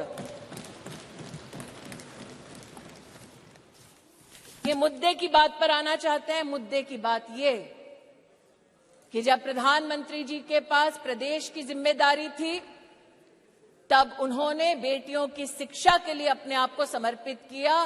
ड्रॉप आउट रेट 18% था। प्रधानमंत्री जी के, मुख्यमंत्री के कार्यकाल में ड्रॉप आउट रेट 1% हुआ, और आज प्रधानमंत्री की जब उनको जिम्मेदारी मिली है तो राष्ट्र के इतिहास में पहली बार राष्ट्रीय शिक्षा नीति में महिलाओं के लिए अलग से फंड का, जेंडर इंक्लूजन फंड का प्रावधान करने वाली सरकार नरेंद्र मोदी की सरकार है। ये कहते हैं मुद्दे पर आओ, तो मुद्दा ये कि जब प्रधानमंत्री जी के पास प्रदेश की जिम्मेदारी थी तो उन्होंने ई ममता एक कार्यक्रम शुरू किया, ताकि गर्भवती माताएं, बच्चे, उसके माध्यम से सरकारी व्यवस्था से उनका बेनिफिट ट्रैक हो सके, कौन वंचित है उस तक हम पहुंच सके। और आज नरेंद्र मोदी जब देश के प्रधानमंत्री हैं तो राष्ट्र के इतिहास में पहली बार पोषण ट्रैकर के माध्यम से देश के 7.5 करोड़ बच्चे और 2.5 करोड़ महिलाओं को पोषण अभियान के माध्यम से डिजिटली सेवा पहुंचाई जाती है। ये कहते हैं मुद्दे की बात पर आओ, तो मुद्दा ये कि जब प्रधानमंत्री जी के पास प्रदेश की जिम्मेदारी थी तो उन्होंने मां वात्सल्य योजना की शुरुआत की, जहां महिलाओं को लगभग 1.5 लाख रुपए के माध्यम से, जिनकी एनुअल इनकम थी, उनको 4 लाख से ज्यादा की मेडिकल ट्रीटमेंट सरकारी व्यवस्थाओं में देने का काम नरेंद्र मोदी जी ने किया। और आज आयुष्मान भारत योजना के चलते 10 करोड़ गरीब परिवार, 10 करोड़ गरीब महिलाओं को सुविधा, 24,000 से ज्यादा अस्पतालों में, 1,60,000 से ज्यादा स्वास्थ्य केंद्रों में सेवा देने वाली सरकार मोदी की सरकार है, भाजपा की सरकार है। इसलिए जो कहते हैं कि महिला सशक्तिकरण मात्र आज एक चुनावी मुद्दा है, उनसे कहना चाहती हूं, नरता का आदर्श तपस्या के भीतर पलता है, देता वही प्रकाश आग में जो अभित जलता है। आपने नरेंद्र मोदी जी पर कई आक्षेप किए, राष्ट्र के नवनिर्माण में, चाहे वो मेक इन इंडिया हो, चाहे वो धारा 370 को हटाने की बात हो, हर विषय पर, जीएसटी पर भी न सिर्फ व्यवधान किया, बल्कि व्यवधान के बाद जब इस सदन ने उन कानूनों को पारित किया तो आप एक्सटर्नल ऑर्गेनाइजेशंस के माध्यम से कोर्ट में चुनौती देते गए, कोर्ट में भी हारे, पीपल्स कोर्ट में भी हारे। इस बार लोग कहते हैं कि 27 साल नहीं, अगर आप जनसंघ की पृष्ठभूमि देखें तो 1974 से हम प्रमाणित कर सकते हैं कि हमारी आइडियोलॉजी ने, हमारे ऑर्गेनाइजेशन ने बार बार कहा कि आप संवैधानिक ढांचे की मर्यादा में महिला का आरक्षण गारंटी करें। मोदी आज इस अधिनियम के माध्यम से महिलाओं को जो वंचित है वो अधिकार गारंटी कर रही हैं और इसीलिए पूरे सदन से विनम्र आग्रह है कि एक साइंटिफिक पद्धति से संविधान का संरक्षण करते हुए जो प्रस्ताव सरकार लेकर आई है, वाकई में अगर आपकी रुचि महिला को पॉलिटिकली सशक्त करने की है तो आप इस अधिनियम का समर्थन करें। अंत में कुछ लोगों ने अपने वक्तव्यों में यह भी कहा कि आप रैंकिंग देख लीजिए। मैं उस पर एक स्पष्टीकरण देना चाहती हूं महोदय। अंतर्राष्ट्रीय रैंकिंग में वो महिला जो भारत की पंचायतों से जीत कर आती है, उस महिला का न सम्मान होता है न उसकी गणना होती है। अंतर्राष्ट्रीय रैंकिंग्स में वो महिला जो विधानसभा या विधान परिषद में चुनकर आती है, उस महिला की भी गणना नहीं होती, उसकी भी गिनती नहीं होती। अंतर्राष्ट्रीय रैंकिंग में जो महिला लोकसभा में, राज्यसभा में चुनकर आती है, उसकी भी गणना नहीं करते। वर्षों वर्ष से चला आ रहा था सिलसिला। मोदी सरकार ने इस विषय को अंतर्राष्ट्रीय पटल पर उठाया और लिखित में उनसे जवाब दिया कि हां, अब हम हिंदुस्तान की पंचायतों में जीतने वाली महिलाओं का सम्मान करेंगे, विधानसभा में जीतने वाली महिलाओं का सम्मान करेंगे, लोकसभा में जीतने वाली, राज्यसभा में हमारी जो महिलाएं सेवा दे रही है उनकी गिनती करेंगे। We have made women count and it is time for you to step up in the opposition and not mere reduce your words to paper, to speech, but speak with action and support Nari Shakti Vandan Adhiniyam. धन्यवाद। Thank you. Shri A. Arif ji. Arif ji. No, he's not there. Arif. A. Arif. Yeah. Sir, thank you, Speaker, sir. Sir. Arif ji. She's not the concerned minister.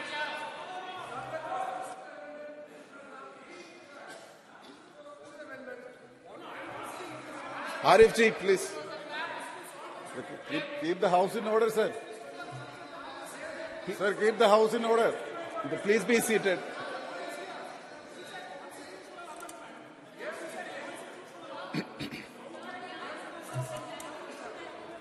Yeah, Honorable Minister.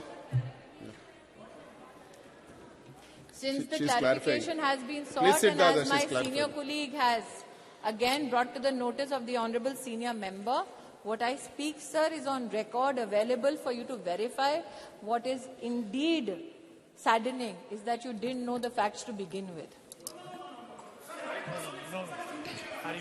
Arif ji. Nothing is going on. Only Arif ji will go on record. Sir, I am here to express my views on behalf of CPIM party.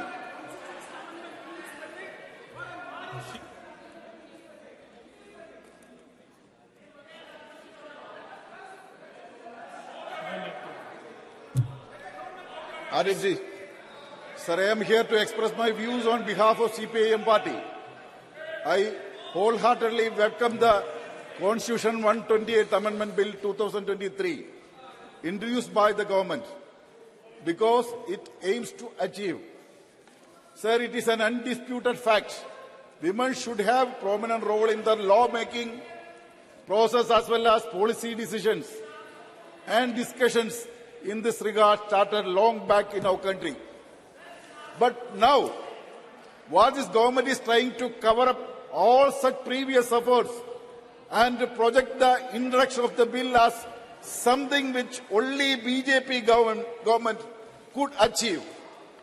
Sir, the credit for this legislation should go to all the women organizations and leaders, including Comrade Brinda Karat, Ani Raja, and Comrade Srimati Teacher, and those who have approached the Honorable Supreme Court to implement the reservation for women, and thus to ensure equal justice and equal status as promised by the Constitution. Sir, and my red salute for all those known and unknown leaders for their efforts all these years. Sir, by introducing this bill at the fag end of the tenure of this Lok Sabha, and that too with the provision not implementable in new future, the government has exposed the hollowness of its pseudo-hearted attempt before the women of the country. So, sir, the government kept all of us in the dark in respect of the list of business till the last moment in the blatant disregard of the rules of the procedure followed the till date. Even though we had no knowledge about the bill in its introduction, it is proof that all the people of BJP knew about in advance. Famous movie star Kangana Ranaut, as well as famous wrestler Karnam Mallasheri and women leaders of BJP all come to our gallery yesterday and shouted slogans as Modi, Modi, Modi. We were all witnessed. They are trusted persons more than the members of the parliament. It is not mentioned that it is another affront to democracy. Sir, why the government plays such a high voltage drama, sir? Just to make mockery of this house and the democratic principles. Sir, the BJP has promised to introduce 33% reservation for women in parliament and state assemblies way back in 2014 in its election manifesto. Had the first Modi government taken lead for it as promised as its manifesto, this house now would have at least 1/3 women members, if not more. Sir, even in 2019, soon after coming to power for the second time, they had the opportunity to bring such a reform if they actually wish to implement it. Sir, and the government got passed a number of legislations without even discussion in the House or referring to the standing committee, sir. On all such occasions, the BJP as well as the government kept mum on women reservation and chose to introduce the bill after almost 4.5 years of its second tenure. Sir, it goes without saying that you are going to be cursed by the women just as you entered the new parliament building with your right foot on the very sacred Vinayaka Chaturthi day with the discussion of cheating women, because there will be no women reservation for many years. Sir, from the timing of the introduction of the bill, when the upcoming parliament election is in forefront, it is crystal clear that this bill was introduced just to give reply to the Honorable Supreme Court in a public interest litigation, sir. I wish to quote what the Honorable Supreme Court asked the government on August 11th, almost a month back, during the hearing of the public interest litigation regarding the women reservation, sir. I quote the Honorable Supreme Court. You have not filed a reply. Why are you shying away? Why have you not filed a reply? So you want to implement it or not? Is too important an issue to be thrown on the back burner. Sir, it is too important. It concerns all of us. Sir, this is what Honorable Supreme Court asked the government, and this bill is last resort to answer those questions, sir. Sir, there is another instance in the Supreme Court recently expressed its displeasure to the government over its handling of the issue of women reservation LSC in Nagaland, sir. So Honorable Supreme Court asked, I quote, you take extreme stance against the another state governments who are not amenable to you, but your own government is violating the constitutional provisions and you do not want to say something. And this government had no answer, sir. Sir, coming in the content of the bill, is worth of the mentioned statement of object and reason of this bill, which is probably the funniest among all the bills introduced so far in this house. Sir, right from the regime of Rajiv Gandhi and the other prime ministers and ministries, attempts were made to pass. Sir, please conclude. Sir, 1 minute. Sir, bill in this house and even Rajya Sabha had passed in 2010. And this history should have been mentioned in the statement of objects and reason.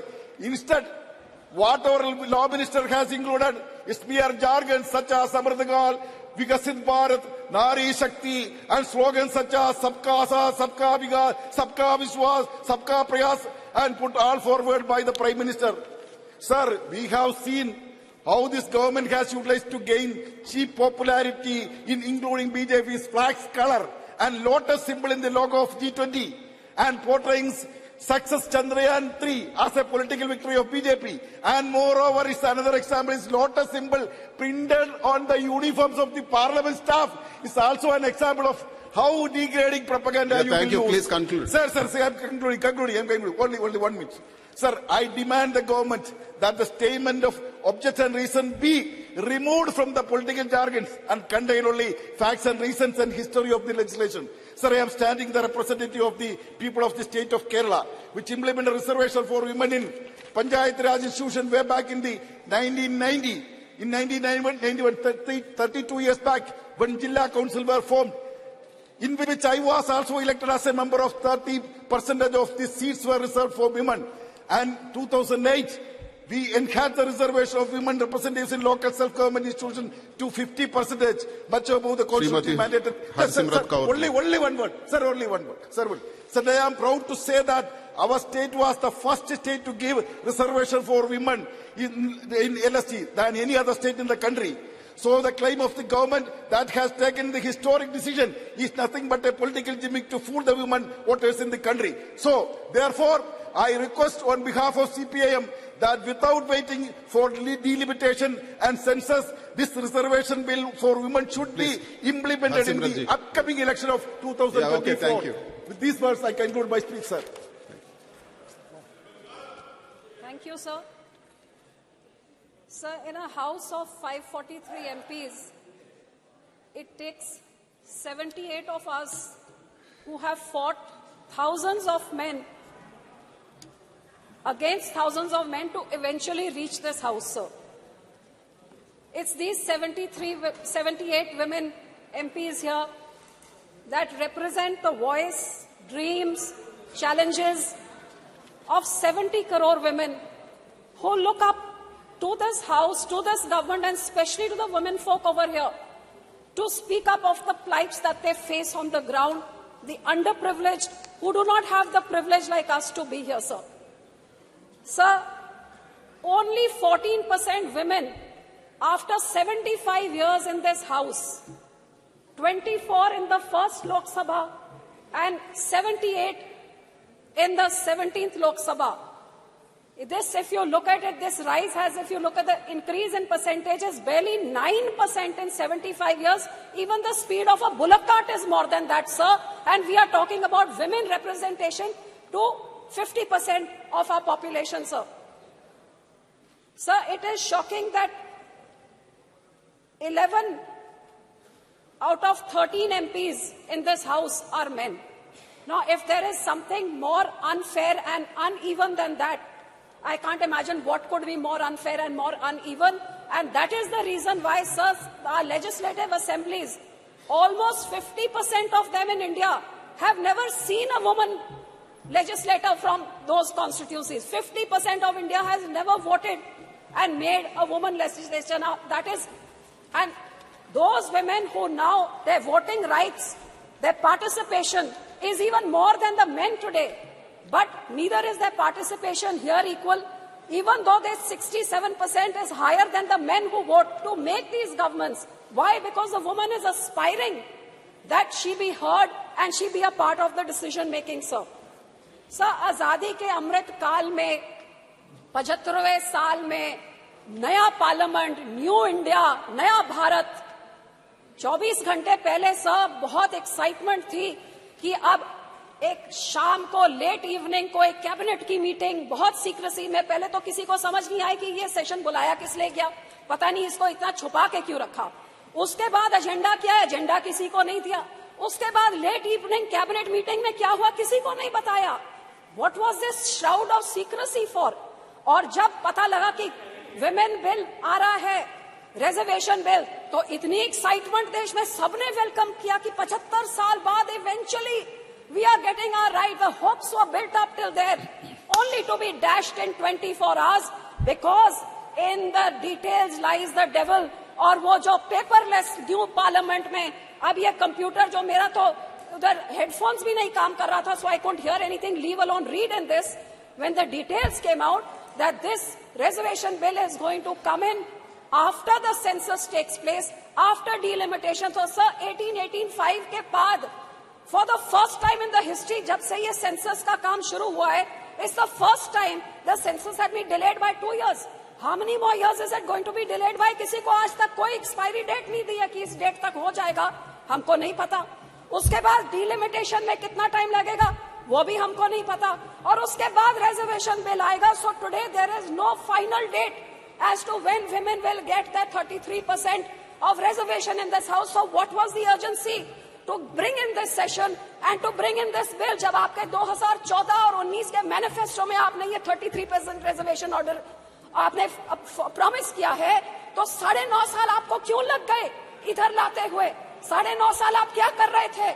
और अब आप 6 महीने पहले आप लेके आ रहे हैं ऐसे का बिल जो अगले 5-7 साल तक किसी औरत को उसका हक नहीं मिल सकता. आज आप लड्डू दिखा रहे हैं औरत को, बोल रही है लड्डू आपके लिए है, लेकिन आप इसको खा नहीं सकते, ये यहाँ पे पड़ा हुआ है. तो आप डेट बताइए ना, आप कब तक देंगे? सब कारण ये निशिकांत जी कहते हैं कि 2 साल से सेंसस नहीं हुआ क्योंकि यहाँ पे पेंडेमिक चल रहा था. तो भैया चाइना ने कैसे कर लिया, यूके ने कैसे कर लिया? आप तो विश्व गुरु हैं, और विश्व गुरु एक सेंसस नहीं करा सकता. इसका जवाब क्यों नहीं देते? ऐसे फालतू के जवाब यहाँ से मिल रहे हैं. 2 साल से सेंसस नहीं हुआ, डिलिमिटेशन का, और यही कारण है सर कि ये जुमलाबाजी हमेशा चलती रहती है. हर सरकार आती है इलेक्शन से पहले ये औरतों के वोट लेने के लिए. मैं तो यही कहूंगी कि इसी कारण करके अब स्टैटिस्टिक्स को आप देखिए. ग्लोबल जेंडर गैप 23 रिपोर्ट कहती है India is 127 out of 146 nation. Bhutan और नेपाल और चाइना से भी पीछे हमारे देश है. Gender equality index 22, India is 122 out of 164. कहते हैं 2 साल लग जाएंगे जब तक ये जेंडर इक्वालिटी होगी सर. और सर क्राइम अगेंस्ट वुमेन, क्यों इस सदन में इस चीजों के बारे क्यों नहीं कभी चर्चा होती है? पिछले 5 साल में क्राइम अगेंस्ट वुमेन 26% बढ़ा है. इसीलिए तो सर मणिपुर में एक औरत के ऊपर ऐसी हरकत होती है और 3 महीने तक सरकार मुंह नहीं खोलती है. आखिर में नो कॉन्फिडेंस मोशन करके ही मुंह खोलती है. हरियाणा का मिनिस्टर सेक्सुअल असॉल्ट के लिए अक्यूज है, लेकिन कैबिनेट स्टेटस में अभी एंजॉय कर रहा है. वुमेन रेसलर्स जो इतने बड़े बड़े हमारे मेडल लेके आती हैं, महीनों से बैठी हुई हैं, लेकिन बाहुबली अभी तक इधर बैठे हैं. और बिल्किस बानो के रेपिस्ट को तो संस्कारी कह के इनके जो लीडर्स हैं स्टेज पे चढ़ा के उनको मान देते हैं. Sir, this house 306 MPs have criminal cases like love, rape, murder and kidnapping. 45% of them are from the ruling party. ये बेटी बचाओ है, तो बोलना क्या है करते sir? Literacy rate in our country is 65%, 20% lower, 20% lower than the global average, sir. And health तो क्या है? India is the last in the global gender gap index of health and survival index, last out of all the nations, sir. So sir, आपके देश में lockdown आप घंटों में कर सकते हैं, आप यहाँ पे नोटबंदी घंटों में चुटकी में मार के कर सकते हैं, आप जल्दी जल्दी GST ला सकते हैं, तो ये वुमेन रिजर्वेशन बिल क्यों नहीं ला सकते? ये क्यों नहीं ला सकते? इसका जवाब दे कि 9.5 साल से क्यों नहीं लेके आए, और अब जब लाए हैं तो ये अगले इलेक्शन से इम्प्लीमेंट आप क्यों नहीं कर रहे? इसका जवाब दे. सर, मैं तो यही कहना चाहूंगी कि हम तो SGPC हमारे सिखों के गुरुओं के टाइम से हमेशा, हमारे पहले गुरु ने 550 साल पहले बोला था औरतों को सत्कार्य सो क्यों मंदा खिज जमे राजान. हमारे सेकंड गुरु ने विमेन लिटरेसी को इनकरेज किया. हमारे थर्ड गुरु ने सती जैसी प्रथा, फीमेल चाइल्ड मैरिज, पर्दा सिस्टम सब बैन किया. हमारे फोर्थ गुरु ने डाउरी के खिलाफ हमें सिखाया, और हमारे 10th गुरु ने जब खालसा पंथ बनाया तो माता साहेब कौर से पतासे डाल के पूरे पंथ को बोला कि औरत तुम्हारी माँ की तरह है. और इसीलिए हमारा श्रोमणी गुरुद्वारा प्रबंधक कमेटी, जो only in the world, the only institution which is voted by the Sikhs to run it, gave voting rights to Sikh women in 1925, even before the country got its independence, हमने अपनी औरतों को voting rights हमारी community ने दी थी.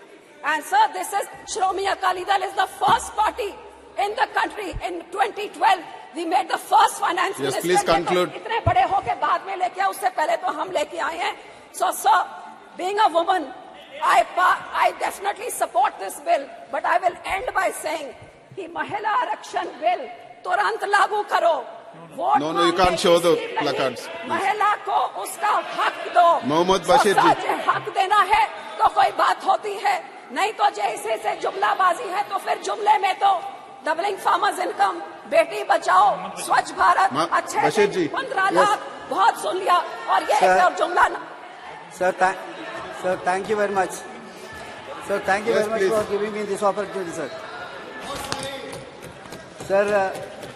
Sir, on behalf of IUML, I express my support to this bill. I also demand 50% of the total seat allotted to women be set apart for OBC and minorities like Muslims. Sir, this is not the first time to have a move like this. Prime Minister yesterday was saying that God has especially chosen him to turn the bill as a law. So it's an exaggeration. It's quite contrary to the fact. So earnest efforts were done in past, especially during the UPA period. We may recall the efforts in 1996, 1998, 1999 and 2008. Sir, we are indebted to UPA government, which took a bold initiative in this regard. I would like to say, sir, we are indebted to Sri Rajiv Gandhi also for the bold initiative in taking for the, local bodies. That was the start. He was bold enough to start that. That's why he said we must salute him. That is there. So similarly, we all know that there was some propaganda that women cannot perform. They will work as proxies.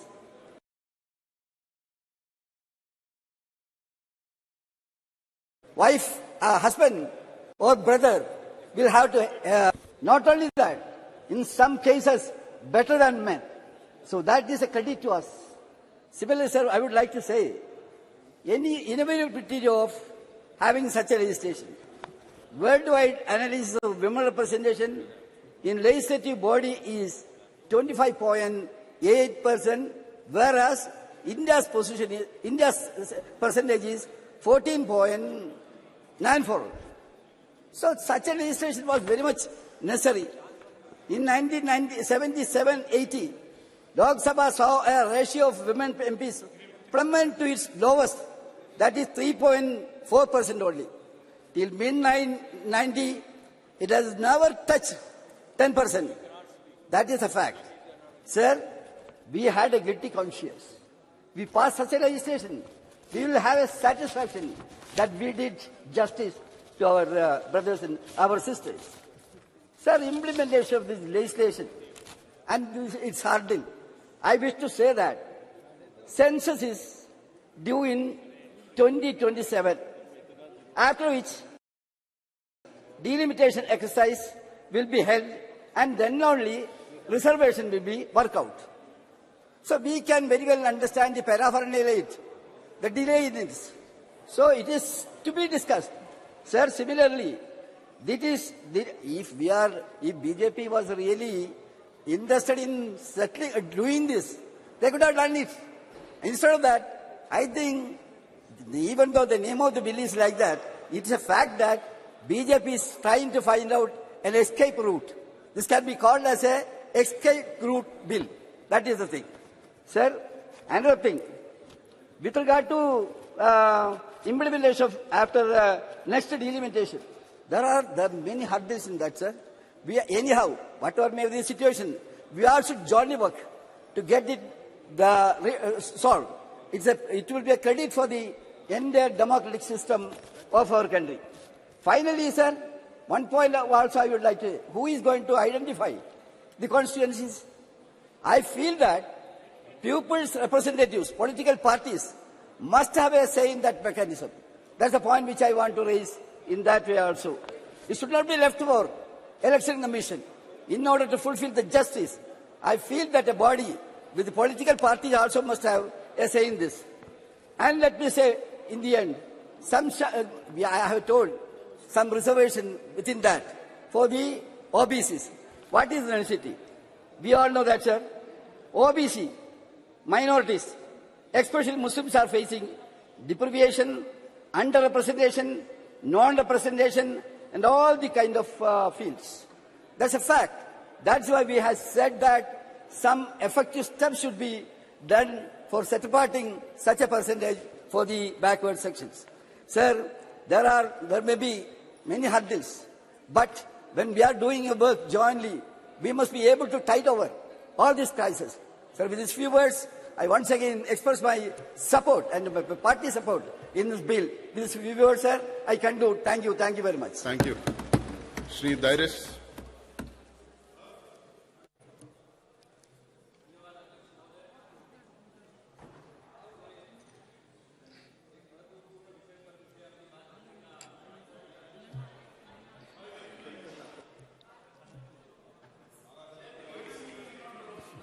Not working.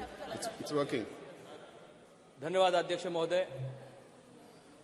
मैं भाग्यशाली हूं कि आप सभी लोगों के समवेत एक सदन से लेकर दूसरे सदन का प्रवास एक लोकशाही के माध्यम से विकास यात्रा का रथ आप सभी लोगों ने अपने कंधों पे लिया और मोदी जी के कुशल नेतृत्व में नई संसद में नई उम्मीदों के साथ हम लोग एक साथ भारत को, अखंड भारत को आगे ले जाने के लिए, मोदी जी के हाथ सक्षम करने के लिए एक साथ काम कर रहे हैं। मैं सर्वप्रथम आप सभी को बधाई दूंगा कि आप सभी इस नए संसद के भी सदस्य हैं और पुरानी संसद की एक कड़ी बनकर हम लोग सब आगे जा रहे हैं। कल प्रधानमंत्री जी ने अपने अभिभाषण में पहला जो स्पीच दिया, उसमें प्रधानमंत्री जी ने यह स्वर्णिम युग के लिए एक नई घोषणा की और एक प्रस्ताव इस सदन के सामने रखा। 50% जो आबादी हमारे देश की है वो महिलाओं की है और जो मातृसत्ता मानने वाला देश है, जिसकी बीजें बहुत पुराने काल से इस देश में है, लेकिन उसका योग्य तरीके से सम्मान नहीं हुआ था। आज भारत के लोकप्रिय प्रधानमंत्री जी ने इस वास्तव को ध्यान में रखते हुए अगर देश को आगे ले जाना है तो महिलाओं का सहभाग या उनका कंट्रीब्यूशन इस देश के होने वाले विकास में समानता से होना चाहिए। इसलिए उन्होंने जो एक पहल की है उसका मैं मेरी पार्टी की ओर से पहले समर्थन करता हूं और उस पार्टी की ओर से, शिवसेना पार्टी की ओर से माननीय प्रधानमंत्री जी का अभिनंदन करता हूं। यह प्रस्ताव बहुत बार लोकसभा में आया, राज्यसभा में भी आया। सिर्फ प्रस्ताव आने से वो मंजूर नहीं होता, उसके लिए बहुमत की जरूरत होती है और ये पहली सरकार है पूर्ण बहुमत के साथ इस प्रस्ताव को इस सदन में लाई है, जिसके माध्यम से ये पारित भी हो जाएगा। निश्चित रूप से आने वाले समय में 15 साल के लिए महिलाओं को मुख्य प्रवाह में लाने के लिए एक नई पहल प्रधानमंत्री जी ने की। मैं जिस संसदीय क्षेत्र से आता हूं अध्यक्ष महोदय, वो एक कोल्हापुर जिला है जो शाहू महाराज की नगरी है। शाहू जी महाराज ने पहले आरक्षण की देन इस देश को किसी ने दी होगी तो वो छत्रपति शाहू जी महाराज ने दी। आरक्षण की जो व्यवस्था बनाई गई वो शाहू महाराज जी ने अपने कार्यकाल में बनाई और उसी को आगे ले जाते वक्त डॉक्टर बाबा साहेब अम्बेडकर ने अपने संविधान में, जो सर्वोच्च संविधान है, उसमें उसका प्रावधान किया और आरक्षण आज यहां हम हर एक तबके के लोगों को देने का काम करते हैं।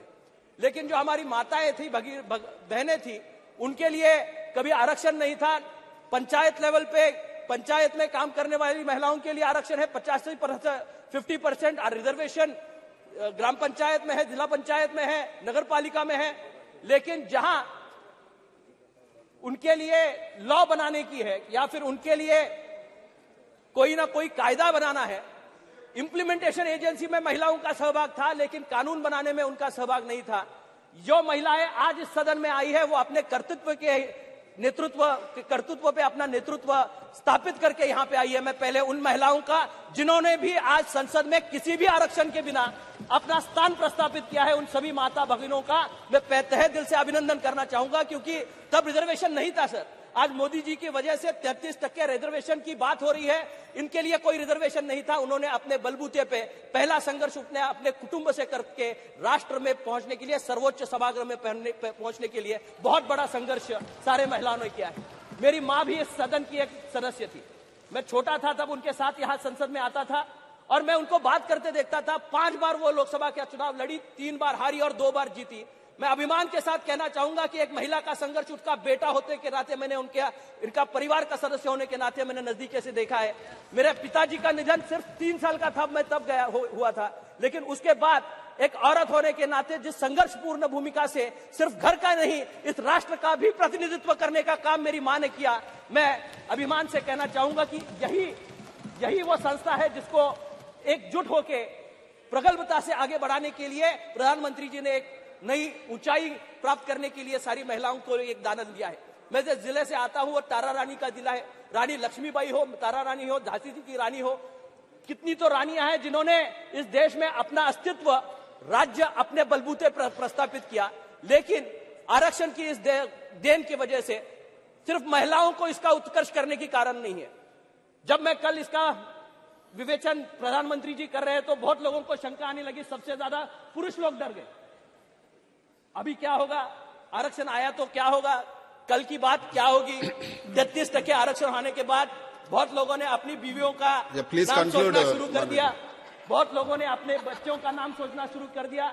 लेकिन ये आरक्षण अपने बीवी बच्चों के लिए नहीं है, वो बच्चों के लिए है जो कभी इस सदन में आ नहीं पाए, वो जिला परिषद पंचायत में सीखने वाले बच्चों के लिए है। हमारे बच्चे कहीं भी कर लेंगे, लेकिन उन बच्चों का भविष्य बनाने के लिए मोदी जी ने यह निर्णय लिया और निश्चित रूप से उन बच्चियों का भविष्य इस समृद्ध भारत का हिस्सा होने में यहाँ उनका योगदान होने वाला है। मैं मोदी जी का अभिनंदन करते हुए इस प्रस्ताव का समर्थन अपनी पार्टी से जरूर करूंगा। तारा रानी भी एक ऐसी रानी थी जो अंग्रेजों के खिलाफ लड़ी थी, जो अंग्रेजों के खिलाफ लड़ी भी और अपना स्वराज्य करने के लिए मुगलों के खिलाफ लड़ी और निश्चित रूप से स्वराज्य का रक्षण उसने किया। जब जब परिस्थितियां आती है तो महिला संरक्षण की भूमिका में आती है। नम्रता उनके पास है, ममता उनके पास है, उनके पास विजन है और न्याय की भूमिका से जब वो आती है, एक माँ की भूमिका से जो आती है, इस भारत को हम लोग माता कहते हैं और इस माँ भारती की सेवा के लिए उसकी बेटियां आज भारत की इस सबसे बड़े सभागृह में आने वाली है। उनके स्वागत के लिए संसद निश्चित रूप से आगे बढ़ेगी और हम जैसे जो लोग हैं इसके समर्थन में खड़े हैं। मैं अपनी पार्टी की ओर से इस बिल का समर्थन करते हुए अपने शब्दों को विराम देता हूं। बहुत बहुत धन्यवाद। शिवसेना की ओर कविता सिंह जी। या देवी सर्वभूतेषु मातृरूपेण संस्थिता नमस्तस्यै नमस्तस्यै नमस्तस्यै नमो नमः। धन्यवाद सभापति महोदय। मैं परम आदरणीय माननीय मुख्यमंत्री श्री नीतीश कुमार जी की नेतृत्व वाली जनता दल यूनाइटेड की तरफ से इस संविधान संशोधन नारी शक्ति वंदन अधिनियम 2023 के बिल पर बोलने के लिए खड़ी हुई हूँ।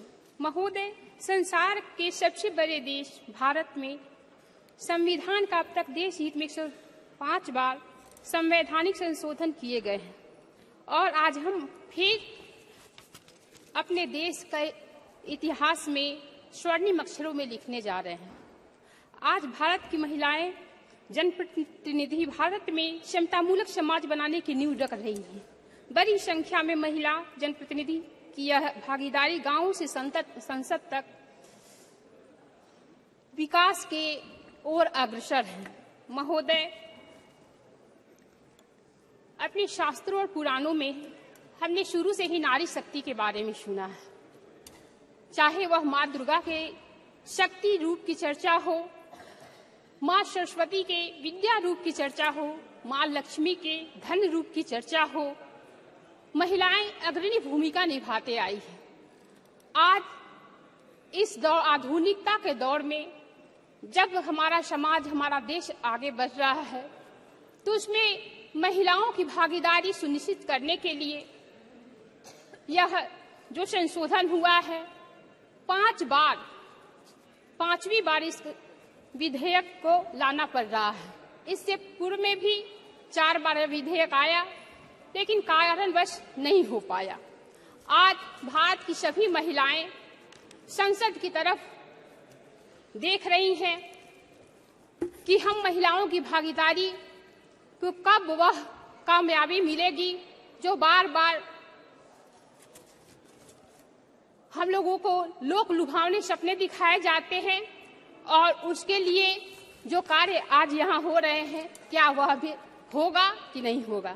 महोदय, मैं कहना चाहूंगी कि हमारे माननीय मुख्यमंत्री श्री नीतीश कुमार जी ने महिलाओं के हित के लिए, महिला सशक्तिकरण के लिए जब वह 2005 में मुख्यमंत्री पद की शपथ लिए तो उन्होंने 2006 में महिला पंचायती राज संस्थानों में महिलाओं को 50% आरक्षण दिया। वर्ष 2007 में नगर निकायों में महिलाओं को 50% आरक्षण दिया।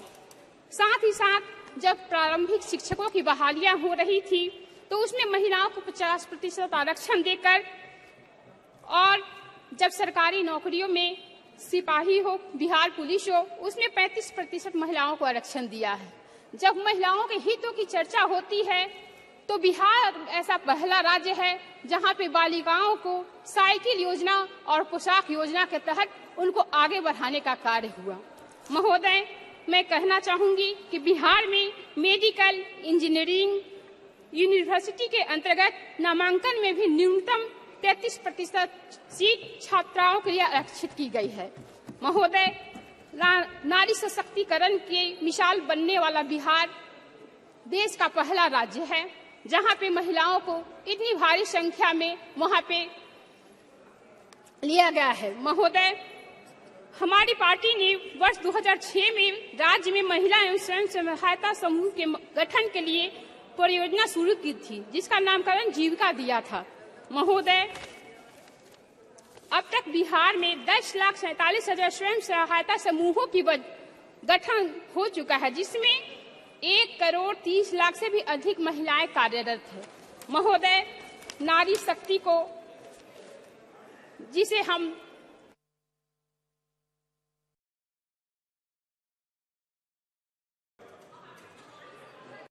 नहीं, माइक ऑन कीजिए।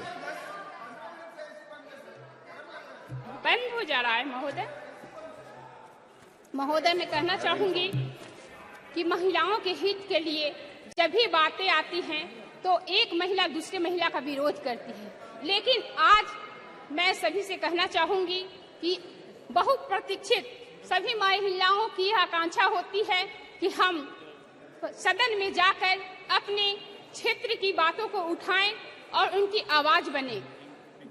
महोदय, माननीय मुख्यमंत्री श्री नीतीश कुमार जी ने हमें 2 बार विधानसभा का सदस्य क्षेत्र की जनता के आशीर्वाद से बनी, और जब 2019 में लोकसभा का चुनाव हो रहा था तो सीवान लोकसभा क्षेत्र की सम्मानित जनता जनार्दन के आशीर्वाद से मैं अपनी आवाज को आप सभी के बीच में सम्मुख रख रही हूँ।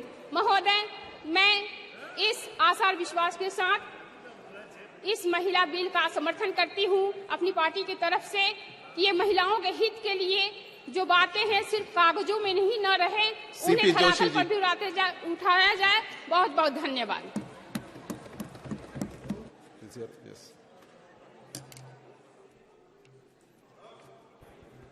धन्यवाद सभापति महोदय।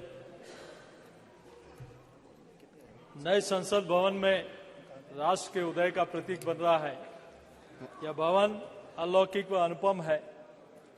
स्वतंत्र भारत की अपनी वास्तुशिल्प से बना इसके प्रवेश के बाद प्रथम सत्र में जो बिल आया है यह संकेत करता है कि अभी तो शुरुआत है, अभी बहुत कुछ यहां से होगा जो निर्णायक और अभूतपूर्व होगा।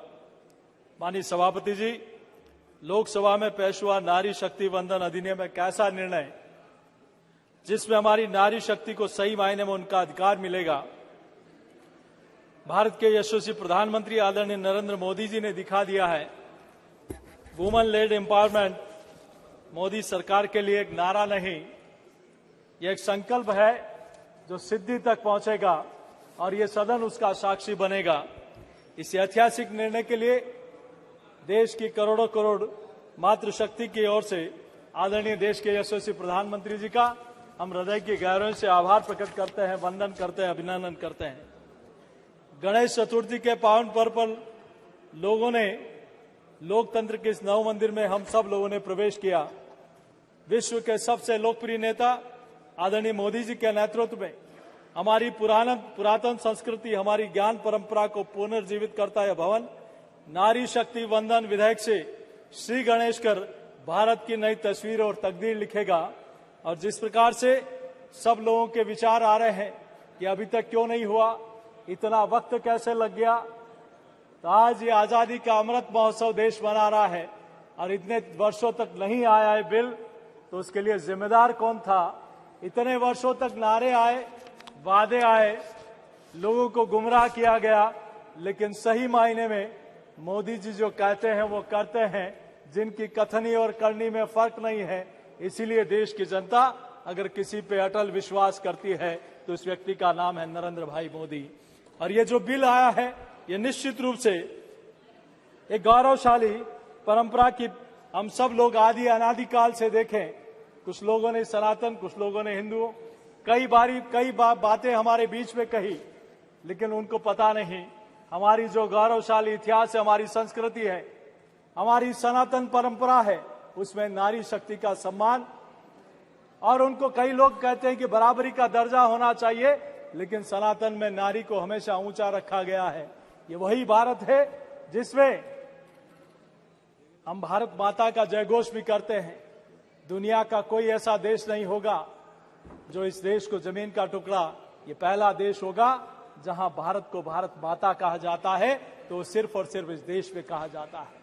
हम सब लोगों ने यह भी देखा है कि कई देश में हम सब लोगों ने हमारी सनातन परंपरा और आदि अनादिकाल की बात करें तो मर्यादा पुरुषोत्तम भगवान श्री राम भी, उनके आगे भी नारी शक्ति का नाम आता था, सीता माता, सीता राम आता था। हम लोग देखें तो प्रभु कृष्ण के आगे भी राधा का नाम आता था, देवों के देव महादेव के आगे भी गौरी का नाम आता था, और भगवान विष्णु नारायण के आगे भी लक्ष्मी का नाम आता था। तो ये हमारी गौरवशाली परंपरा आज से नहीं, आदि अनादिकाल से चली है। इसलिए माँ और देश हमारे लिए स्वर्ग माना गया है। और हम सब लोग, महिला शक्ति हर क्षेत्र में अपना विशिष्ट स्थान रखती है। मैं जिस प्रदेश से आता हूँ वहां का भी अपना गौरवशाली इतिहास है। चाहे रानी पद्मावती राहाड़ी रानी हो, जिन्होंने अपना उत्सर्ग, जीवन का उत्सर्ग कर दिया, पन्ना धाय, जिन्होंने स्वामी भक्ति के लिए एक अनुपम त्याग दिया, आध्यात्मिक गहरी छाप छोड़ी भक्त शिरोमणि मीराबाई ने। हम सब लोगों ने यह भी देखा अमृता देवी बिश्नोई, जिन्होंने पर्यावरण की रक्षा के लिए 365 महिला और स्त्रियों के साथ अपने प्राणों का उत्सर्ग कर दिया। महिलाओं ने आज से नहीं, कई वर्षों से, कालीबाई भील, जिन्होंने अंग्रेजों से अपने गुरु को बचाने के लिए अपना देह त्याग कर दिया। ऐसे भीखाजी कामा को हम बुला नहीं सकते, जिन्होंने विदेशी धरती पर पहली बार भारतीय ध्वज फहराने का काम किया। इस देश में सुनीता विलियम्स हो, कल्पना चावला हो, उनकी उड़ान को भी देश भूल नहीं सकता। और ये वो देश है जहां कहा गया कि जहां कन्या की भी पूजा होती है, उनके पेट छुए जाते हैं। ये वो देश है जहां कोई वधू पहली बार घर में प्रवेश करती है, उसको छोड़ने उनके चरणों को पूजा जाता है। और हम सब लोगों ने देखा, जैसे मेरे मित्र भाई ने अभी कहा था, इस देश में कई शासक रहे, महिला शासक भी रही, चाहे गोंडवाना की रानी दुर्गावती हो, चाहे इंदौर में अहिल्याबाई होलकर हो, चाहे कैतूर की रानी चिन्नमा हो, चाहे झांसी की रानी लक्ष्मीबाई हो, रामगढ़ राज की रानी अवंतीबाई हो, मराठा राज की रानी ताराबाई मराठा हो, शिवंगई की रानी वेलु नचेरजी हो, रानी अवक्का हो, चाहे गुजरात की नायक की देवी हो, उन्होंने न सिर्फ शासन किया बल्कि पराक्रम में भी अपनी छाप छोड़ी। और आज इतिहास के पन्नों में स्वर्णिम अक्षरों से उनका नाम लिखा जाता है। गुजरात की नायक की देवी का उदाहरण मैं देना चाहता हूँ। मोहम्मद गौरी ने महिला समझकर आक्रमण कर दिया, गुजरात के रास्ते से भारत में प्रवेश करूंगा, लेकिन नायक की देवी की सेना ने उनको वहां से खदेड़ दिया और जीवन में कभी मोहम्मद गौरी ने गुजरात की तरफ नहीं देखा। और आज उसी भूमि के नरेंद्र मोदी जी और अमित शाह जी है, मां भारती की तरफ कोई आंख उठा के नहीं देख सकता। ये देश इसीलिए अटूट विश्वास करता है, मोदी जी है तो मुमकिन है और अमित शाह जी है तो यकीन है। इसीलिए देश की जनता का अटूट विश्वास है। Thank you, please conclude. कहा गया विपक्ष के लोगों ने कि नारी अशक्त होती है। अरे हमारी नारी अशक्त नहीं सशक्त होती है, वो उजाड़ती नहीं बसाती है। वो विध्वंस नहीं करती, वो सृजन करती है।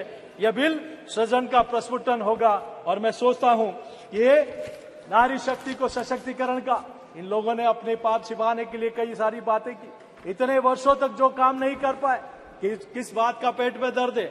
लेकिन ये सही है कि इस देश में ऐसी कई नारियां हुई, विदेशी नारियां हुई, जिन्होंने चाहे माता अनुसुईया, माता अनुरुति हो, चाहे माता सावित्री हो, माता कात्यायनी हो, चाहे माता गार्गी हो, जिन्होंने ज्ञान से परिपूर्ण, जिनका आज देश के इतिहास में गौरवमयी इतिहास में उनका नाम अंकित है। मैं आपके सामने सभापति महोदय इतना जरूर कहूंगा। Thank you. मैं अपनी बात को समाप्त कर रहा हूं सभापति महोदय। श्री असदुद्दीन ओवैसी जी। सभापति जी बस एक मिनट में अपनी बात को समाप्त कर रहा हूं। मैं जिस प्रदेश से आता हूं, ये जो लोग जिस प्रकार से आरक्षण की बात क्यों नहीं हुआ, राजस्थान में नारी की रक्षा भी वहां की सरकार नहीं कर पा रही है। आज वहां चाहे स्कूल में पढ़ने वाली बच्ची हो, चाहे कॉलेज में पढ़ने वाली बच्ची हो, आईसीयू में महिला के साथ दुष्कर्म हो जाता है, एम्बुलेंस में महिला के साथ दुष्कर्म हो जाता है। जो नारी की रक्षा नहीं कर सकते वो किस प्रकार के प्रश्न चिन्ह लगाते हैं। आज इनकी पार्टी की महिला विधायक कहती है किस प्रदेश में मैं सुरक्षित नहीं हूँ। इसलिए मेरा आप sir, I thank you for giving the opportunity, sir. Sir, on behalf of my party, I stand to oppose the legislation because the justification being given for being the legislation is to ensure that more women get elected in the parliament and the state assemblies.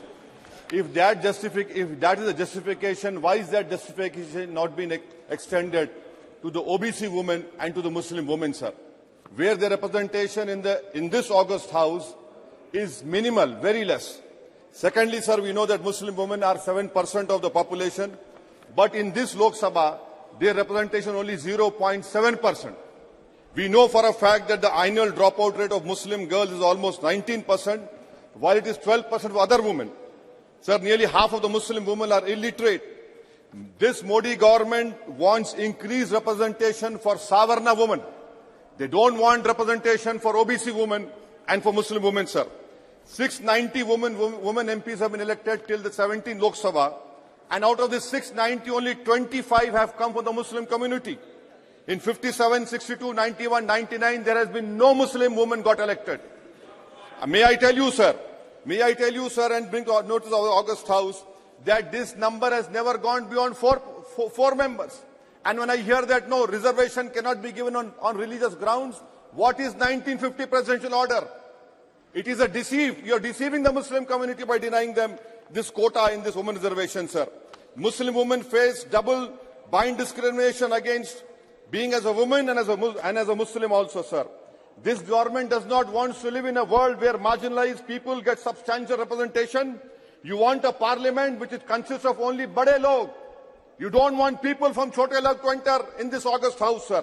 This bill will deny fair share to OBCs. This bill will close the doors for the Muslim representation in the parliament and in the assembly, sir. We know for a fact, sir, with the rise of Hindu majoritarian nationalism and the formation of Hindu vote bank by BJP, the Muslim representation has gone down. It will go down further. Is this good for our country, the political isolation of Muslims? Is this good for our country? No, it is not at all good. Is this an inclusive legislation? No, it is an exclusive legislation for those people who are already represented in the August House, sir.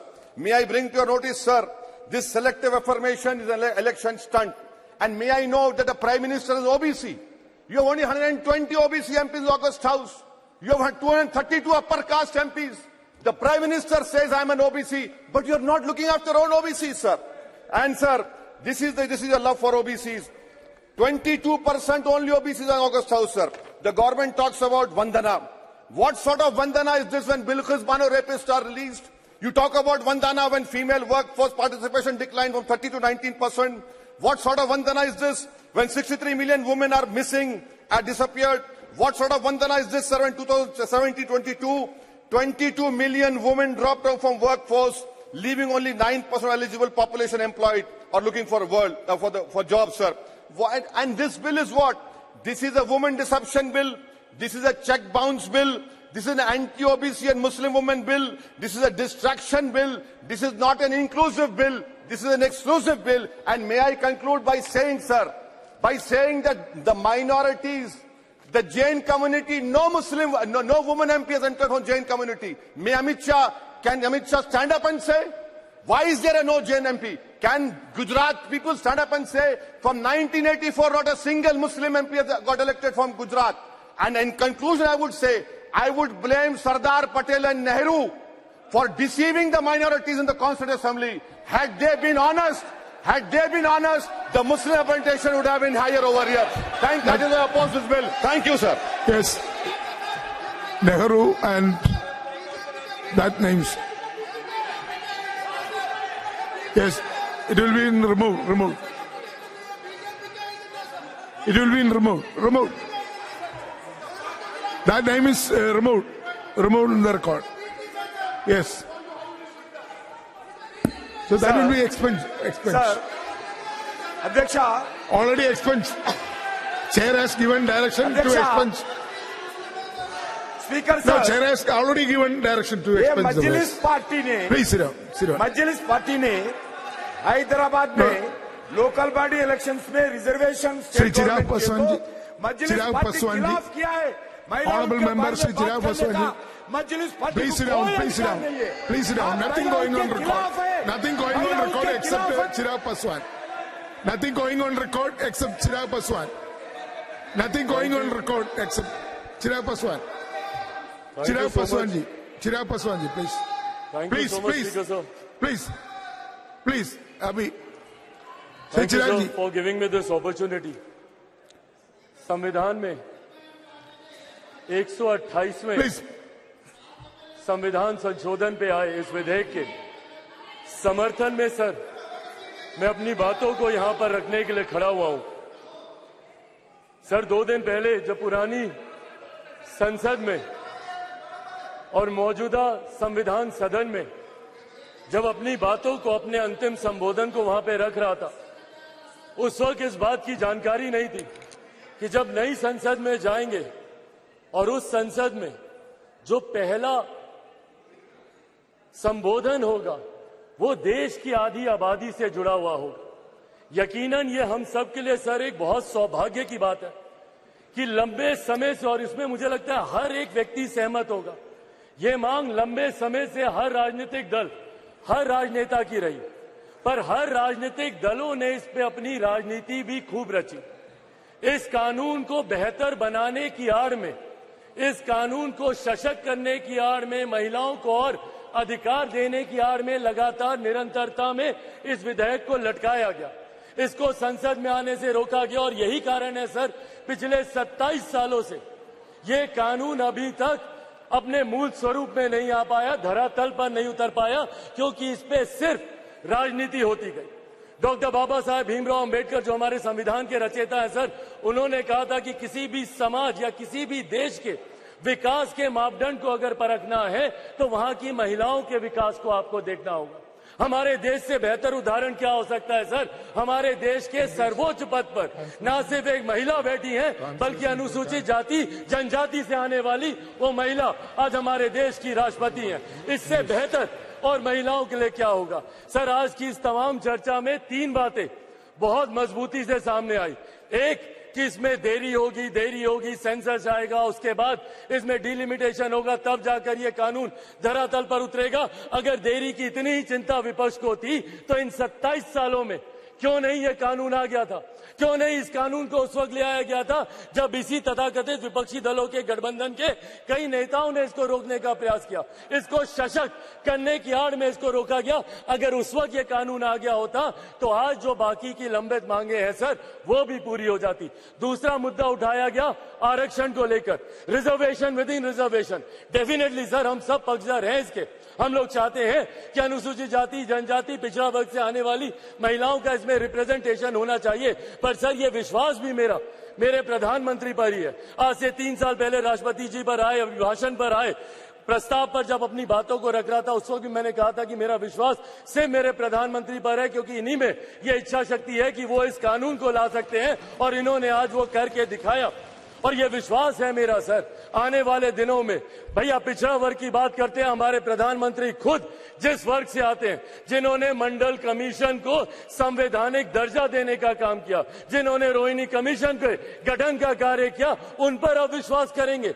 अगर इन्होंने अभी तक इतने कार्य पिछड़ा वर्ग के लिए किए हैं तो यकीनन मेरा विश्वास है, और जहां मेरा विश्वास है वहीं मैं अपनी पार्टी लोक जनशक्ति पार्टी रामविलास की तरफ से यह आग्रह भी करूंगा कि जल्द से जल्द इसमें यह प्रावधान भी जोड़ा जाए, जहां पे अनुसूचित जाति जनजाति से आने वाली, पिछड़ा वर्ग से आने वाली महिलाओं के लिए भी इसमें रिजर्वेशन हो, उनके लिए भी सीट इसमें आरक्षित की जाए। पर साथ ही में सर अंतिम बात, जो ये एक अविश्वास का माहौल यहाँ पर उत्पन्न किया जा रहा है मीडिया के माध्यम से, अपनी बातों के माध्यम से, कि सिर्फ जुमला चल रहा है, जुमला चल रहा है। सर इतना समय इनके पास था, विपक्षी दलों के गठबंधन के पास पूरा समय था, अगर ये चाहते तो तब से लेकर अभी तक इसको ले आते, पर नहीं लाना इनकी नीति, इनकी नीयत को दिखाता है।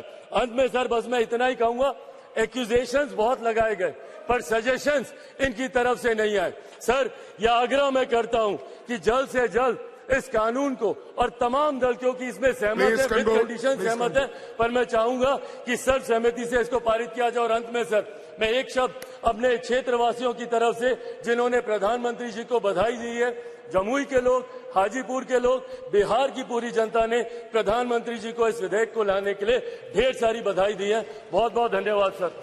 Thank you. Honourable member Shri अनिवाल बेनीवाल जी।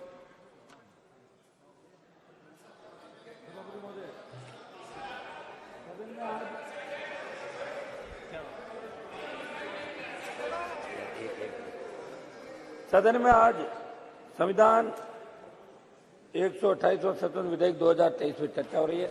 सभा में अच्छा तो ये रहता जब ऑल पार्टी मीटिंग बुलाई थी 17 तारीख को, उसके अंदर ये एजेंडा आता कि हम महिला आरक्षण का बिल लेकर, तो विस्तार से उस पर चर्चा होती, सारी जो जानकारी थी सारी पार्टी अपनी बात रखती और उसके बाद इसको रखा जाता। अचानक से विशेष सत्र बुलाया, हम सबको लगा पता नहीं क्या होने वाला, विशेष क्या हो गया सत्र। एक साथ बात चली कि एक साथ चुनाव हो रहे हैं, एक देश एक चुनाव, दूसरे कई तरह के विधेयक लाने की बात चली। लेकिन जब ये बिल लाए, इस बिल का तो मैं और मेरी राष्ट्रीय लोकतांत्रिक पार्टी महिला आरक्षण के पक्षधर हैं, समर्थन करते हैं। लेकिन देश में महिलाओं को उचित प्रतिनिधित्व मिले, महिलाओं के हर क्षेत्र में भागीदारी बढ़े, इस दिशा में हमेशा हमने आवाज भी उठाई। सच महोदय, बिल जब आया तो शायद कांग्रेस पार्टी के कई नेताओं को भी पता नहीं था, बिल को पढ़ा नहीं, तो कई तो ऐसे भाषण दे रहे थे कि संविधान पूरा ही संशोधन हो गया। देखा था मैंने एक दो लोगों को, वो बिल पढ़ नहीं पाए थे। लेकिन जब बिल को पढ़ा तो इसके अंदर ये लिख दिया कि ये पहली जनगणना जो महिला आरक्षण आपका लागू करेंगे, पहली जनगणना के सुसंगत आंकड़ों को प्रकाशित किए जाने के पश्चात इस प्रयोजन के लिए परिसीमन कार्य के पश्चात प्रभावी होंगे। समझ महोदय, जैसे ये पढ़ा तो समझ में आ गया कि जुमला देश के अंदर आपने फिर छोड़ा। 5 राज्यों के चुनाव है, लोकसभा का 24 में चुनाव है। आप चाहते तो 2014 का मैं आपको याद दिलाता हूं, जब 2014 के अंदर आपका घोषणा पत्र था तो इसके अंदर आपने बात कही थी कि महिला आरक्षण बिल को भी हम पारित करने का वादा 2014 के अंदर किया। लेकिन जब 19 आया तो 19 के अंदर आपने इस बात को घोषणा पत्र कर नहीं लिया। आपका ये एजेंडा था कि अभी इस बात को कर दें, और जब मीडिया ने परसों कल छापा कि बिल पारित हो गया तो देश के कोने कोने ढाणी ढाणी तक बात पहुंच गई, महिलाओं को रिजर्वेशन मिल गया और जहां चुनाव हो रहे हैं तुरंत ही महिलाएं इतनी एमपी और एमएलए बन जाएगी। हम इस बिल का समर्थन करते हैं।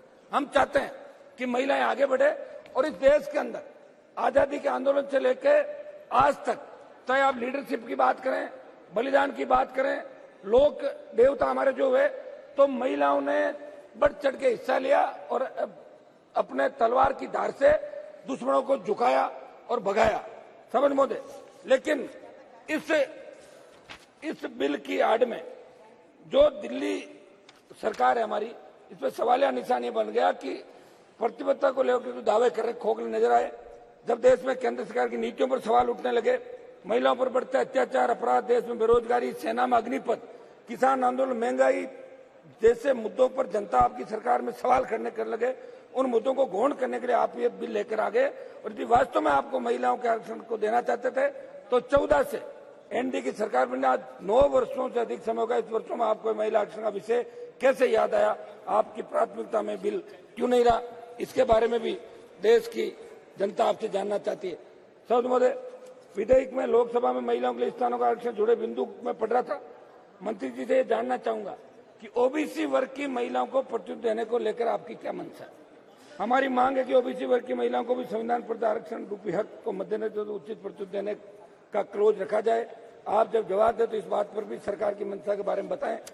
साल 2010 में स्वर्गीय अरुण जेटली जी जब राज्यसभा में नेता प्रतिपक्ष थे और सदन से महिला आरक्षण बिल के पास होने पर उन्होंने इसे अपने लिए गर्व और सम्मान का ऐतिहासिक पल कहा था। पूर्व विदेश मंत्री स्वर्गीय सुषमा स्वराज उस समय लोकसभा में विपक्षी नेता थी। वे इस बिल की सबसे प्रमुख पैरोकारों में एक थी। लेकिन आज 2023 में विडंबना है कि उनकी पार्टी बीजेपी दूसरी बार सत्ता में भारी बहुमत से काबिज होने के बाद 10 साल तक ये बिल लटका रहा। अब चुनाव कब होगा? 26 तक फ्री जेट डिलिमिटेशन, 29 में होगा, 33 में होगा, 2047 में होगा, 52 में होगा। कौन रहेगा, कौन नहीं रहेगा? आपने तो जुमला छोड़ दिया। एक मिनट समाप्त करो। तो इससे कभी देश आपसे हिसाब मांग रहा है। सदस्य, आज दुनिया की तेजी से विकसित हो रही अर्थव्यवस्था का दावा करने वाले हमारे प्लीज देश कंक्लूड। एक मिनट करो सब, एक मिनट। मध्य युग से भी ज्यादा सामंती सोच, संवेदना, असुरक्षा, हिंसा, विभिन्न अपराधों का शिकार बन रही। आज सवाल यह है कि बड़ी संख्या में महिलाओं के लापता होने, यौन उत्पीड़न के सवालों पर बहस क्यों नहीं छेड़ी जाती? बहस इस बात पर भी होनी चाहिए कि दिल्ली के निर्भया कांड के बाद महिलाओं की सुरक्षा संबंधित कानूनों को कठोर किया गया, लेकिन कानून बन जाने के बाद भी स्थिति क्यों नहीं सुधरी? चिंता का कारण है कि महिलाओं के विरुद्ध होने वाले अपराधों में कोई विशेष कमी आती नहीं दिखी। वे पहले की तरह यौन अपराधों का शिकार बनी, लापता हो रही है। छेड़छाड़, बलात्कार, अपहरण, लापता होने, दुष्कर्म के मामले थमने का नाम नहीं रहे।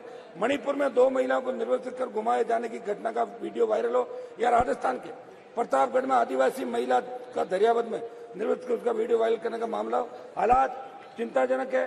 समाज महोदय, राष्ट्रीय आपराधिक रिकॉर्ड ब्यूरो की ओर से संकलित आंकड़ों के अनुसार 19 से 21 के बीच मात्र 3 वर्षों में देश भर में 13 लाख से अधिक लड़कियां और महिलाएं लापता हुई। इस लापता होने वाली लड़कियों और महिलाओं में दलित, आदिवासी जनजाति की संख्या ज्यादा थी। मेरा ये निवेदन please conclude, please conclude. Your time is over, please conclude. एक मिनट में समाप्त करूं। Please conclude. मैं ये चाहता हूं कि महिला उत्पीड़न पे, महिला अत्याचारों पर भी सदन के अंदर एक दिन चर्चा हो, ताकि अपने माननीय सदस्य अपने आप में बात रख सके। समाज महोदय, मैं लास्ट मेरी बात समाप्त कर रहा हूं। देश के अंदर प्रमुख जो आरक्षण आंदोलन है, आज सदन में महिला आरक्षण पर चर्चा हो रही है। चूंकि आरक्षण का विषय, इसलिए मैं आपके माध्यम से राजस्थान के भरतपुर, धौलपुर सहित अन्य ऐसे राज्य में तो जाट समाज, प्लीज कंक्लूड। एक सेकंड सर, जाट समाज को आरक्षण है ओबीसी का, लेकिन केंद्र में नहीं है। उन्हें केंद्र में ओबीसी नवनीत राणा जी, हरियाणा में, एक मिनट सर समाप्त करो, लास्ट समाप्त करो। हरियाणा में जाट दर्ज किए गए मुकदमों को वापस दें। राजस्थान, समाप्त कर रहा हूं सर, 1 मिनट दें साहब, आखिरी, ये तो आखिरी, हम तो जाएंगे। तो एक मिनट सर, समाप्त कर रहा हूं, 1 minute please conclude. Time is, थोड़ा आप तो ध्यान रखें हमारा। और एक लास्ट 1 मिनट दोहरा, ये गुर्जर आंदोलन, हरियाणा के जाट आरक्षण आंदोलन दर्ज जो मुकदमे थे हरियाणा, राजस्थान के, वो वापिस ले जाए। अभी मराठा जो पिछले कई दिनों से महाराष्ट्र के आंदोलन कर रहे हैं, मराठों का इतिहास देखिए, तो मराठा आंदोलन। आपका बहुत बहुत धन्यवाद। आरक्षण, महिलाओं के आरक्षण का जो बिल है, पहले तो इस पार्लियामेंट में जितनी भी हमारी महिला रिप्रेजेंटेटिव होके गई हैं, उनका दिल से नमन करना चाहूंगी। और आज जितनी महिलाएं इस सदन में हैं, जो रिप्रेजेंट कर रही हैं, उनका सभी का मैं दिल से नमन और अभिनंदन भी करना चाहूंगी।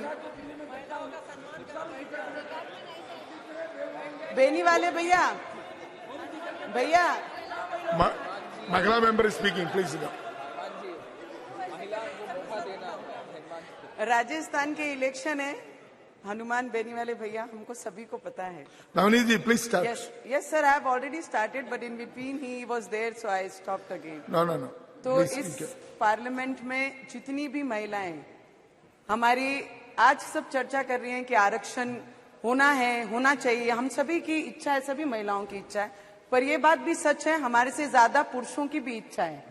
ऐसा नहीं है कि पुरुषों की इच्छा नहीं है कि हमारा आरक्षण इस पार्लियामेंट में आना चाहिए। उसका सबसे बड़ा उदाहरण अगर कोई देता है तो देश के प्रधानमंत्री देते हैं कि उनकी जो इच्छा, उनका जो सपना है कि महिला इक्वली में ट्रीट हो, उनका सिर्फ भाषण में मान सम्मान ना हो, उनके अधिकारों के लिए भी उनका बिल ये पार्लियामेंट में आना चाहिए। इसलिए इस देश के हमारे आदरणीय प्राइम मिनिस्टर जी का भी दिल से मैं धन्यवाद करूंगी। और इस पार्लियामेंट को, ऐसा नहीं है, इस पार्लियामेंट में बहुत सारी महिलाएं इस बिल के पहले भी अपने रिप्रेजेंटेटिव बन के आई हैं। सुषमा स्वराज जी हो, जयललिता जी हो, बंगाल की अब की मुख्यमंत्री ममता बनर्जी हो और मायावती जी हो, ये सभी महिलाएं अपने अधिकार से लड़कर, किसी ने अभी बहुत अच्छा कहा कि बहुत सारे पुरुषों के सामने लड़कर महिला यहां तक पहुंचती है, इसमें कोई भी गलत एक भी शब्द नहीं। बहुत सारे चुनौतियों को सामना करके हम महिलाएं यहां तक लाती हैं। पर कई ऑपोजिशन के नेताओं ने अभी बोलते हुए मैंने सुना कि पहला महाराष्ट्र हो या बंगाल हो और अदर स्टेट्स में भी हमने आरक्षण लाया है, हम एक लड़की हैं या हम एक चाइल्ड हैं, ऐसा बोलते हुए मैंने अभी कई मेरे मेंबर ऑफ पार्लियामेंट को सुना है। बहुत खुशी होती है कि ऐसे निर्णय भी बड़े लीडर्स ने अपने परिवार से शुरुआत की और हमारे महाराष्ट्र में कई आरक्षण, जिला परिषद, ग्राम पंचायत जितनी भी हैं उसमें आरक्षण हमें मिला गया है। पर मेरा एक सवाल भी रहेगा सर, कांग्रेस पक्ष ने आज सोनिया गांधी जी ने समर्थन दिया, उन्होंने कहा ये सपना हमारा था, हमने ये बिल लाया था।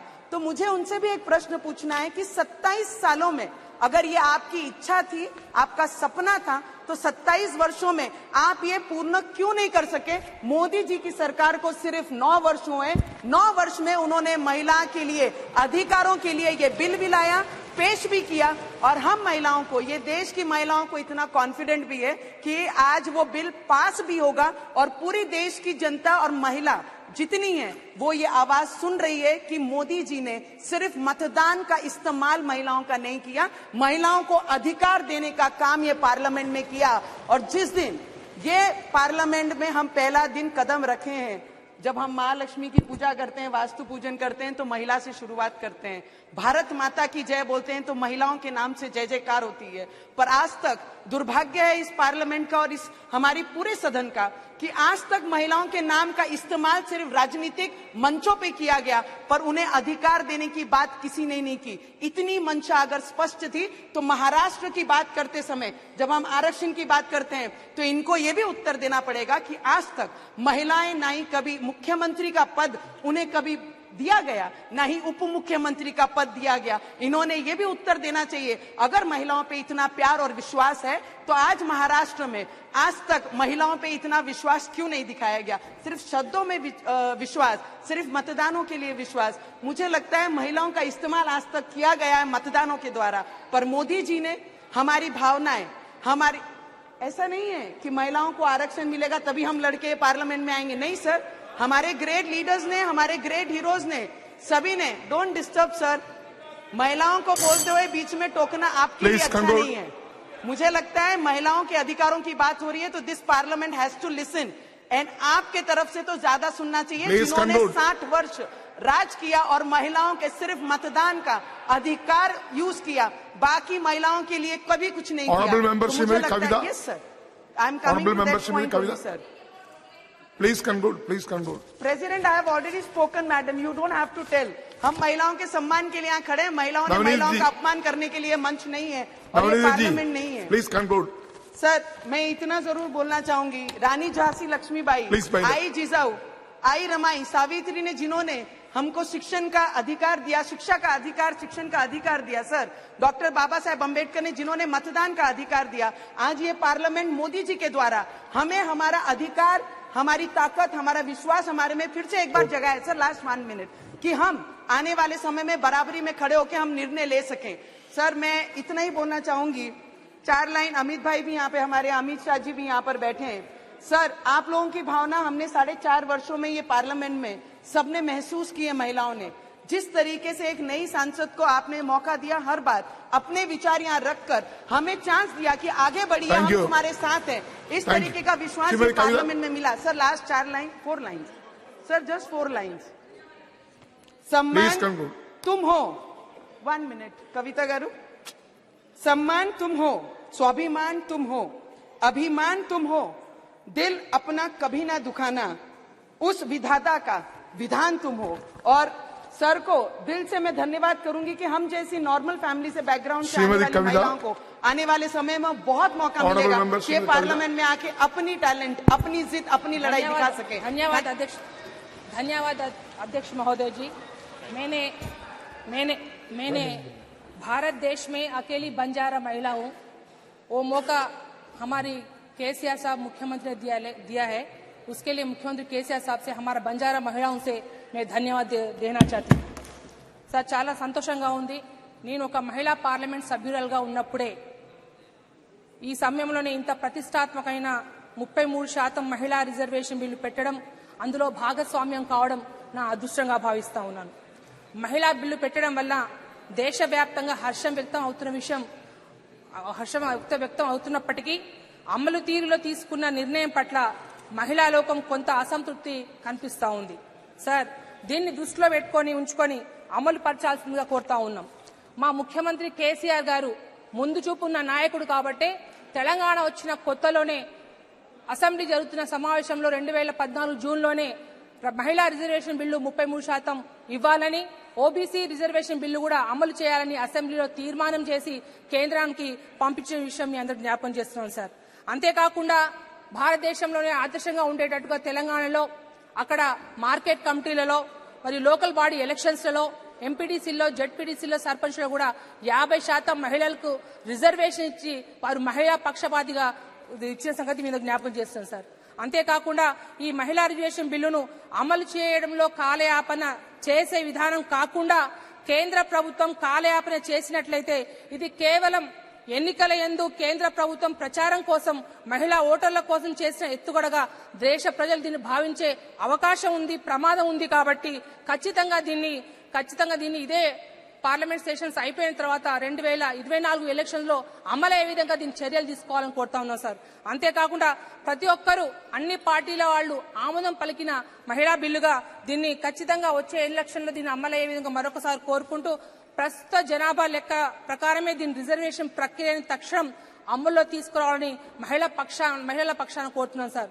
వాస్తవానికైతే 2021లోనే సెన్సస్ జరగాల్సి ఉంది, కానీ కరోనా చేపట్టి ఆలస్యమైనందున దీన్ని తప్పకుండా ఇదే సెన్సెస్ లో తీసుకొని డీలిమిటేషన్ అనే కాలయాపన చేయకుండా ఖచ్చితంగా ఈ త్వరితంగానే ఈ 2024 ఎలక్షన్లో ఇంప్లిమెంట్ అయ్యే విధంగా దీన్ని మహిళా బిల్లు రిజర్వేషన్ చేయాలని కోరుకుంటూ ఇంత గొప్ప అవకాశం ఇచ్చినందుకు మరొకసారి తెలియపరుస్తూ బీఆర్ఎస్ పార్టీ తరఫున ఖచ్చితంగా ఈ ఎలక్షన్స్ లో అమలయ్యే విధంగా మీరు చేయాలని చెప్పేసి ప్రత్యేకంగా కోరుతా ఉన్నాను సార్। శ్రీ కేశవని Srinivas ji. Speaker sir, for the opportunity. I stand before you today on behalf of my party, Telugu Desam, to address a pivotal moment in our parliamentary proceedings, the discussion surrounding the Women's Reservation Bill of 2023. This legislation holds a potential to reshape our democracy and empower women across the great nation. First and foremost, I want to commend the government and the Honorable Prime Minister Shri Narendra Modi ji for taking this bold step towards achieving gender parity in our political landscape. The Women's Reservation Bill, if passed, will reserve 33% of seats for women in the Lok Sabha and the state legislative assemblies, making a significant stride towards the gender equality and female empowerment. The need for such a bill cannot be overstated. India, with its rich history and diverse culture, is a home to a vast pool of talent, intelligence and leadership potential among its women. Yet, despite making up nearly half of our population, women remain underrepresented in political sphere. This bill addresses the imbalance head-on, recognizing that true democracy can only thrive when all voices, irrespective of gender, are heard and valued. But let us not forget that the call for gender equality and the respect for women's roles in our society are deeply embedded in our culture, tradition and history. From our ancient texts to our rich mythology, Indian culture has celebrated the divine feminine energy. Goddesses like Saraswati, Lakshmi and Durga symbolize wisdom, prosperity and strength respectively. This profound reverence for the feminine underscores the fact that the empowerment of women is not just a modern concept but a timeless value woven into the fabric of our civilization, sir. Sir, in our history, we find inspiring examples of women who displayed unparalleled courage and leadership. Women like Rani Lakshmibai of Jhansi and Rani Rudrama of Kakatiya dynasty, a Telugu lady, often referred to as warrior queens, valiantly resisted colonial rule and continue to inspire us today. The courageous women exemplified the strength, determination and unwavering commitment to our nation's cause. Women like Sarojini Naidu, Kasturba Gandhi, Aruna Asaf Ali, Bikaji Kama and Durgabai Deshmukh, a lady from Andhra Pradesh, were not just poets, supportive partners or flag bearers. They were dedicated freedom fighters who worked tirelessly alongside male leaders, enduring hardships and making immense sacrifice to secure India's independence. Their contributions are a testament to the vital role women have always played in our nation's progress.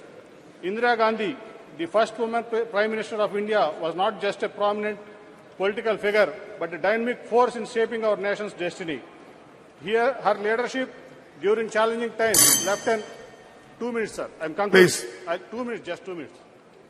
Her leadership during challenging times left an indelible mark on the India's political landscape, proving that the women can excel in roles traditionally dominated by the men. Moreover, it is a matter of great pride that the founder of our party, Telugu Desam Party, Nandamuri Tarak Ramarao Garu, was the first in this country to bring in and execute legislation for the equal inheritance rights for women way back in 1985 in the state of Andhra Pradesh. This groundbreaking move set a precedent for the entire nation, ensuring that women have had an equal share in the family property. Remarkably, this visionary policy was eventually implemented across the country. Yes, please 20 conclude. years later. 1 minute, sir. Please conclude. Okay, sir. Remarkably, this visionary policy was eventually implemented across the country 20 years later in the year 2005, creating a more equitable society. Thank you. Our present leader and former Chief Minister Nara Chandrababu Naidu Garu has consistently demonstrated his commitment to women's empowerment. His administration was not just about words but concrete actions. Chandrababu Naidu made history by appointing a woman Speaker, Srimati Pratibha Bharati, Honourable Member, in the Andhra Pradesh Assembly in 1990. Concluding, sir, one paragraph, making her one of the first women to hold prestigious position in our country. This move showcased our party's unwavering dedication to gender equality and empowerment. Please, you can start. Chandrababu Naidu Garu is not just a leader, he is a strong advocate of women's empowerment. His policies, initiatives... Please sit down. 1 minute. Your time is over. Last Please two sit down. sentences. Sumanath Garu, Chandrababu, Please the Women's Reservation Bill... Concluding, sir. The Women's Reservation Bill 2023 is not just an isolated legislative effort. It aligns seamlessly with the Telugu Desam Party's long-standing commitment to women's rights and empowerment. Okay. It is a continuation of the party's legacy of championing the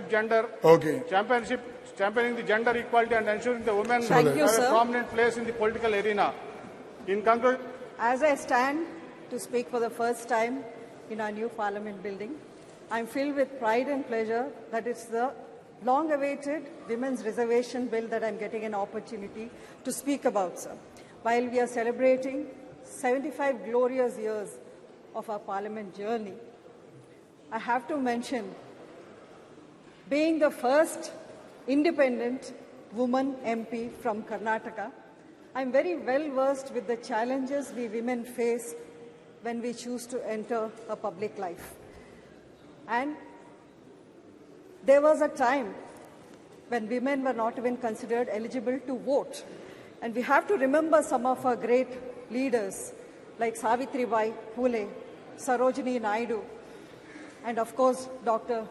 B.R. Ambedkar, who have fought and pioneered women's rights in our country. We have traveled a long path of challenges to come to realize the aspirations of millions of women who are deserving and capable of playing important roles in the most important decision-making bodies of our country. Sir, I come from Karnataka, where women like Kittur Rani Chennamma, Abbaka Rani, Onke Obawa are celebrated as icons of bravery and women's pride. Sir, in parts of Karnataka, we also have been following a system called Aliya Santana, which follows a matrilineal system where women are considered superior in every which way. Sir, this I consider as part of our Sanatana Dharma.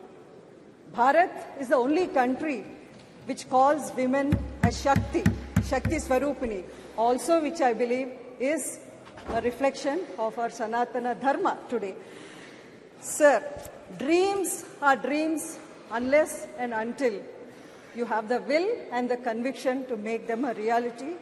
And I thank the Honorable Prime Minister Modi and his cabinet for having the conviction and the will to demonstrate this truth today.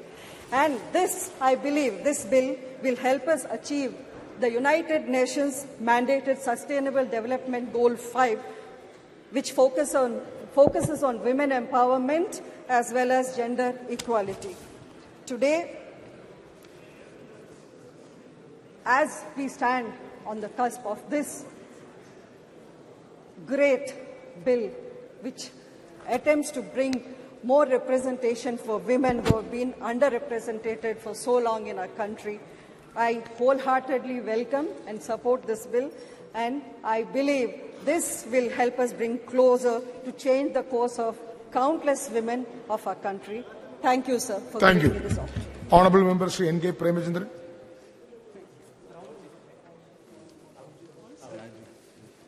Thank you very much, Mr. Chairman, sir, for affording me this opportunity to have my maiden speech in the new Parliament House. Sir, since it is a maiden speech, sufficient time may be granted. That is my first submission. No. Within the time you have to finish. Sir. 3 minutes. Sir, please. Sir, first, I would like to support the bill, subject to certain reservations and subject to certain amendments which I would like to move. Sir, first of all, I would like to seek the clarification from the cabinet colleagues. Even the Prime Minister yesterday, at the time of introduction of the bill, was eliciting that this bill is a Nari Shakti Videk or Nari Shakti Vandan bill. And today the cabinet colleague Smriti Irani ji has said that this is a Nari Shakti Adhinam. So this is a constitutional amendment bill. That bill has to come separately before the Parliament so as to explain the details of how this reservation, all these things have to come further. But I can't understand a constitutional amendment bill already being named in another name, that too in Hindi. And even the constitution and the rules of practice is very specific that the nomenclature of the bill has to be in English. But it is quite unfortunate, almost all the legislations.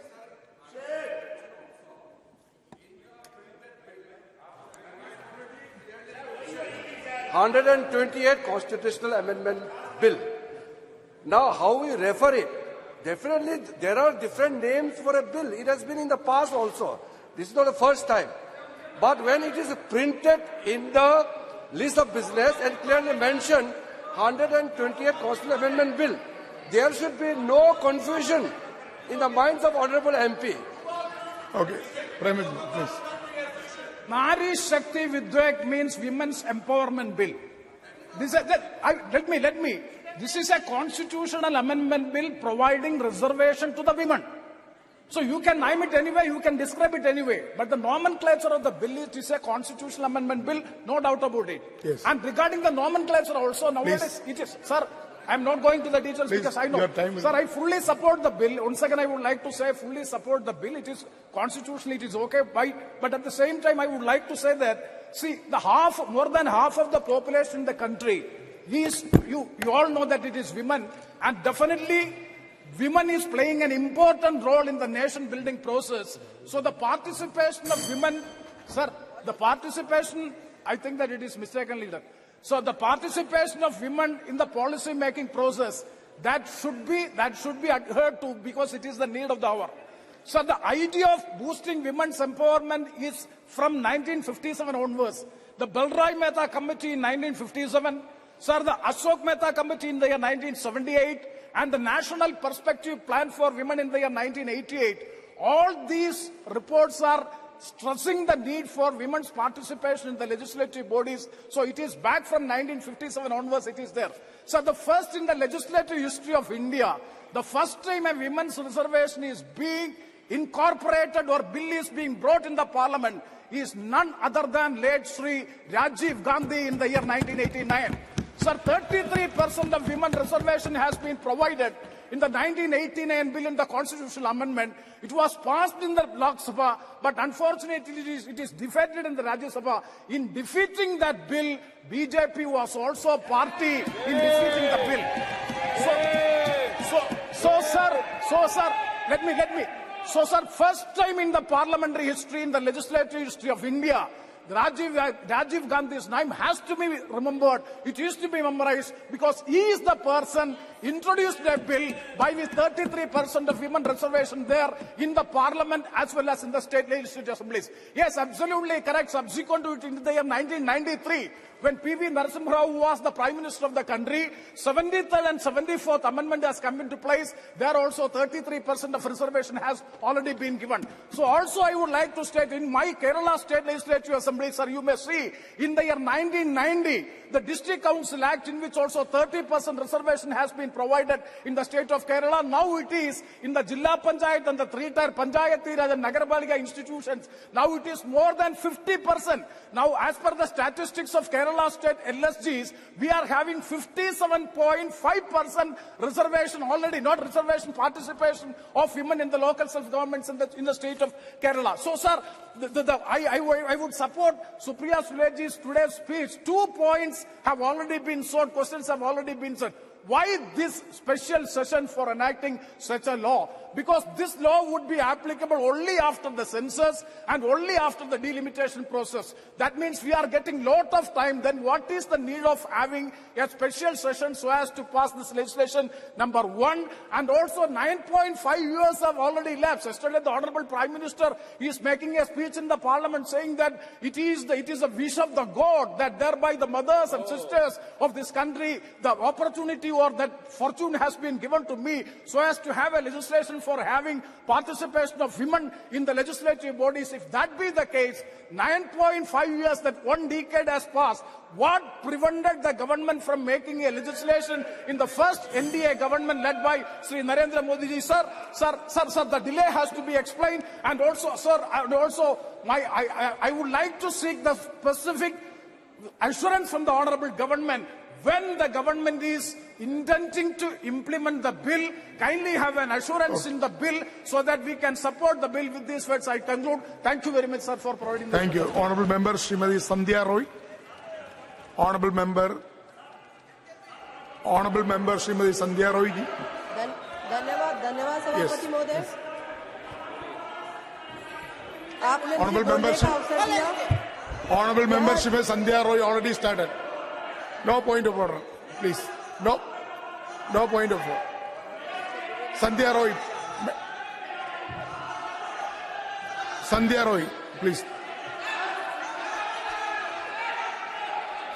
Already I called Sandhya Roy. Under what rule? Oh, yeah, Nishikant ji, under what rule your point of order? का direction 115 ये incorrect है sir. जब 89 की बात ये कर रहे हैं, भारतीय जनता पार्टी पर ब्लेम किया इन्होंने. उस वक्त हमारे केवल 2 MP थे लोकसभा में और केवल 3 MP थे राज्यसभा में. और अटल जी और अडवाणी जी ने यदि उसके खिलाफ वोट किया होगा, यदि वो कर देंगे तो मैं ही इस्तीफा दे दूंगा सर. उन्होंने बीजेपी के बारे में गलत बात कहा है. लोकसभा में केवल 2 MP थे और राज्यसभा में केवल 3 MP थे. Honorable Sandhya Roy. Honorable Minister Sandhya Roy, please. धन्यवाद सभापति महोदय, आपने मुझे बोलने का अवसर दिया. यह महिलाओं का बिल, यह बिल नारी के वंदन का बिल है. यह बिल नारी के अभिनंदन का बिल है. यह बिल नारी के सम्मान का बिल है. यह बिल नारी के गौरव का बिल है. यह बिल नारी के विकास का बिल है. यह बिल नारी के भागीदारी का बिल है और यह बिल नारी के सशक्तिकरण का बिल है. मैं धन्यवाद देती हूँ माननीय प्रधानमंत्री जी को, जिन्होंने एक पिता बनकर, एक बड़े भाई बनकर देश की आधी आबादी, हमारी बहनों का सम्मान कैसे बढ़े और हमारी नारी शक्ति कदम से कदम मिलाकर कैसे चले, और समाज में अपनी भूमिका को पूरी ताकत के साथ निभा सके। महिला बिल का मैं समर्थन करते हुए मैं देश की बहनों की तरफ से माननीय प्रधानमंत्री जी को बहुत बहुत धन्यवाद देती हूँ। मैं धन्यवाद देती हूँ हमारे गृह मंत्री जी को, मैं धन्यवाद देती हूँ हमारे कानून मंत्री जी को, मैं धन्यवाद देती हूँ हमारे पूरे नेतृत्व को, जिन्होंने पहले से ही भारतीय जनता पार्टी के संगठन में हमारी बहनों को 33% आरक्षण देकर पहले ही दे दिया है, जिससे संगठन में भी हमारी बहनें अपनी भूमिका को निभा रही हैं। संगठन में काम करते करते आज हमारी बहनें राजनीति में सशक्त बनी हैं। मैं भी उन्हीं में से एक हूं। ऐसा चंबल का क्षेत्र है जहां से आज तक कोई भी अनुसूचित वर्ग की महिला सांसद नहीं बनी। बिना आरक्षण के बाद भी आज मुझे नेतृत्व करने का मौका दिया मेरी पार्टी ने, और ऐसी कई मेरी जैसी बहनें हैं जो विधायक भी बन रही हैं, सांसद भी बन रही हैं। मैं पूरे नेतृत्व को बहुत बहुत धन्यवाद देती हूँ कि एक अनुसूचित जाति वर्ग की बहन को नेतृत्व करने का मौका दिया। 2014 में भारत में मोदी जी की सरकार बनी और सरकार बनने के बाद माननीय प्रधानमंत्री जी ने सशक्तिकरण के लिए महत्वपूर्ण योजना बनाई, जिसमें हमारी बेटी बचाओ बेटी पढ़ाओ योजना महत्वपूर्ण है। इस योजना को लाकर सामाजिक अधिकार दिया बेटियों को, सुकन्या समृद्धि योजना देकर बेटी को गौरव दिया, बेटी को लखपति बनाने का काम किया, जिससे हमारी बेटियों का रेशो बढ़ा। पहले स्थिति ये थी कि 1000 बेटों पर 850 बेटियां पैदा होती थी, उन्हें भ्रूण में ही मार दिया जाता था। वन स्टॉप सेंटर चलाकर उन महिलाओं को जीने का अवसर प्रदान किया जो किसी हिंसा से पीड़ित होती थी, और उनका जीवन संवारने का काम हमारी सरकार करती है। प्रशिक्षण और रोजगार चलाकर इस योजना से महिलाओं को प्रशिक्षण देकर उनकी दक्षता और कौशल को बढ़ाकर रोजगार उपलब्ध कराने का काम हमारी सरकार ने किया है। स्वधार योजना के तहत महिलाओं को आत्मनिर्भर बनाने में और उनके जीवन में उजाला लाने का काम हमारी सरकार ने किया है। महिला ई हाट के द्वारा महिलाएं अपने हुनर को पहचान देते हुए आत्मनिर्भरता की तरफ बढ़ती हैं। उज्ज्वला योजना के तहत भारत की 9 करोड़ से ऊपर हमारी महिलाओं को उज्ज्वला देकर, गैस देकर उनके जीवन को सुधारने का काम किया है। दीनदयाल अंत्योदय योजना के तहत हमारी बहनों को 81 लाख स्व सहायता समूहों के माध्यम से जोड़ने का काम किया है, जिससे उनकी आर्थिक स्थिति में भी बढ़ावा मिला है और वो आत्मनिर्भर बनी हुई है। शौचालय 11 करोड़। सर थोड़ा सा मुझे समय दीजिए, बहुत महत्वपूर्ण बातें हैं। शौचालय जो कि 11 करोड़ से ज्यादा हमारी बहनों को शौचालय देकर महिलाओं का सम्मान देने का काम हमारी मोदी जी की सरकार ने किया है। मुद्रा लोन के तहत हमारी बहनों को उद्यमी बनाकर देश की मुख्य धारा से जोड़ने का काम हमारी मोदी जी की सरकार ने किया है। विज्ञान में भी हमारी बहनें पीछे नहीं है। एयरफोर्स में हमारी बेटियां जा रही हैं। सुरक्षा व्यवस्था में हमारी महिलाओं की भागीदारी है। वायुसेना में महिलाओं की भागीदारी बढ़ी। नौसेना में हमारी बहनों की भागीदारी बढ़ी। CRF, PF में भी हमारी महिलाओं की संख्या बढ़ी है। इसरो में हमारी बहनों की संख्या बहुत ज्यादा है, 27% है सर।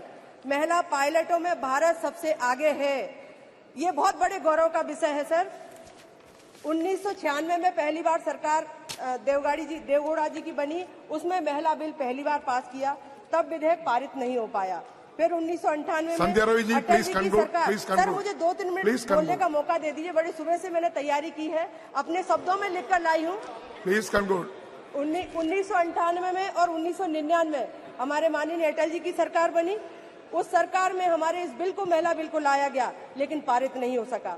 2008 में मनमोहन सरकार चाहती तो महिला बिल लोकसभा में 2008 में पारित हो जाता, लेकिन सरकार न गिर जाए इस डर से लोकसभा में पारित नहीं कर पाए, और 2010 में राज्यसभा में 108वें संशोधन के तौर पर इसे पास कर दिया। लेकिन लोकसभा में आप इस बिल को पारित नहीं कर पाए, क्योंकि आपकी सरकार के कुछ सांसदों ने इस महिला बिल का विरोध किया था। 15वीं लोकसभा में हमारी नेत्री श्रद्धेय सुषमा स्वराज जी ने इस बिल पर अपनी चर्चा रखी, बात रखी, लेकिन आपकी सरकार को सत्ता प्यारी थी, आपकी सरकार को महिलाओं का सशक्त करना नहीं था। इस तरह अपने महिला बिल का षड्यंत्र के साथ लोकसभा में महिला इस बिल की हत्या कर दी, और 18 मई 2014 को 15वीं लोकसभा भंग हो गई और महिला बिल की भी हत्या हुई। यह सब आपकी सोची समझी साजिश थी। देश में आजादी के बाद सबसे ज्यादा देश का चलाने का अवसर आपको मिला, लेकिन आपने देश को सशक्त बनाने का और एक कदम भी नहीं बढ़ाया, बल्कि देश को एक कमजोर देश बनाकर, देश को डरा कर रखा, देश को मांगने वाला देश बनाया। मोदी जी की सरकार में आज महिलाएं आत्मनिर्भर बनी है और सरकार भी चला रही हैं और देश का किसान भी मजबूत हुआ है, देश का युवा भी सशक्त हुआ है। देश की 11 करोड़ जनता को गरीबी रेखा से निकालकर ऊपर उठाने का काम मोदी जी की सरकार ने किया है। देश के हर वर्ग का विकास मोदी जी सरकार कर रही है। देश आज देने वाला देश है। मोदी जी के नेतृत्व में देश की सीमाएं सुरक्षित हुई है। आज हमारी सरकार। अरविंद सावंत, माननीय चेयरमैन सर, प्लीज बहुत बहुत धन्यवाद।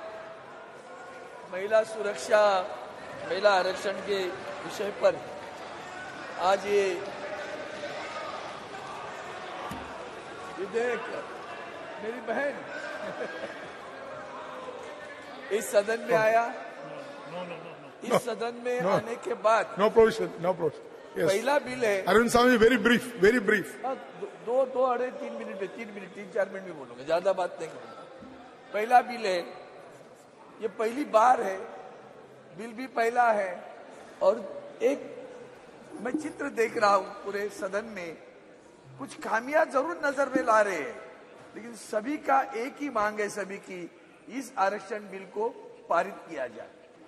अब इस मांग को लेकर मैं जब पीछे थोड़ा दिखता हूं तो इतिहास में हमारे महाराष्ट्र से शुरू करेंगे तो जिजामाता जी है, रानी लक्ष्मीबाई है, तारा रानी है, ये सब कर्तृत्ववान महिलाएं हैं जिन्होंने छत्रपति शिवाजी महाराज को जन्म दिया।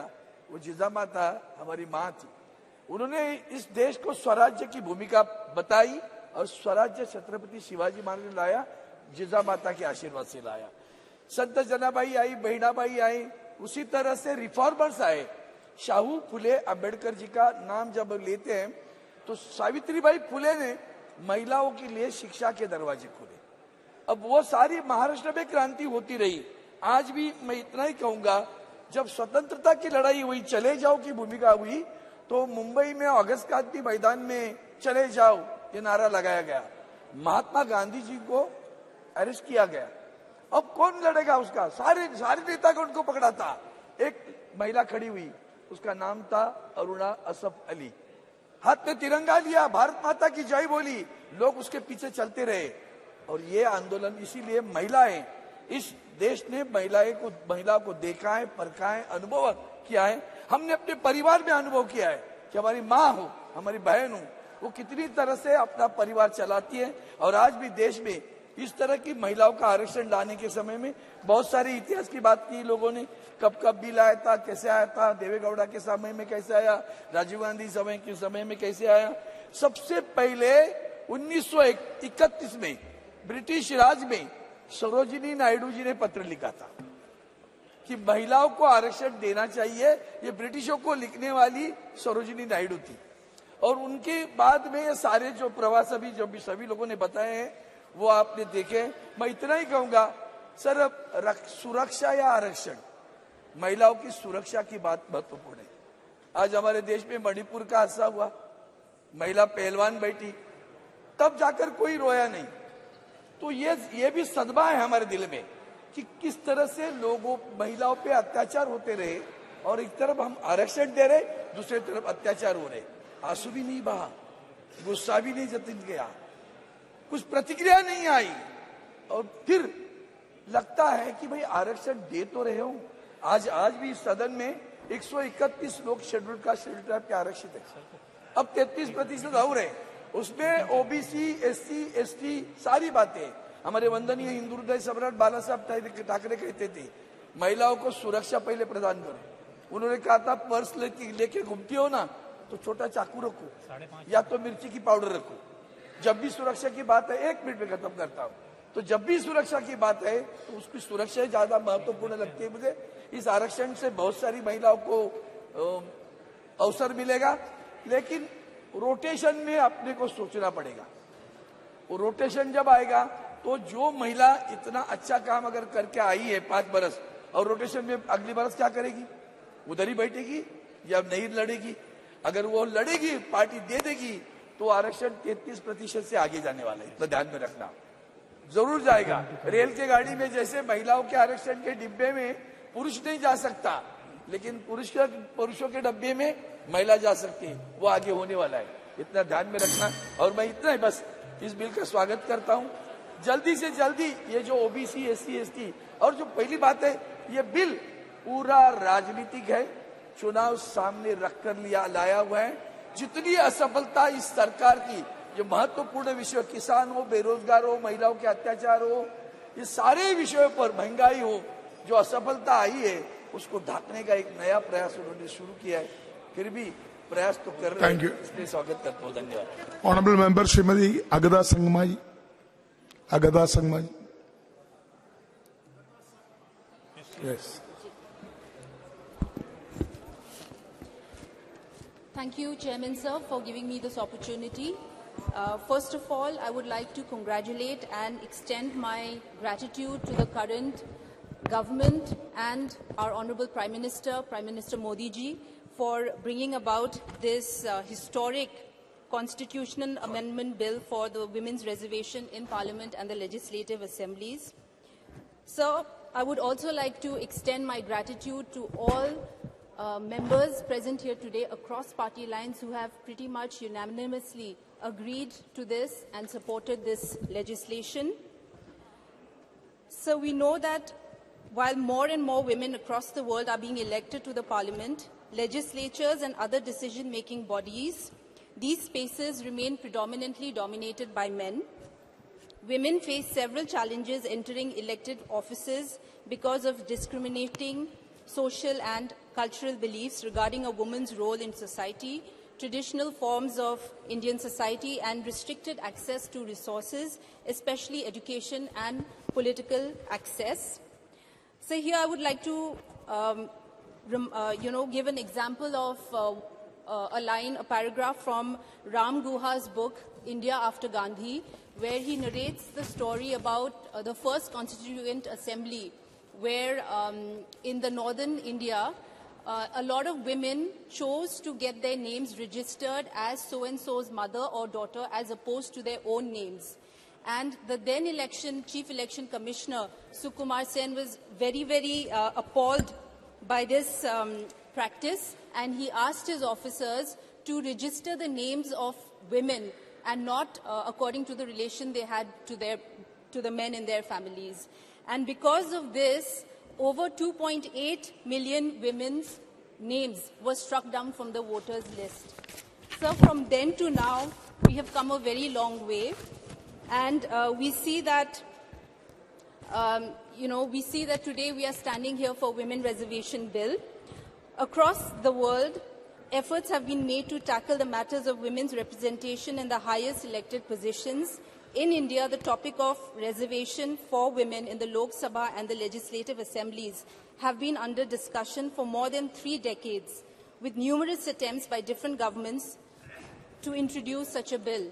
And in this, various leaders from across party lines have played a pivotal role in making this happen.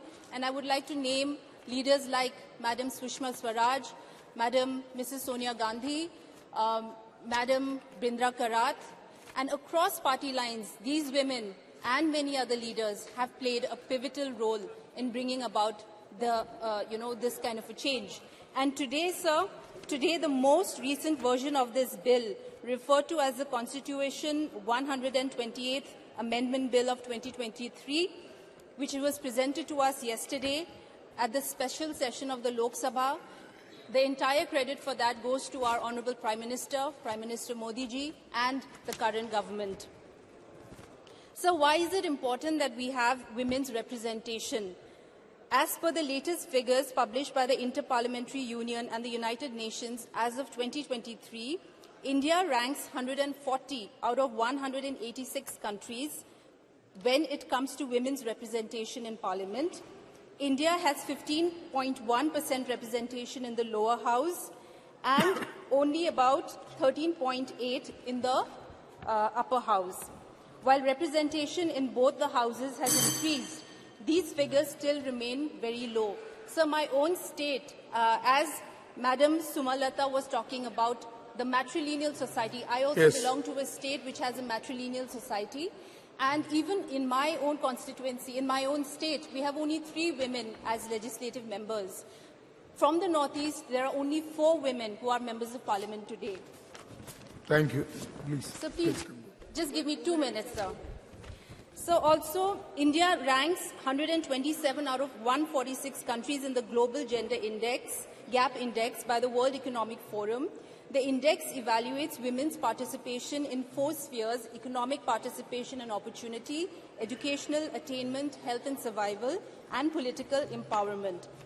In terms of crimes against women, we have seen, according to the National Crime Record Bureau, in 2012, 2.44 lakh crimes against women was reported. This number jumped to about 4.28 lakhs in 2021, implying a 42.96% increase in the total crimes reported.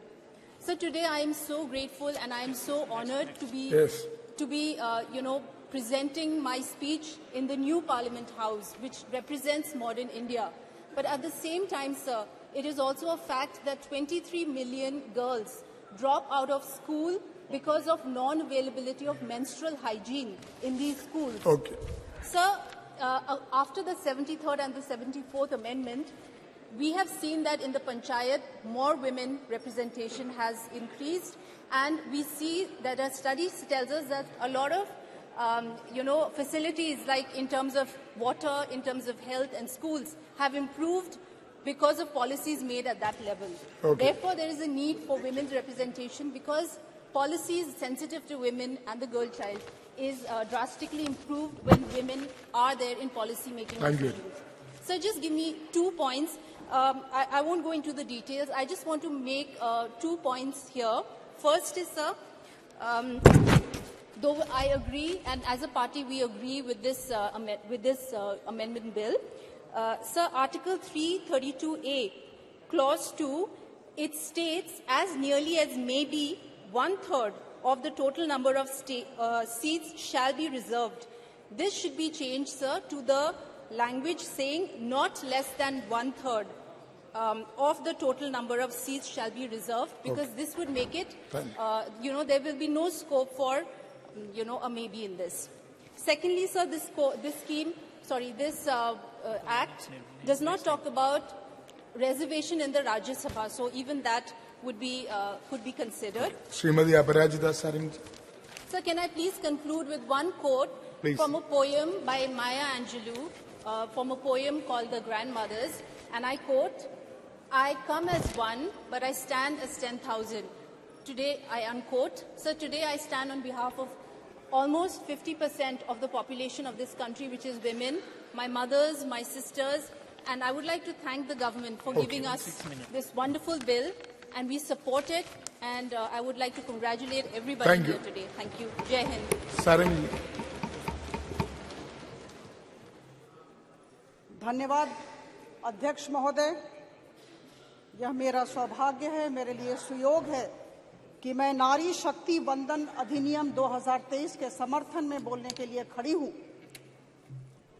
Sir, Hindi की एक कविता है, 2 पंक्तियों से अपनी बात की शुरुआत करना चाहूंगी। तुम एक अनल कण हो केवल, अनुकूल हवा लेकिन पाकर, छप्पर तक तो तुम जा सकती, ज्वाला प्रचंड फैला सकती, एक नन्ही सी चिंगारी भी। सर, आदरणीय प्रधानमंत्री श्री नरेंद्र मोदी जी देश में महिलाओं के लिए अनुकूल हवा और सकारात्मक वातावरण की सृष्टि करने की दिशा में पदक्षेप ले रहे हैं। बहुत ही बलिष्ठ पदक्षेप उनके बलिष्ठ नेतृत्व में, और हम सब का कर्तव्य बनता है, हम सब जितने लोग बैठे हैं, जिस दल के जो भी हैं, हम सब का कर्तव्य है कि हम इस ऐसे बलिष्ठ पदक्षेप लेने वाले व्यक्ति के साथ खड़े हों और उनके प्रति अपना आभार व्यक्त करें।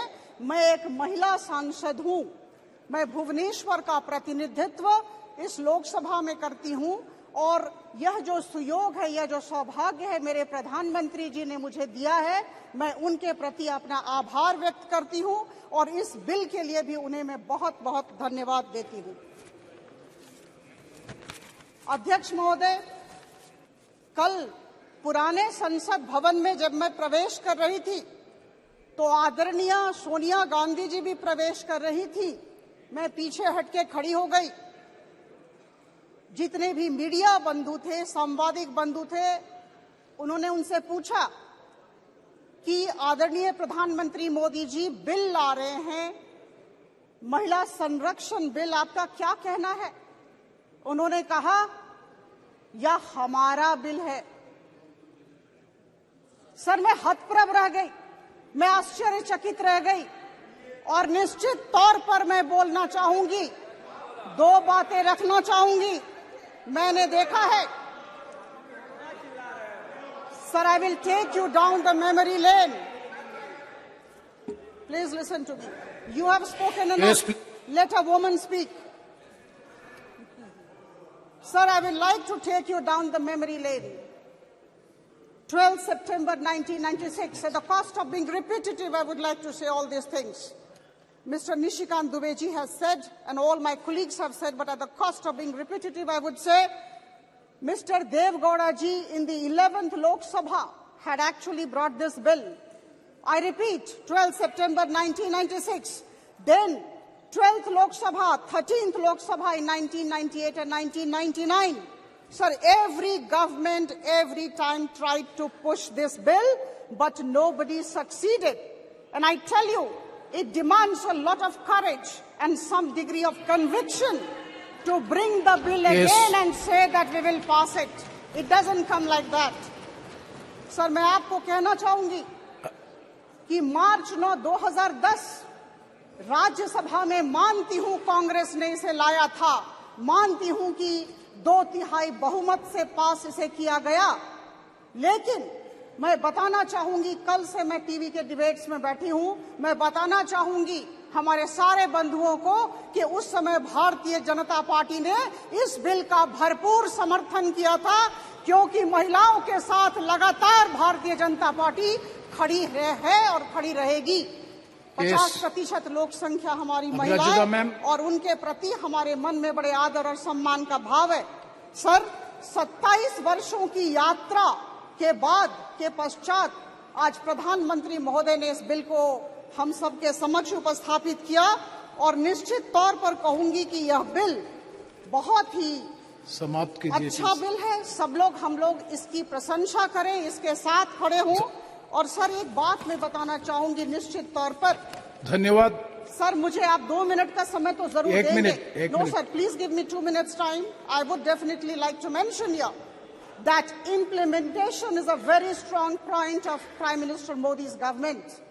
Whether it is Article 370 or Triple Talaq or GST, One Nation, One Tax, whatever big works, big achievements that have come our way, we have handled all the issues with a lot of deftness. So, sir, right now, the issue is of implementation, and I tell you once again, implementation is our strong point. Thank you. Census will be carried out. Thank you. Delimitation exercise will be done. But this particular bill may kindly be passed by all of us, and the implementation will be carried out under the leadership of our Prime Minister. Thank you very much. Thank you, Abhirajida. And it is our responsibility to support the bill. Thank you. आज मुझे संविधान में 128वां संशोधन विधेयक 2023 महिला आरक्षण bill पर विचार रखने का मौका दिया। मैं आपका तथा बहुजन समाज पार्टी की राष्ट्रीय अध्यक्ष आदरणीय बहन जी का आभार प्रकट करना चाहता हूं। महोदय, बाबा साहब डॉक्टर भीमराव अंबेडकर जी की कितनी भी दूरगामी सोच थी कि संविधान सभा में महिलाओं और पुरुषों के बीच लिंग के अनुपात में था देश की आधी आबादी के समुचित जैसे शैक्षणिक, आर्थिक और राजनीतिक विकास के लिए संविधान में व्यवस्था दी। और बाबा साहब ने कहा है कि सभ्य भारतीय समाज में यदि किसी समाज के समग्र विकास को देखना है तो उस समाज की के महिलाओं को दशा और स्थिति देखकर जाना जा सकता है। महिलाओं को शिक्षित करना, सरकारी नौकरियां, उचित प्रतिनिधित्व तथा राजनीति में भी उचित प्रतिनिधित्व देकर देश की आधी आबादी के विकास के बारे में क्या था। जैसा कि हम सभी को जानते हैं, इस संशोधन का उद्देश्य महिलाओं की संख्या लोकसभा, राज्यसभा, लोकसभा राज्यों की विधानसभाओं में तथा राष्ट्रीय राजधानी क्षेत्र दिल्ली के विधानसभा में महिलाओं की संख्या बढ़ाने का है। वर्तमान में ये संख्या लगभग 14% अपने देश में है, जो कि अन्य देश की तुलना में बहुत कम है। माननीय सुप्रीम कोर्ट ने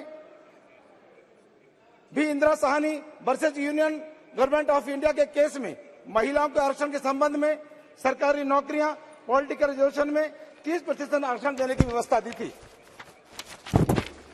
इससे पूर्व भी महिला आरक्षण देने के लिए संविधान में के संशोधन आर्टिकल 239A, 330A, 332A में भी संशोधन करने के लिए वर्ष 1996, 1998, 1999 और 2008 में तत्कालीन सरकार द्वारा प्रयास किया गया, लेकिन सरकारों की मंशा महिलाओं के अधिकार के प्रति सजग न होने और दुर्ग्रह से ग्रसित होने के कारण आज तक ये बिल अंतिम मुकाम तक नहीं पहुंच सका है।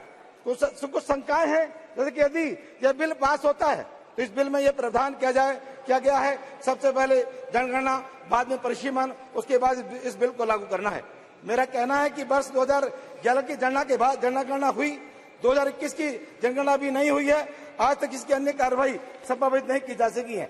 यानी कि जनगणना सर, एक मिनट सर, न केवल 5 से 10 वर्ष का समय लगेगा, उस जनगणना के बाद परिसीमन में जो समय लगेगा वो अलग है। मुझे लगता है कि वर्तमान सरकार में भी पिछली सरकारों की तरह ये बिल एक वोट भोली वाली जनता के महिलाओं के वोटों का दुरुपयोग करने का प्रयास न हो।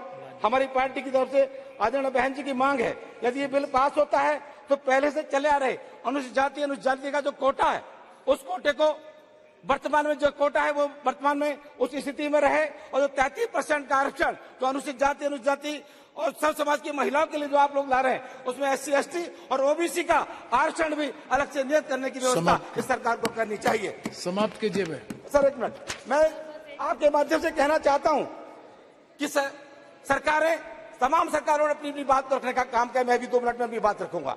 आदरणीय बहन कुमारी मैत्री जी सरकार 2007 में जो उत्तर प्रदेश में बहन जी मुख्यमंत्री थी, बहन कुमारी मैत्री जी ने महिलाओं के उत्थान के लिए और बालिकाओं के उत्थान के लिए सावित्रीबाई फुले आर्थिक मदद योजना लाकर इस प्रदेश उत्तर प्रदेश में जो कक्षा 10 की बालिका पास करके कक्षा 11 में जाएगी, उसे 15,000 रुपए साइकिल देने की व्यवस्था की, और कक्षा 11 के पास करके वो बच्चे के 12 में जाती थी तो 10,000 रुपए की व्यवस्था देने का काम किया। मान्यवर हमारी सरकार में आदरणीय बहन कुमारी मैत्री जी ने महामाया आवास योजना देकर महिला को एक घर देने का व्यवस्था दी, महामाया पेंशन योजना लाकर महिला को पेंशन देने का काम किया। और इतना ही नहीं, हमारे सरकार के रहते उत्तर प्रदेश में कस्तूरबा गांधी विद्यालय खोले गए, जहां पर दलित, पिछड़े, कमजोर जो बच्चे शिक्षा ग्रहण नहीं कर सकते थे, उन बच्चों को शिक्षा ग्रहण करने की व्यवस्था, साथ में हॉस्टल देकर उन्हें शिक्षा देने का काम किया। अंत में मैं हमारी पार्टी इस बिल का समर्थन करती है। आपका बहुत बहुत धन्यवाद।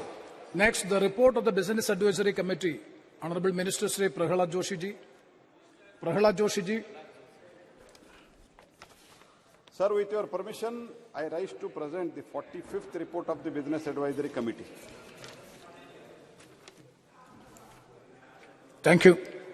All the members are requested to conclude their speech within 2-3 minutes. There is a direction from the Honorable Speaker. So please abide by the direction of the Chair. Next speaker is Sri P. Ravindranath Kumar. Sir, thank you, Speaker, sir. Sir, in Tamil Nadu before 1990, if a baby girl was born, she was killed by his own parents or relatives by giving poison from the plant, cactus plant. In Tamil, we named it Kallipal. Because of their poor parents, because of their poverty, they can't grow the baby girl in the society. Our Tamil Nadu former Chief Minister of Tamil Nadu, Dr. Jayalalitha, who we all fondly call Puratchi Thalaivi Amma, Amma had fought her way to the top of the largely male political public sphere, primarily on her own strength. She improved their lives in a big way. The scheme named Cradle Baby Scheme was among the first ever welfare schemes launched by the Amma to save these baby girls, to check female feticide and gender-based abortions. And also the first all-women police station in entire Asia during her first tenure as Chief Minister in early 1990s. And also several schemes like Amma Master Health Checkup Plan for Women, Amma Baby Care Kit Scheme, Taliki Tangam Tittam, which means gold for marriage, whereby 4 grams of gold and cash up to 50,000 was offered to economically backward women who had completed their diploma degree. The welfare schemes for school-going girls remain as role model to the rest of the states. All women's administrated hotels called Amma Unavagam, which along with feeding thousands of poor has also improved the life of many women. Sir, now come to the bill. I will complete in 2 minutes. Now come to the bill. Yes, sir. Sir, Tamil Nadu is among the first states that provide 50% reservation for women in local bodies and under late Amma Purachi Talavi Amma. 2 consecutive terms for women were announced in the constituencies reserved for them. I wish to suggest that this will be continued in the new reservation policy too. And also, I wish to urge that women from the OBC community should also be considered for reservation in the Lok Sabha and the legislative assemblies. Yes. And finally, I wish to appreciate the vision and efforts of Honorable Prime Minister Sri Narendra Modi ji for truly extracting the... Sir, 1 minute I read, sir.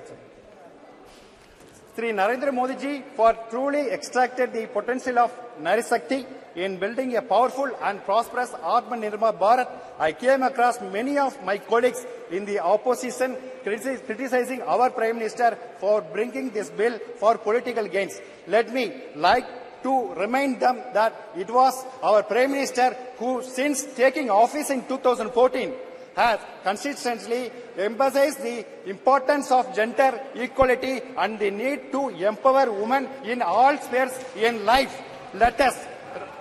Thank you. Let us not forget that we have for the first time a representation, a woman representation from the tribal community to the highest constitutional position of the president of our country. This is the highest example of an inclusive democracy as envisaged by our Honorable Prime Minister Sri Narendra Modi ji. So, on behalf of our Purachi Talavi Amma and our party coordinator, Thiru O. Pannirselvam, and my beloved mother, Sri Vijayalakshmi, I support this bill. Thank you. Thank you, Sri Thomas Charikadan. Thank you, sir. Thank you for giving me the opportunity to participate in the discussion on the Constitution 128th Amendment Bill 2023, which will provide 1/3 reservation to women in Parliament as well as the state assemblies. Sir, I, on behalf of my party, Kerala Congress EM, support this bill to provide the reservation to the women in Parliament and state assemblies. See, this House must be aware about the fact that this is not the first attempt to give the reservation to empower the women politically. Many attempts have been made so far. That has already been mentioned here. Even as early as in 1931, prominent leaders like Sarojini Naidu, Begum Shah Nawaz wrote to the then British Prime Minister asking him to take steps for ensuring absolute equality of political status for Indian women. The National Perspective Plan of 1988 for women also made recommendations to give reservations to women at all levels of governance, from Panchayat to Parliament. By way of 73rd and 74th Constitutional Amendment Act, 1/3 of the seats of the women were reserved for the Panchayat Raj institutions at both urban as well as local bodies. Sir, Rajiv Gandhi, we must remember Rajiv Gandhi for his efforts in 1989 to bring a bill for the reservation of women. Subsequently, it has already been mentioned, the H.D. Devagowda ministry, then again in 1998, 1999, 2000, 2002 and 2003, such an attempt was made. But now it is, of course, it is credibility of the government that they are coming up with the reservation bill now. Thank you. Sir, it is important to mention here the fact that the current representation of women in the parliament is only around 15%. The bill to enable greater participation of women as public representatives in policy making is at the state and national level is very good. Sir, however, things are not as simple as told by the present government.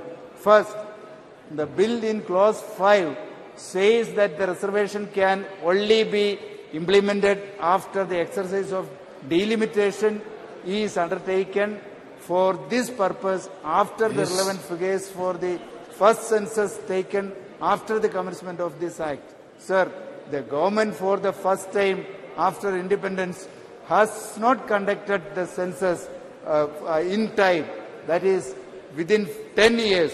See, if the government was intending to do or come up with this amendment, they should have conducted the census long back.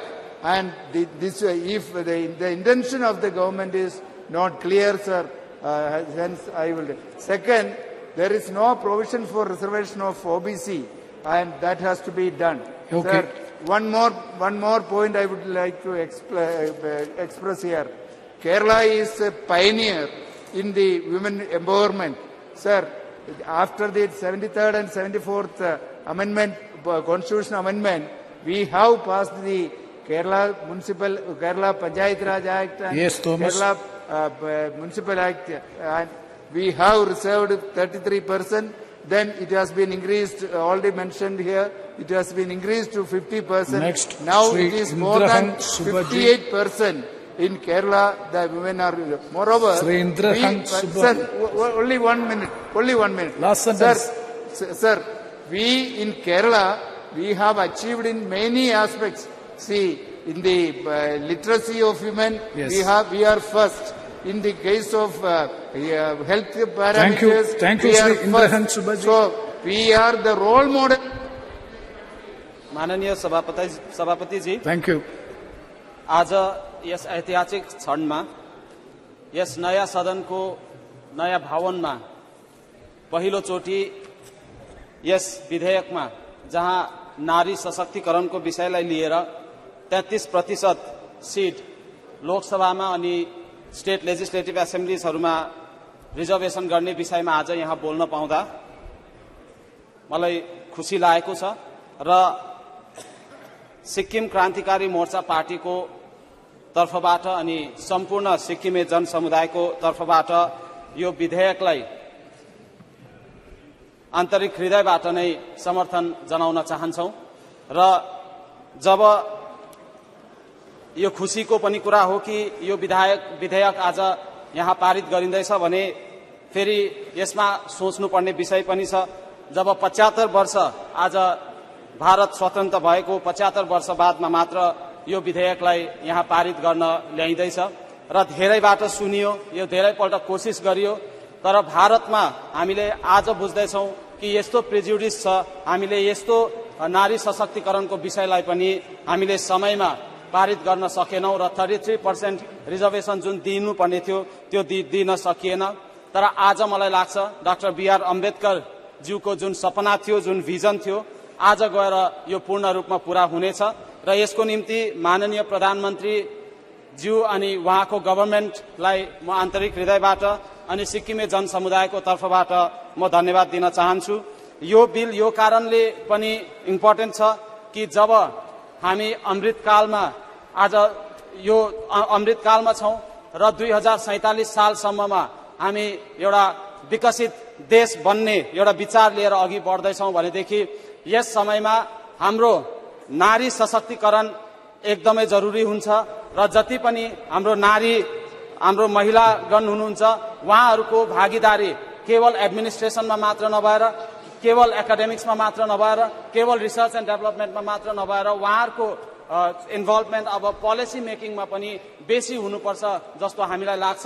यसै कारणले गर्दा सिक्किम राज्य सरकारले पनि आफ्नो चेलीहरूलाई सशक्त बनाउनको निम्ति आमा योजना जसमा 20,000 रुपैयाँ इयरली दिइन्छ, वात्सल्य योजना जसमा इन्फर्टिलिटीको प्रब्लम भएको कपल्सहरूलाई 3 लाख रुपियाँ दिइन्छ र सिक्किममा बहिनी स्किम जसमा हाम्रो भाइ बहिनीहरू जो पनि स्कुल जान्छन् बहिनीहरू स्पेशली उहाँहरूको निम्ति फ्रीमा सेनिटरी न्यापकिन्सहरू दिने प्रावधान गरिएको छ र यस्तो अनेकौं छ जसमा हामीले सिक्किम सरकारले पनि गर्ने कोसिस गरेको छ र मलाई विश्वास छ यसको इम्प्लिमेन्टेसनमा जहाँसम्म डिलिमिटेसनको कुरा आयो यो डिलिमिटेसन चाँडैभन्दा चाँडै हुन्छ होला भन्ने हामीले आशा राखेका छौं किनकि सिक्किममा एउटा एकदमै there is one very typical example in Sikkim that 2 communities were provided ST category in 2002, but they are yet to get their reservation just because that delimitation is being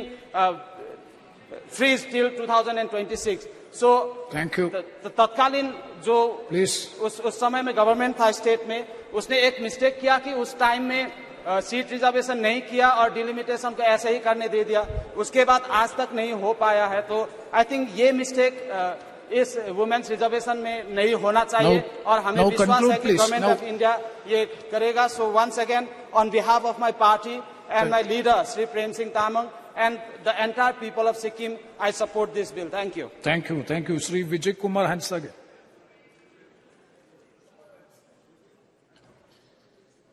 Sir, Mike. Thank you. Thank you, Chairman sir.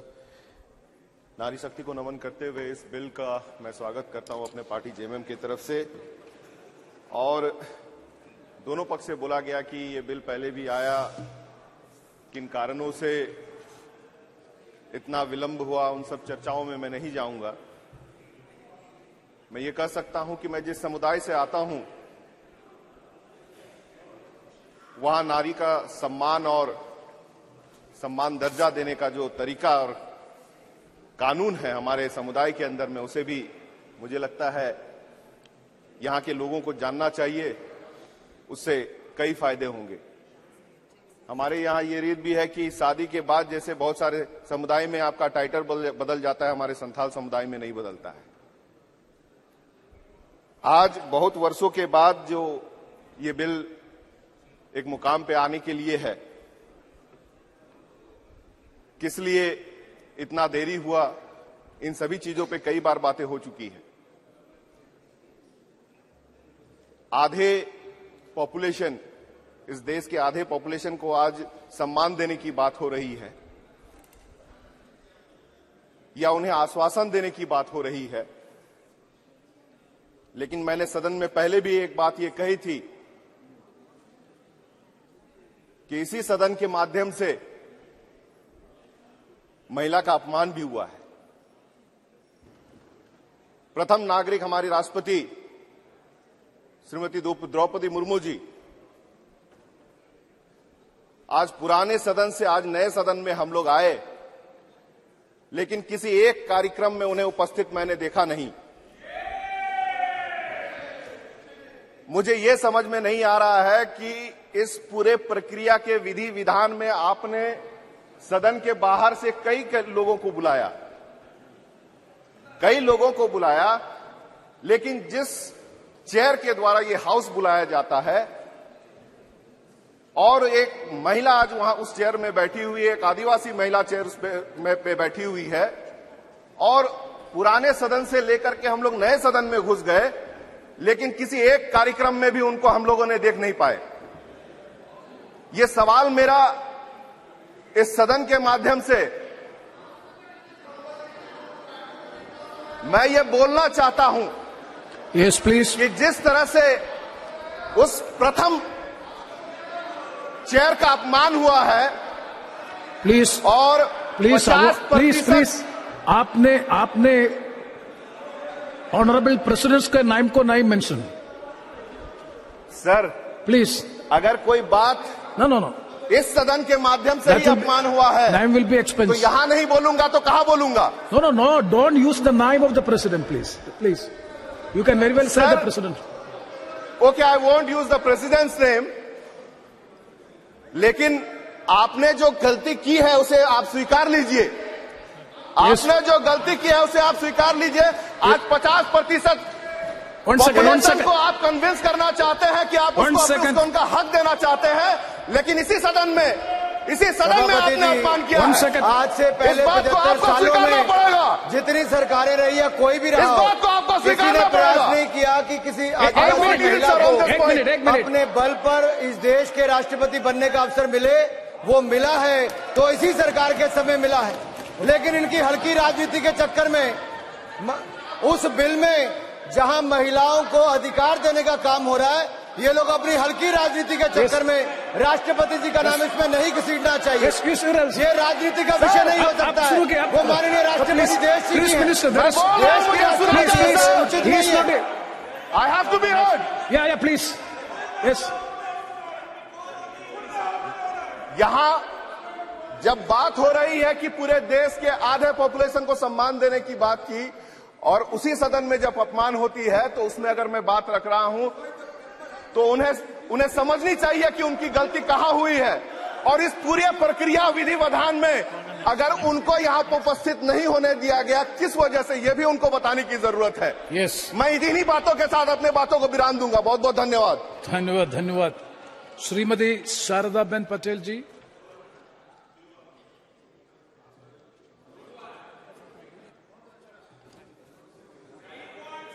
धन्यवाद अध्यक्ष जी। हमारे संविधान में भारत के नागरिकों को समान अवसर देने के लिए कहा गया है। आज महिलाएं भी हर क्षेत्र में अपना कर्तव्य निभा रही है। देश के सर्वांगीण विकास के लिए लोकतंत्र में महिलाओं का भी योगदान रहा है।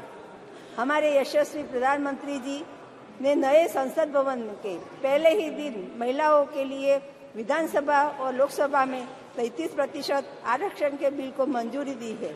यह एक ऐतिहासिक फैसला है। सबका साथ, सबका विकास, सबका विश्वास और सबके प्रयास से ही हम इस देश को दुनिया में नंबर 1 तक ले जा सकते हैं। और इसी दिशा में यह एक कदम भी है। इस बिल के आते ही इस सदन में और राज्य सरकारों में महिलाओं का प्रतिनिधित्व बढ़ जाएगा। इसके साथ साथ महिलाओं की जिम्मेदारियां भी बढ़ जाएगी। मैं हर पार्टी को यह कहना चाहती हूँ कि आप काबिल और पढ़ी लिखी महिलाओं का चयन करके उनको राज्य एवं केंद्र में भेजें।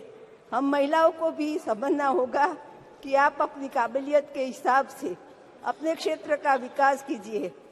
इस देश के संविधान ने आपको अब यह ताकत दी है। आज एक महिला के तौर पे मैं माननीय प्रधानमंत्री जी श्री नरेंद्र मोदी जी का शुक्रिया अदा करना चाहती हूँ और सभी पार्टियों से विनती करती हूँ कि वह अपने क्षेत्र की काबिल और युवा महिलाओं को प्रतिनिधित्व और राजनीति करने का अवसर प्रदान करे। आज मुझे इस विशेष मौके पर मेरे विचार को सदन में के सामने रखने का अवसर देने के लिए आपका धन्यवाद करती हूँ और सहर्ष इस बिल का समर्थन करती हूँ। धन्यवाद। धन्यवाद। Shri Y Tokheho. Thank you, Honorable Chairman, for giving me an opportunity to participate in the discussion of 128th Constitutional Amendment on Women Reservation. So, first of all, I'd like to wholeheartedly congratulate the Honorable Prime Minister and the present government for taking bold decision to introduce this bill in this August House on 28th of September 2023, sir. While congratulating the Honorable Prime Minister, let us also not forget our past leaders who have given their best in bringing this 33 Women Reservation Bill. Sir, much has been discussed about this Women Reservation Bill, so I'll not repeat what the honourable members have already shared on the floor of this House. But in the presence of Honourable Law Minister, I would like to seek a few clarifications before bill is put to vote. Mr. Chairman, sir, recently delimitation has been completed in Jammu and Kashmir and also in Assam. And this morning in the full hour, Gazette notification has been placed on the floor of this House by the Honourable Law Minister. And very soon, there is going to be delimitation in Arunachal and Nagaland. whether this women reservation is going to be implemented in those states where the limitation has been completed and due to be completed, or it has to wait for the other states to implement this reservation, sir. Sir, lastly, I want to bring to the information of the Honorable Home Minister that Nagaland, since 1974, the limitation has not been there. And during 2020-21, there was a proposal to have delimitation along with Jammu and Kashmir, Assam, Arunachal. But because of the litigation, the delimitation could not take place. Last 50 years, when there is no delimitation, out of 60 constituencies, some constituencies have even 1 lakh voters, but still some constituencies have less than 10,000 voters. There is a lot of disparities in the state of Nagaland in respect of delimitation. Therefore, I would like to ask the Honorable Law Minister, as and when this bill is passed and the Honorable President give assent, when this bill is likely to be implemented, I think the time bound should be given. And also, once again, I'm asking whether this reservation will be implemented in those states where the limitation has been completed recently. On behalf of my party, NDPP, Nagaland, and on behalf of my Honorable Chief Minister, Shiri Nipurior, I fully support this 33 Women Reservation Bill. Thank you, sir. Thank you. Next speaker, Sri Laura Foss. Thank you, sir, for giving me this opportunity to speak. I would like to congratulate the government for bringing about this particular contentious bill. As I say, that in the past, so many times this has been attempted, and yet it failed. But this time we think that it will surely come to pass, particularly as we have come to the new Parliament building. There is, with new vision, with new hope, with new attitude, I'm sure every member will continue to support whatever comes up in the floor of the House for discussion. On the first day of the session here in the new Parliament, I thought that the semblance of order was much, much higher. And so let us leave whatever was in the old House and let us begin anew here.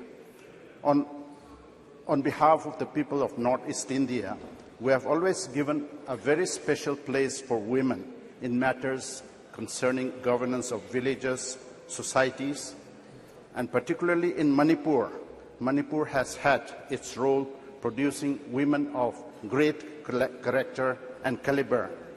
Freedom fighter in the person of, from amongst the tribal community, Rani Gaidilio.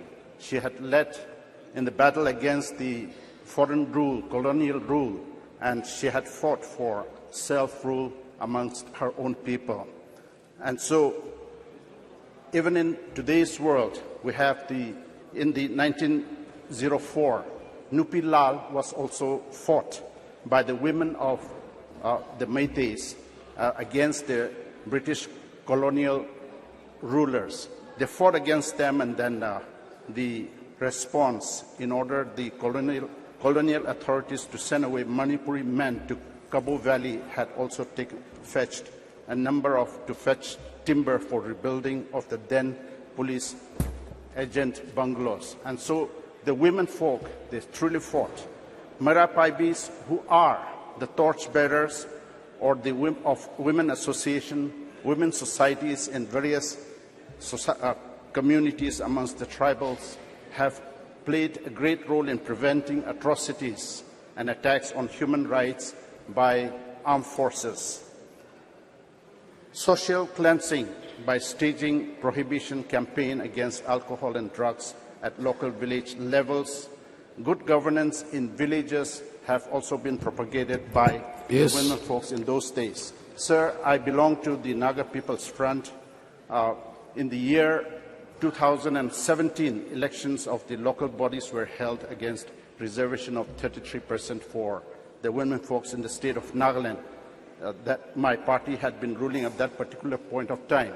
But due to certain discrepancies, due to certain infringement on the ground rules, particularly pertaining to special provisions granted to Nagaland under Article 371, there was confusion, and then there was a lot of opposition from members from the societies. Yes. And therefore, now please sir, come to particularly at this particular point of time, unless the communities, unless various stakeholders are taken into confidence and then the way it would be implemented, it is informed that we may once again cause this type of problems. For equality and participation of women in all developmental and decision-making processes of the nation, women are equally gifted as men to deliver.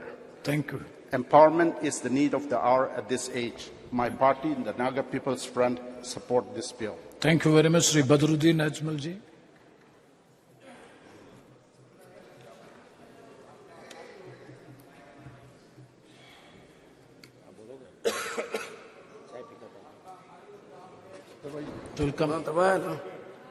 आगे इस अहम bill के ऊपर बोलने का मौका दिया।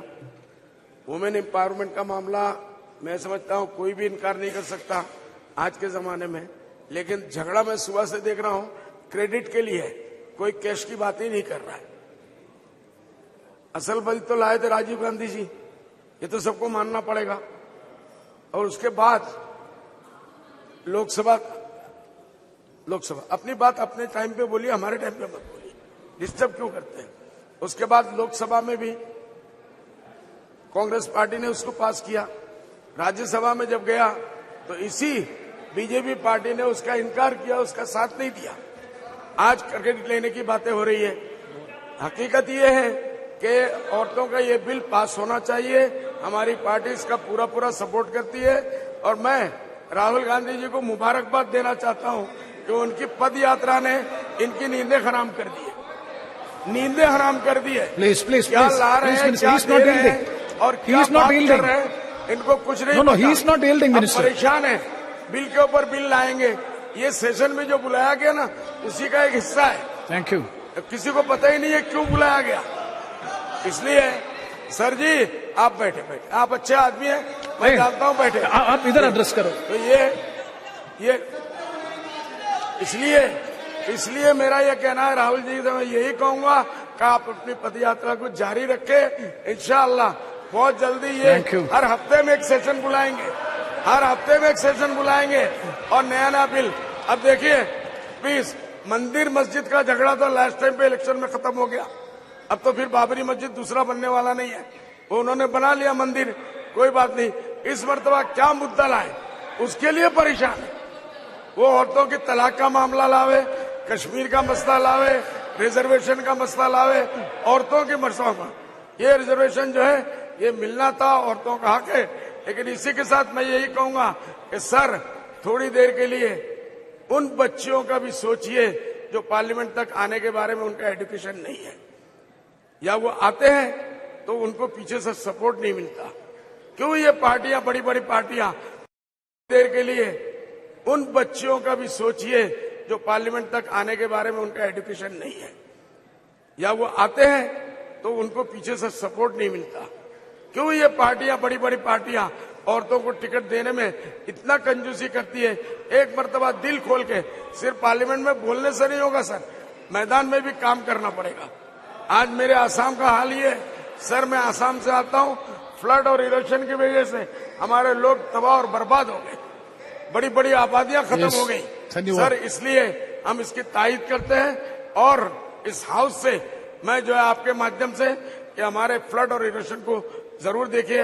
आसाम बर्बाद हो रहा है, तबाह हो रहा है, प्लीज उसको बचा लीजिए। धन्यवाद। श्री सुशील कुमार रिंकू जी।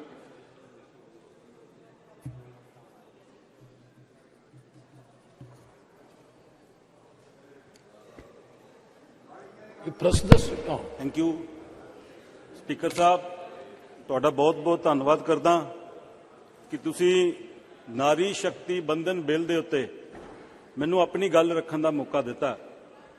स्पीकर साहब, मेरी पार्टी आम आदमी पार्टी इस बिल का जिहड़ा समर्थन करती है, क्योंकि नारी और साडी महिलावां ने साडे समाज और देश निर्माण दे विच बहुत वड्डा हिस्सा पाया।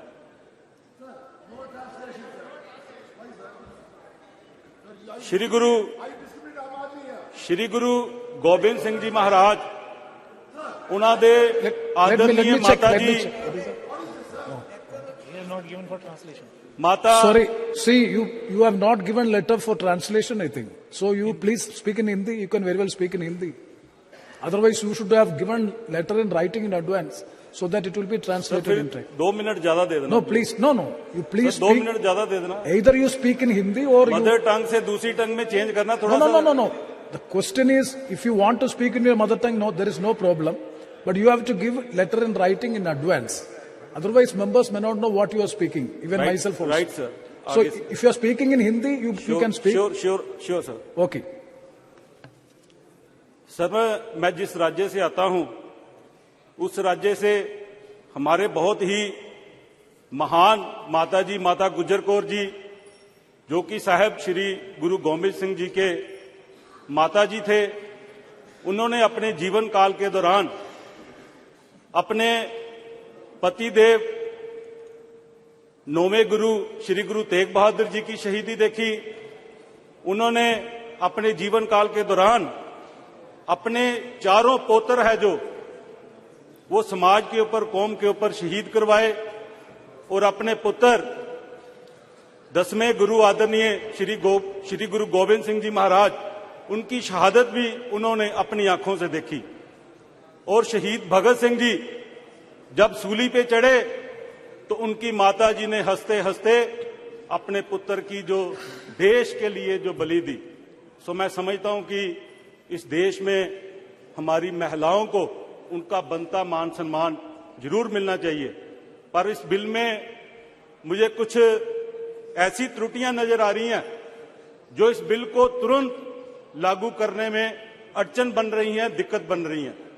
और मैं ये बेनती करना चाहता हूं कि सामने साथी बैठे हैं, कल प्रधानमंत्री साहब ने बहुत अच्छी स्पीच सेंट्रल हॉल में की, और सर मैं ये बेनती करना चाहता हूं कि जब इस नए हाउस का नींव पत्थर रखा गया, जब इस नए हाउस को बनने के बाद इसकी इनॉग्रेशन की गई, जब कल हम सब इस नए हाउस में एंटर किए, तो सर हमने कस्टोडियन ऑफ द हाउस, हमारे आदरणीय राष्ट्रपति, उनकी जो गैर मौजूदगी है उसको हमने सबने नोटिस किया।